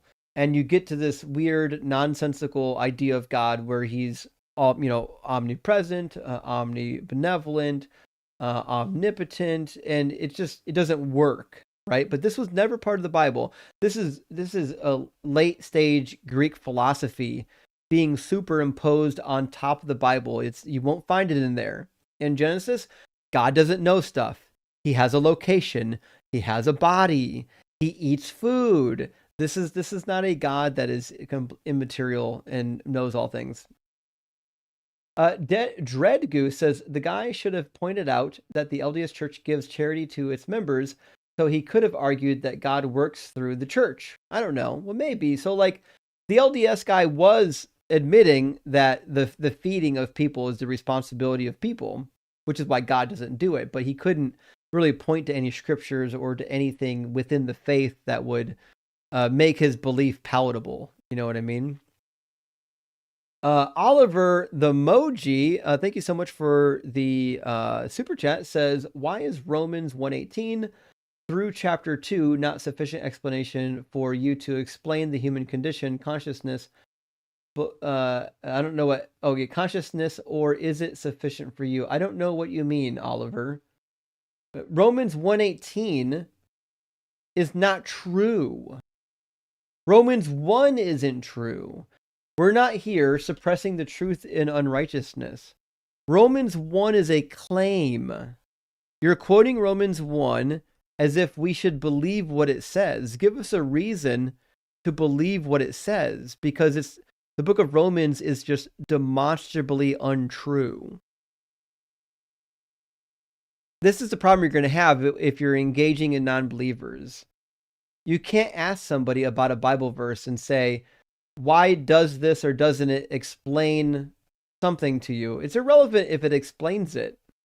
The question is whether or not it's true. Anyone can think of an explanation. Explanations are easy to come by. Opinions are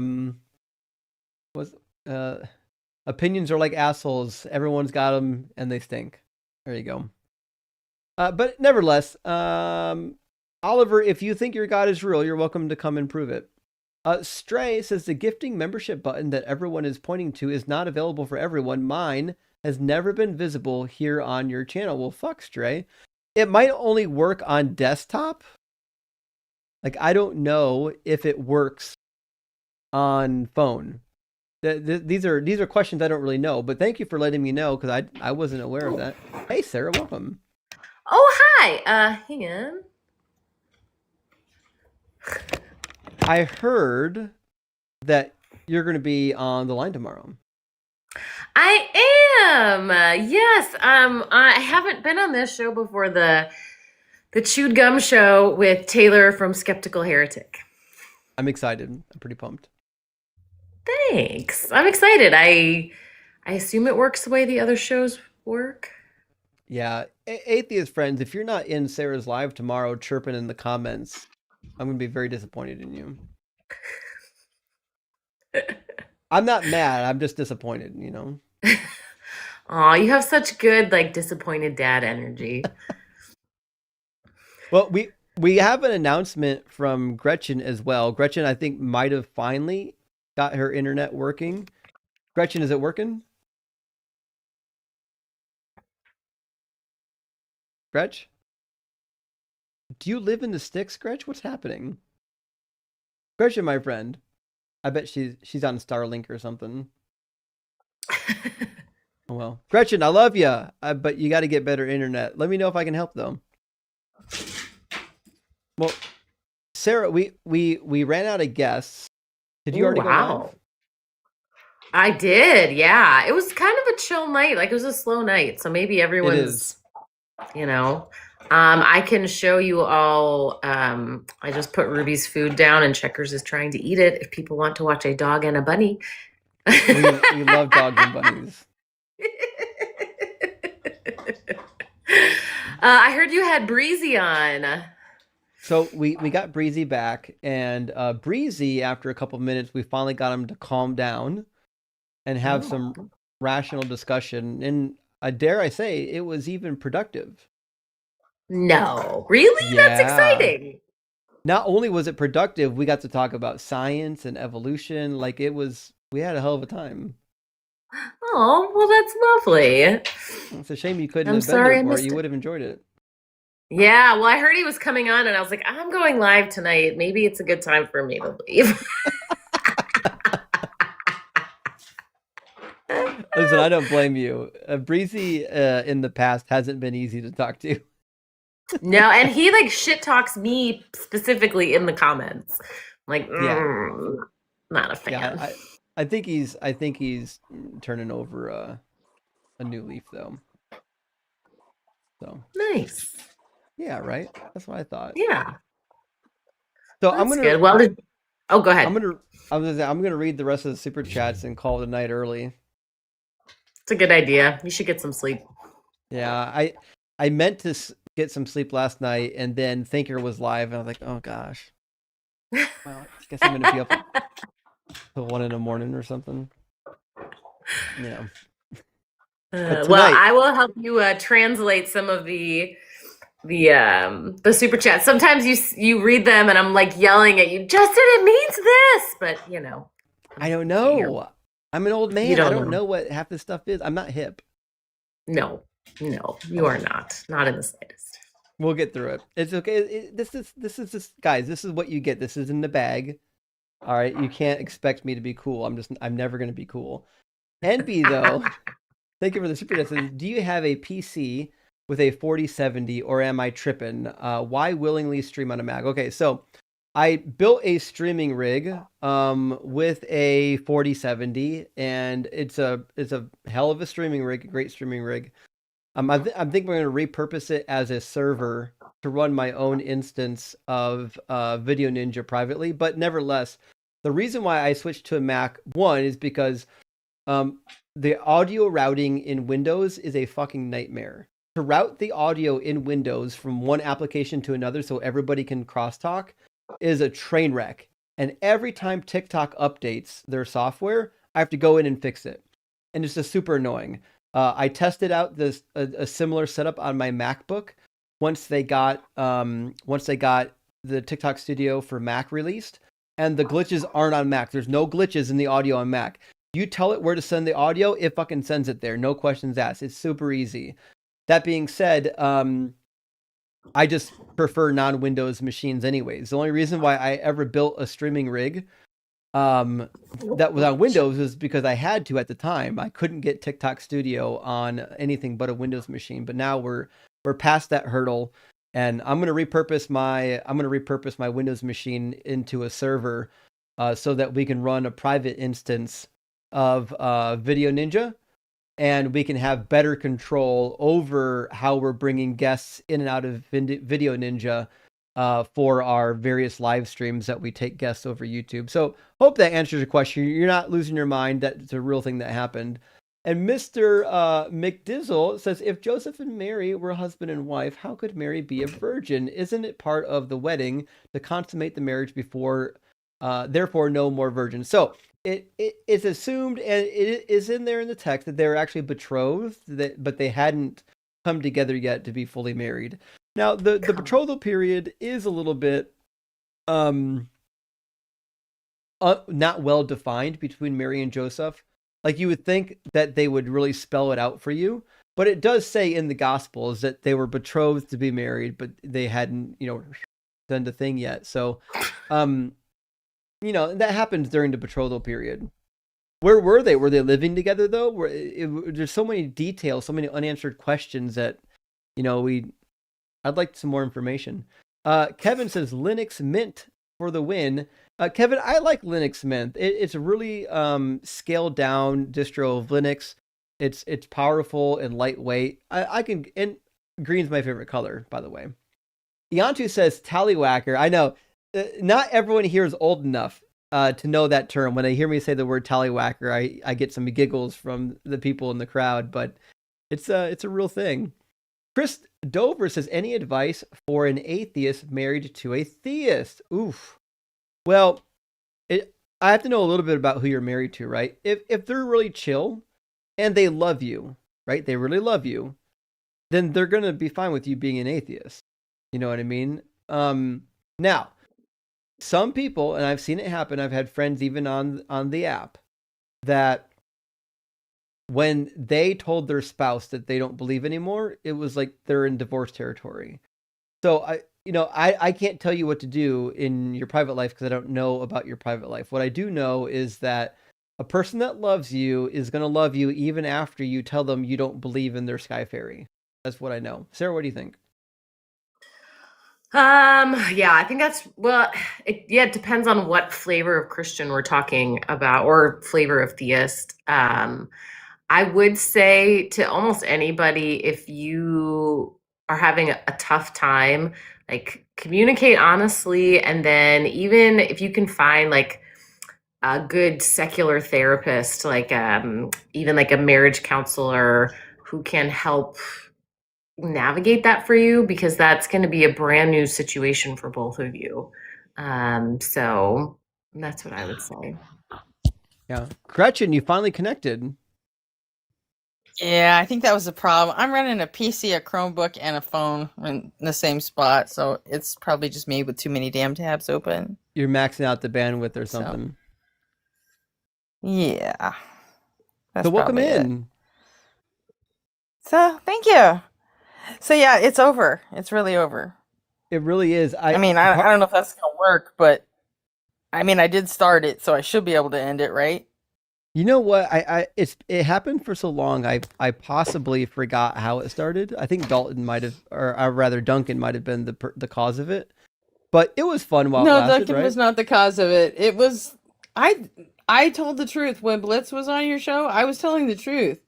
Because I started it over on his stream. I started it on his stream first, and then he said, "Oh yeah, that's right. You guys should fight." So I was like, "Ooh, cool. I'm gonna go do this on DZ too." So I think I did it the day Christina Carroll was on with you. Oh, maybe. It was that long ago, yeah. Been a minute, It yeah. was right before Halloween, so. We're gonna be on again with just Christina Dalton was soon. on that day. Cool. Yeah. Maybe I should blame her for it. No, that would be cool. I'm ending it. No, that's right. It's over. I'm ending it. So there's no schism. Anyway. Well, thank you, Gretchen. I appreciate that. Well, see, I take everything Blitz says to heart. So, and he said, "Don't bring this to Justin's stream." And I said, "All right, I'll end it." So, that's what I'm doing.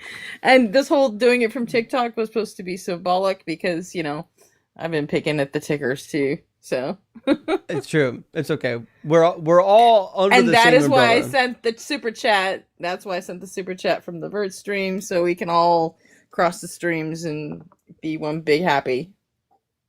You heard it here, friends. You can cross streams now. Well, thank you, Gretchen. Absolutely. I appreciate that. No problem. Hope it works. We'll see. We'll see. Cheers. Have a great one, friend. Hi, Sarah. Nice to see you. Hello. All right. Bye. Hey, how do I get down off here? I got you. Don't just kick me. Everybody kicks. Everybody. Yeah, everybody. We got you. Love your Gretchen. Okay, clearly I need some backstory. So Gretchen started a schism in the DZ community over vertical streamers versus horizontal streamers. She's the one who started it? Yeah, it took off. I think it ran its course. We'll see. I'm sure we'll find another controversy in the near future, but what are you gonna do? Let's see. Meg, thank you for the $10 super chat. Says, I work in healthcare. I assure you, there's no grand designer of humans. We are hot messes falling apart. The body is remarkable, but poorly designed. Yeah, that's my take on it. I assume Sarah agrees. I do. Indeed. We really should put together a live stream sometime where we just go over, God is a shitty designer and then talk about all the terrible design. God's a bad engineer.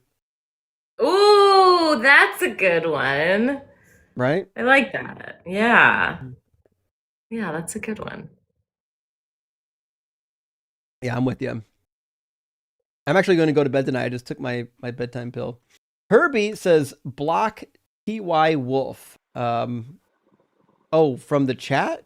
I don't know if I could do that from here. I don't even see them, by the way. Guys, hello. I love you, but there's so many people in the chat. I can't keep track of who's saying what. They will never engage honestly or openly. They are a troll. Don't engage with a liar. Okay, listen, if there's a troll in the chat, you can ignore them. It'd be fine. First of all, the trolls are fun. I fuck with the trolls. But that being said, if there's a troll in the chat, if you just ignore them, they go away. It's like they used to say, when somebody makes fun of you in school, they're going to keep on doing it once they get the reaction. Don't give them the reaction. Eventually they'll get bored, Atheist named Lilith, she figured it out. Thank you for sending out 5 DZ Debate gifted memberships. I really appreciate that. And maybe this is the year that the DZ Debate memberships start to catch up to the Deconstruction Zone, because Deconstruction Zone's been out for, a year and a half longer than DZ Debates, so there's a lot more members there. But I think DZ Debates is going to have a banner year and catch up. Sad Tech Geek says, sent 1 DZ. Oh, you didn't say anything, but you did send a DZ Debate gifted membership, and I appreciate that. Heaven, my friend, thank you for the super chat. It says the whole Urantia book thing is full-blown ding-dong shit. Love you, dude. Oh, I haven't read it yet, Kevin, but I know some people have read it, and it, blew their mind and changed What their is life. it about? No one seems to really know. So, if you ask people what the fuck the book is about, they don't know, and they have various ways of describing it. It seems to mix, religion and philosophy into, this some goofy ass new viewpoint, and people are new agey. It kind of feels that way, yeah. Yeah. Okay. But I don't fully know. I do know that the book is readily available on the internet, and a lot of people are crazy about it. But to me, it's just one. You're getting rid of an old cope for a new cope. Yeah. Chamber. I'm sorry, it was chambermaid. I'm sorry, I read that too quickly. The Climber Code says, you, Ian, Matt, Dalton, and Dr. Blitz are challenging God and winning every time his body steps in the ring. Keep doing what you're doing. Well, thank you. I appreciate that. And yeah, listen, if Christianity or religion, if they had good arguments, then we'd see atheist debates going down in flames, but we don't. We don't see it. Miko says, pray in one hand and crap in the other and see which fills up faster. I love that saying. That was actually one of my mother's favorite sayings, except she would say, wish in one hand and shit in the other and see which fills up first. But I love it when you insert wish for prayer. There's not much different, to be fair. And Craig says, how do you deal with a pre-supper who claims your worldview is circular because you can't justify induction without using it? Well, the problem you have is their worldview is super. The pre-sup worldview is circular. If you press them hard enough, they'll admit that, right?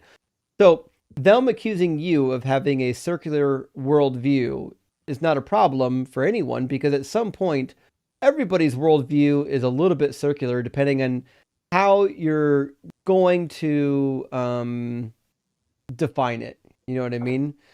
Nevertheless, I don't think that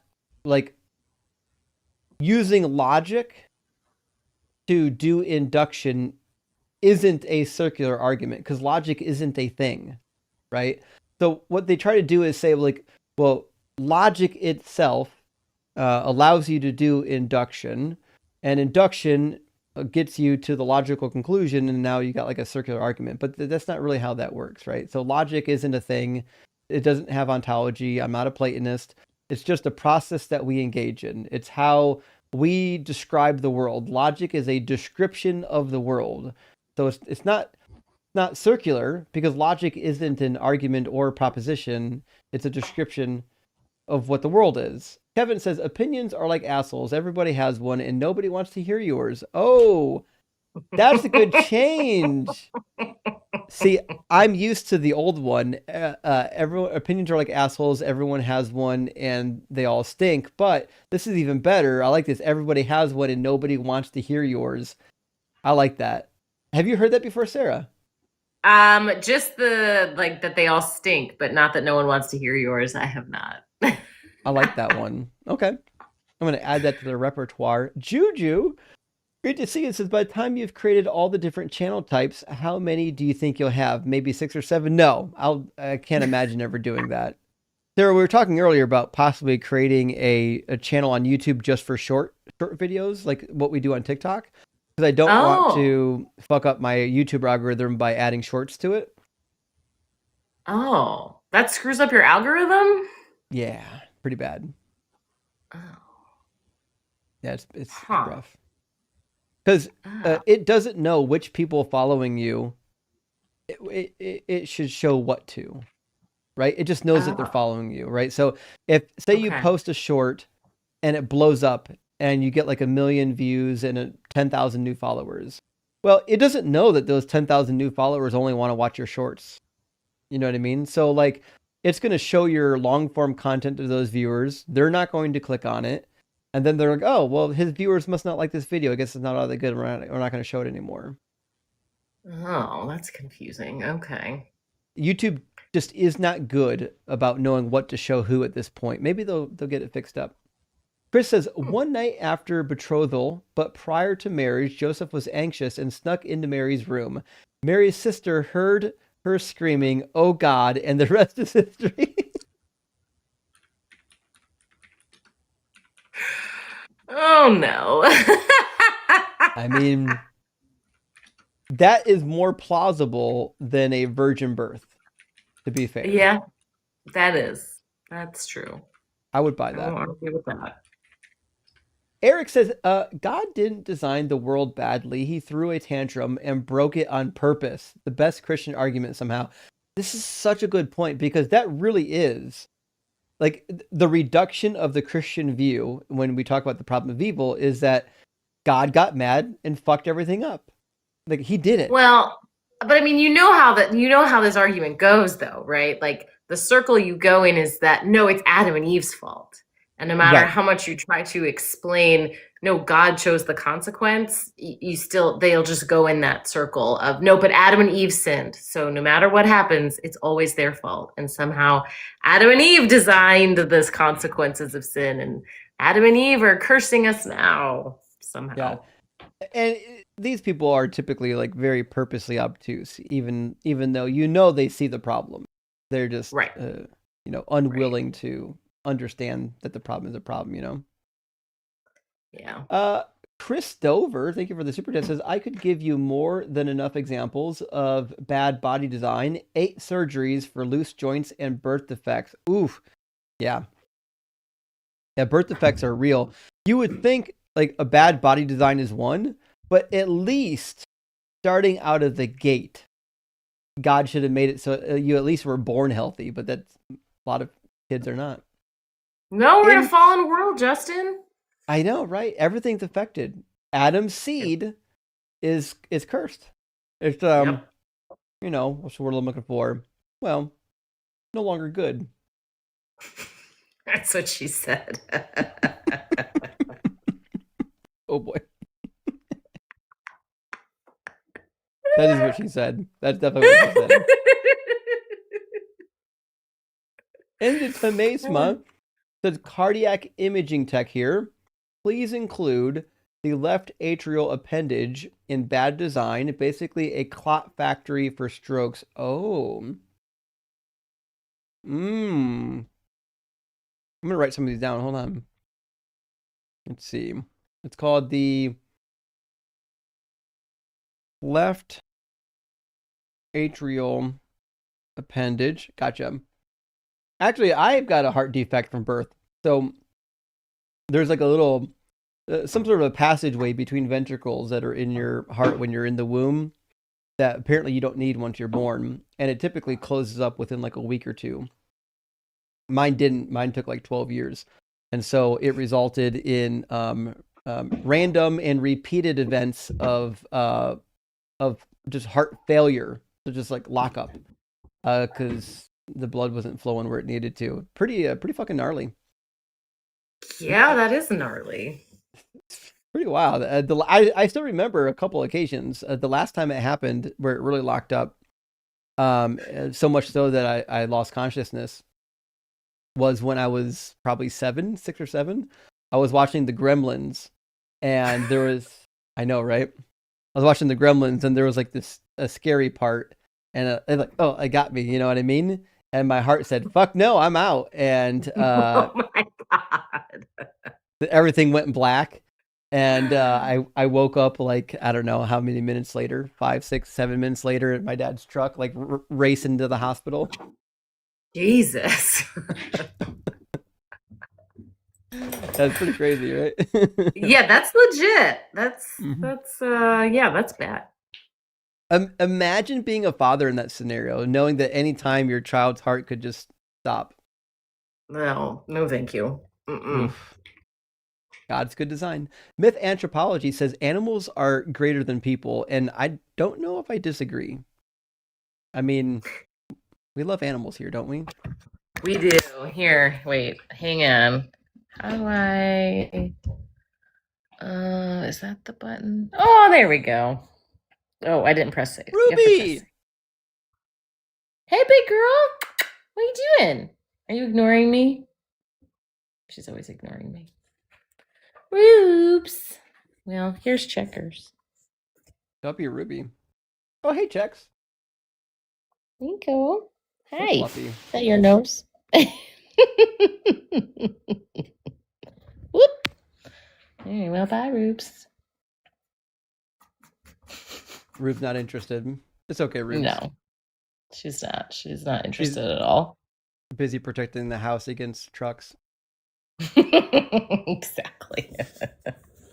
Sarah Stranding says, bottom line, Christians, this ain't your God. It really isn't. Like, the God that Christians believe in is not the God of this book. The God of this book is an evil God. And Tim says, take of this onion ring, for it is my butthole. Well, Tim Davison, I don't know what that means. Sarah, do you know what that means?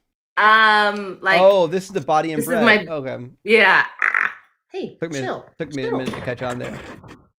Interesting twist on the Last Supper. I mean, fair point. I mean, you have to wonder which part of Jesus's body are you getting when you take the Eucharist? You know what I mean? No, I don't want to wonder that. Listen, I didn't write the religion. I'm just asking the questions. Just here to ask questions. Lightstar says, I love you, Justin. You saved me from this religion. Well, thank you for letting us know. I love hearing from people via email and other methods that, like, hey, you helped me out. I'm no longer in the cult. And that's how I know that the channel is effective. That's how I know that things are working, because a lot of people messaged me, said I couldn't stay in anymore. Mess says, use your platform shape God as just call ring them. No idea. Matt, I don't listen. I appreciate the super chat. I have no idea what you're trying to say there, but thank you. And Dr. Wasapo says, maybe the wind of God was a fart. That would explain all the defects.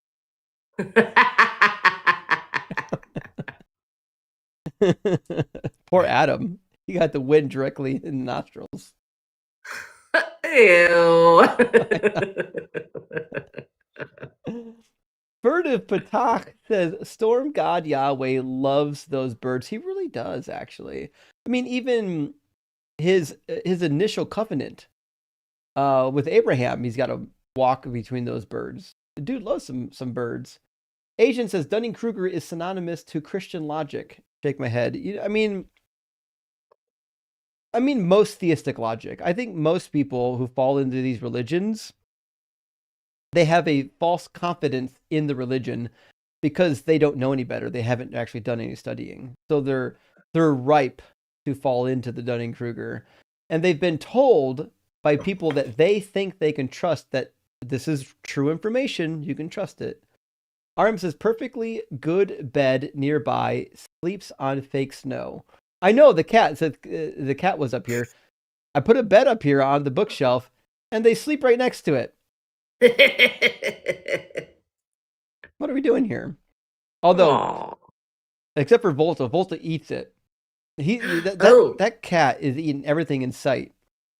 My computer cables, my Jesse's toys. I mean, fucking everything.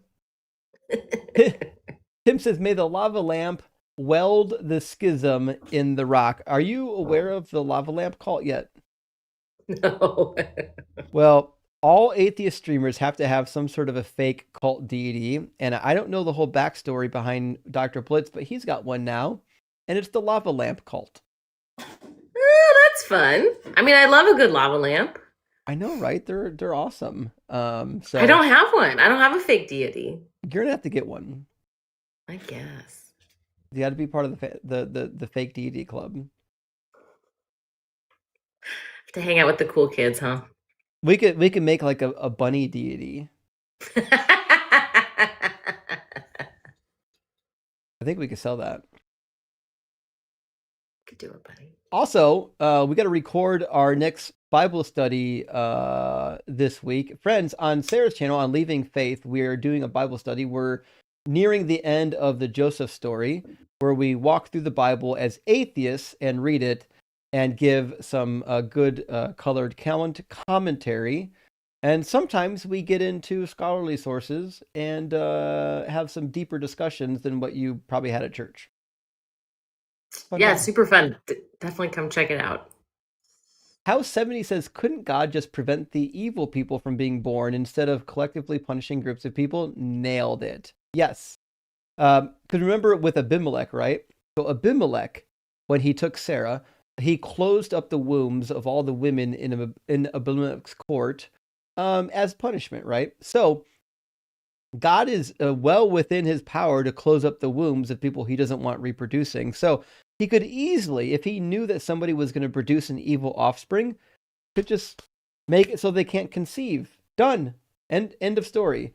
Same thing with if there were already evil people here and he didn't want to kill the innocent ones, he could say, okay, we'll do one whole generation where only allow the evil people to live, and then there won't be any good people left and I can kill all of them. But he didn't do that either. There's really no good solution. He just wipes out the righteous alongside the wicked all the time. Golem says, we got to hold Doug's precious and hold on. We got to hold Doug's precious and it spashes. Well, this is clearly Gollum. Yeah, this is definitely a Gollum phraseology in his way of speaking, but what spashes mean? I don't know. I don't know that one. Anyways, Gollum, thanks for being here. Hope you get better soon. And Roy Williams says, thank you for your donation. But Roy, we thank you for your donation, friend. Chili Puff says, you skipped my first super chat, Justin. Why have you forsaken me? I haven't, Chili Puff. I have a system for reading the super chats. Sometimes I don't get to them in the chronological order in which they arrived. I have explained this before, but I do get all of them eventually. I just don't read them all in chronological order. There's a very good reason for it. I can explain again sometime if you don't know. Jeff says, Christians, words don't mean words. Also Christians, man means man and woman means woman. That's a fair point. Because the contingency of what is a woman is a heavily semantic argument. But it is. But words I mean, don't words. Yeah, words have no meanings. Your argument's no good here. It's ridiculous. Marin, thank you for the super chat. Is that a dog? Cute dog. I think so. I'm riveted by your debates. Then I remember the Christians are defending a mirage with total faith. That truth is what saddens me. Listen, the debates are fun. And you know, I get a little animated during the debates too, because it's fun for me, it's fun for everybody, but it is sad when you sit back and think about how many people are willing to be okay with like a baby killing, genocidal, raping God. It's just a weird thing to believe in. Like when I encounter these passages, I wrestled with them rather than defending them, and eventually I came to the conclusion that they're not defendable. Like what you don't do is like, well, fucking God can rape women if he wants to. That's preposterous. Prison says if there were two other podcasters and one worshipped Sammy the Scissors and the other worshipped Petey the Paper, which of the three would win? Rock, you paper, mean Doug? scissors. I mean, it would clearly be Doug. The rock, paper, scissors victory division isn't good. Because, I mean, theoretically, there's no reason why covering a rock with paper would damage it. It's preposterous. In fact, it would just reduces the rock's power. The rock has become powerless as it's being covered by the impenetrable paper. If I know much about paperweights, usually you put the paperweight on top of the paper to inhibit its ability to do anything. Yeah, that is a pretty good argument. Saying listen, all bets are on Doug right now. Marcus says, what is your overview on the historical Jesus? Was he an apocalyptic preacher, and what did his disciples actually believe about him? Yes, I think the historical Jesus was an apocalyptical preacher that thought he was legitimately the Messiah, who legitimately believed that the end of the world was nigh. Whether or not he thought he needed to die and resurrect, I think is up in the air. I think he was a true Jewish thinker. I think he believed in following the law of Moses. I think he believed in the old school ideas of righteousness and unrighteousness. And I think just like John the Baptist, they were preparing people for the end times, and then it failed. He was a failed apocalyptic preacher. That's it. We have no reason to think otherwise. Baselord says, I once had a borderline 3rd-degree burn on my leg. Worst pain was the nerves firing out. It sucked. Fuck Yahweh for hell. I mean, nerve pain's bad. Theoretically, though, I mean, you're gonna be in a new body or a spiritual body, or we won't have bodies. I mean, are we gonna have a nervous system? Because I mean, your nervous system's gonna quit working real quick if you're in a lake of fire. That's not gonna last very long. That's true. It is true. But nevertheless, it's weird that we get something in the afterlife, then we could still feel pain because you go to hell with it, right? Yeah, I don't. I mean, none of it makes sense. No. Brissinger says, when Breezy said, are we talking on Earth? You should have been like, where the fuck else have you talked, Mars? I know. Poor Breezy. I think he gets worked up. He was in defense mode. But I think we've talked to him enough that we've got him out of that, and I think we're moving into better territory with Breezy. Ekapu, says, call me Eki. Why are they all asking what kind of evidence? Evidence. That's the fair point. So I think I know why. When people say, when we ask for evidence and they say, well, what kind of evidence? I think they're doing one of two things. One, they're trying to say, well, let's narrow down the options so I know which direction to go. But more often than not, I think what they're hoping to do is for you to tell them what kind of evidence there is and not actually be able to think of anything so that they can push it back on you and say, you don't even know what evidence you would accept. That's what I think is most likely the case. So Zakul says, blessed be Doug's faithful. Well, thank you, Zakul. I appreciate that. Blessed be Zakul from Doug. And Crazy Robots Says, biologos is a bunch of creationists who misrepresent biology. Please don't recommend them.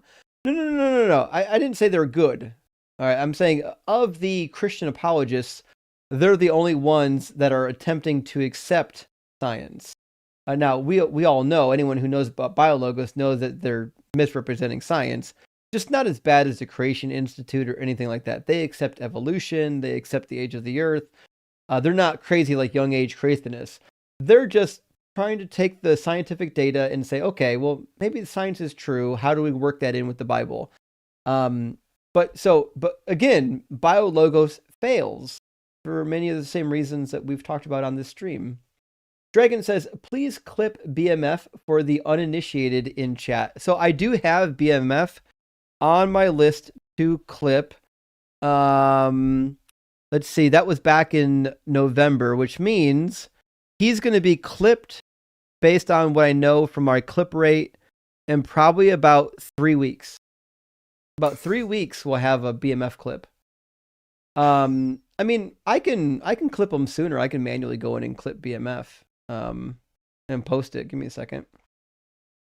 I'll put a note in my notepad to clip BMF. I'll get BMF posted up for you. BMF, but I hope he comes back. We'll see. Bruer says, who is the girl who said to follow? Wait, who was the girl you said to follow who's hilarious?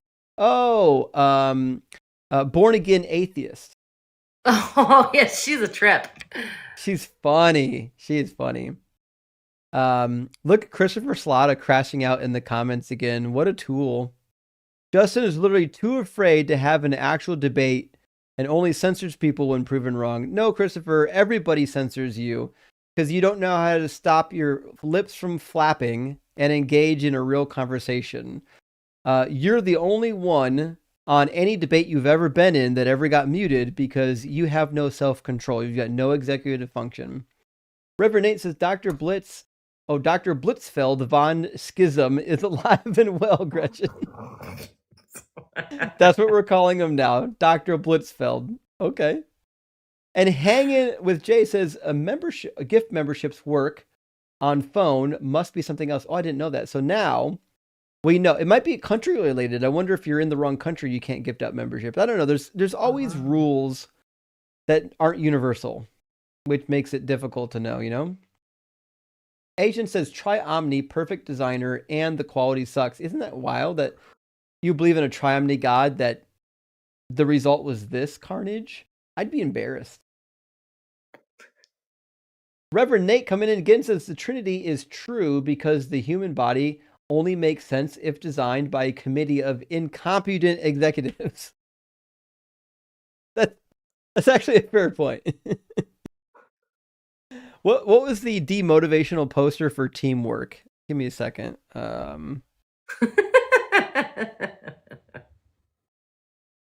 It's such a funny poster. Yeah, here it is. It says teamwork. Oh, I gotta blow this up. It's way too small for my eyes.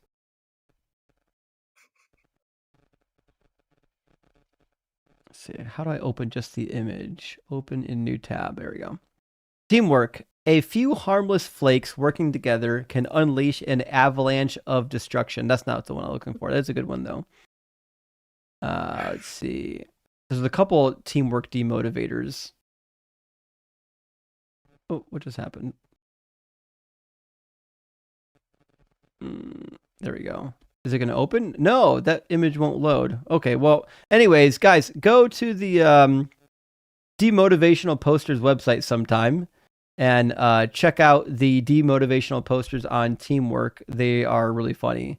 Here's another one that says, ensuring that you had work can always be ruined. I'm sorry. Ensuring that your hard work can always be ruined by somebody else's incompetence. Teamwork. And then the other one, which is kind of like teamwork, is about meetings. It says, none of us are as dumb as all of us. Classic. Oh, that's so good. That's like that line from Men in Black. Like, a person is smart, but people are dumb. Yes. My favorite demotivator is probably still incompetence. It's just got a picture of a piece of wood with a bunch of nails poorly nailed into it. And it says incompetence. When you truly believe that you can succeed by doubling your efforts, there's no end to what you can't do.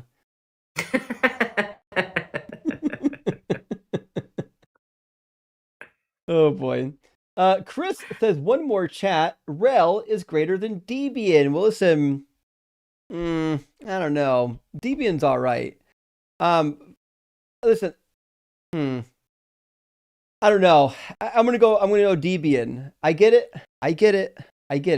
You might like Rel. I get it. You might be a Rel person, but I'm going Debian on you. Eric says the bunny deity is Frith, water worship down. Oh wait, is Frith a deity? Is that Germanic? I never read Watership Down. I feel like I was supposed to read it, and I never did. Interesting. There is a wiki page for it. It says Frith is an old English word derived from the Norse or Old Saxon Frithu, an Old High German Fridu. Okay, so it's Scandinavian, Northern European, so on and so forth. Okay, so it's a real historical name for a deity. Interesting. Now we know. Dexter says, look up pica in cats might inform chewing problem. Oh, pica? So pica is where you crave non-food items. So like often if you have some type of mineral deficiency, so like if you are iron deficient, you often crave ice. Other types of deficiencies, people have craved like clay or dirt. That's what pica is. I don't know, but with a young cat, I mean, they might just like how chewing on stuff feels. Yeah, it's only Volta too. Faraday doesn't do it. Volta just chews on everything because he's hell bent on destruction, and then he the stuff he chews on, some bits of it he'll swallow, and then he'll get sick and throw it up a couple days later. But Volta's he's a hellraiser. I don't have to tell you. RM says whores and verts. Look not at your fellow Dugites with contempt, for the lava lamp heathens are at the gates, a new and divinely ordained schism. Oh no. Are you starting a schism between Doug and Lamp? There's no schism between Doug and Lamp, friends. Jennifer says, oh, I love the bunny. We all love the bunny. Definitely love bunnies. She's a sweet pea. Space Lord says, Commotio Cordis and Damar Hamlin of the Bills. A thump to the chest at the wrong time will stop you 97% of the time, if not treated in 3 minutes. What? I feel like this is a saying I should know about or something. Oh, wait. I think he's listing a medical condition and then a person who played for the Bills. Right. So the person with that medical condition got hit in the chest and maybe had a very poor medical reaction. Let me see. Look up the name. Oh, Commotio cordis is a rare condition where sudden, blunt impacts to the chest, often from sports projectiles like baseballs or hockey pucks, hits a critical moment in the heart's electrical cycle, causing it to quiver. Oh, interesting. I never heard of this. Well, now I know. But I've been hit in the chest a few times. I've had the wind knocked out of me, but I've never had an impact stop my heart. Thank goodness. 12 Mr. Z21 says, if God wanted me to believe, he would have provided evidence, and he knows. He knows. I think you missed the word what. He knows what would convince me on the spot. That's what I tell anyone who asks why I'm an atheist. Yeah, that's Matt. That's Matt's response. Matt Delhoney. He always says that, and it's a good response. The reality is, even if I don't know what would convince me, God does, right? So, if God truly desires that none would perish, he would just give us what he knows would work, but he doesn't. It's kind of like if you've got multiple children you treat all your children a slight bit differently because of their needs. Like you might be have higher expectations for one who's got much greater capabilities in one particular area, or you might have higher expectations in another area for another child who excels in that area. Like you never treat everybody perfectly the same. It's almost impossible. So why is God expecting to treat all of us the same, knowing that we're all different, unique individuals that fucking he created? Skylar. Kyle, not Skylar. Kyle. Or is it Kyler? Kyler says, I need help. Currently stuck in a family forcing their position, and I have no heart to tell them the truth. Well, that's a tough one, because if you're stuck living at home with believers, like, first of all, it doesn't have to be your job to deconvert them, by the way. But if you're saying, listen, I just want to be honest with them, I just don't want to hide it anymore, that's a decision you're going to have to make. Like, when it comes to being dependent on others, sometimes you have to know, like, when to not talk, right? So I give you an example. Once upon a time, I've always, since I was probably 18, been a pretty bleeding heart lib. And so I dated a girl for a brief time when I was younger. Her family were like super diehard Republicans, like Rush Limbaugh style Republicans. And when I was at their family's house, I just kept my fucking mouth shut. I didn't talk about politics. And it was just one of those things where I had to decide to keep the peace, right? So listen, if you're dependent on your family, you live with your family and you love your family, it's okay to just keep the peace. It's not your job to deconvert anybody. But if they're being assholes about it, it's okay to present them with information they've never seen before and watch them struggle with it. Like, that's okay. But don't break the peace just because you feel like you need to. Like, your family's still important. Now, I get that they're trying to force stuff on you. If they're trying to force it on you, you can be honest with them. It's okay. You can be honest with them. Like, is your family going to kick you out of the house because you don't believe what they believe? I mean, if that's the case, I mean, then either A, you got to lie to them, or B, you've got to find a new place. You know what I mean? Let us know if you need any help, though. Jennifer, thank you for the $5 super chat. Says, oh, LOL. Well, I do love bunnies. I don't want to play on a day that is sunny. I just want a plate and a fork and a bunny. I think that's a rhyme. Is that a song? Yeah, I don't want to play on a day that is sunny. I just want a plate and a fork and a bunny. What is that? That sounds so familiar.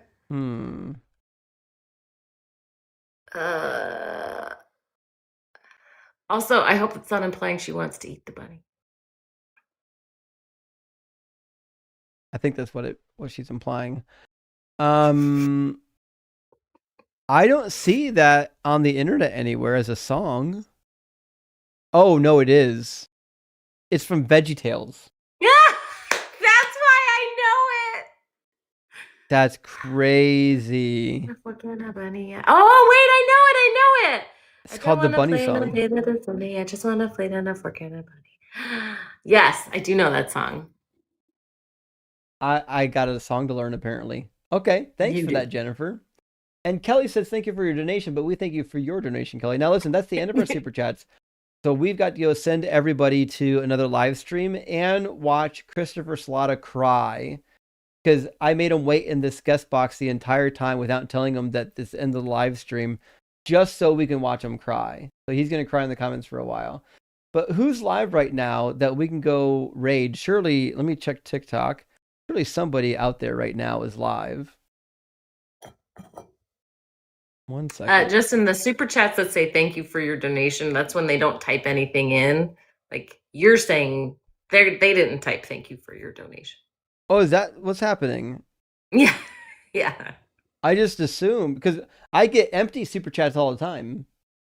It's generated automatically.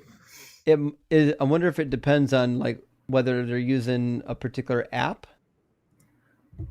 I don't know.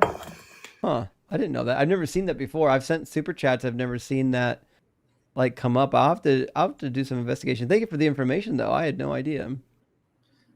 So I'm hearing word that Joel and Mezzo are live, and I just checked YouTube, and Joel and Mezzo are live. They're live on TikTok and on YouTube. let's go over to Joel and Mezzo's place. Mezzo's live on his YouTube channel, which is Mezzo, MEZZO_WS. Mezzo _WS is the YouTube channel. If you're on TikTok, you know how to find them on TikTok. But let's go raid Mezzo's live stream. Tell him Justin and Sarah sent you. And I'll come over and chirp in the comments for a while. Thank you for being here, friends. I love and appreciate all of you. We'll see you again on Wednesday. Also, on Wednesday, I'll be on the line. I won't be here. I might go live Wednesday morning since I won't be here Wednesday night. But tomorrow, Sarah's live on the line on Chewed Gum. Make sure you're tuning in tomorrow night on Chewed Gum. Is it going to be you and Alyssa? Taylor, Skeptical Hair. You and Taylor. Okay. So tomorrow, Sarah and Taylor are going to be on Chewed Gum. I can't wait. I'm super excited about it. Love you all, friends. See you again soon.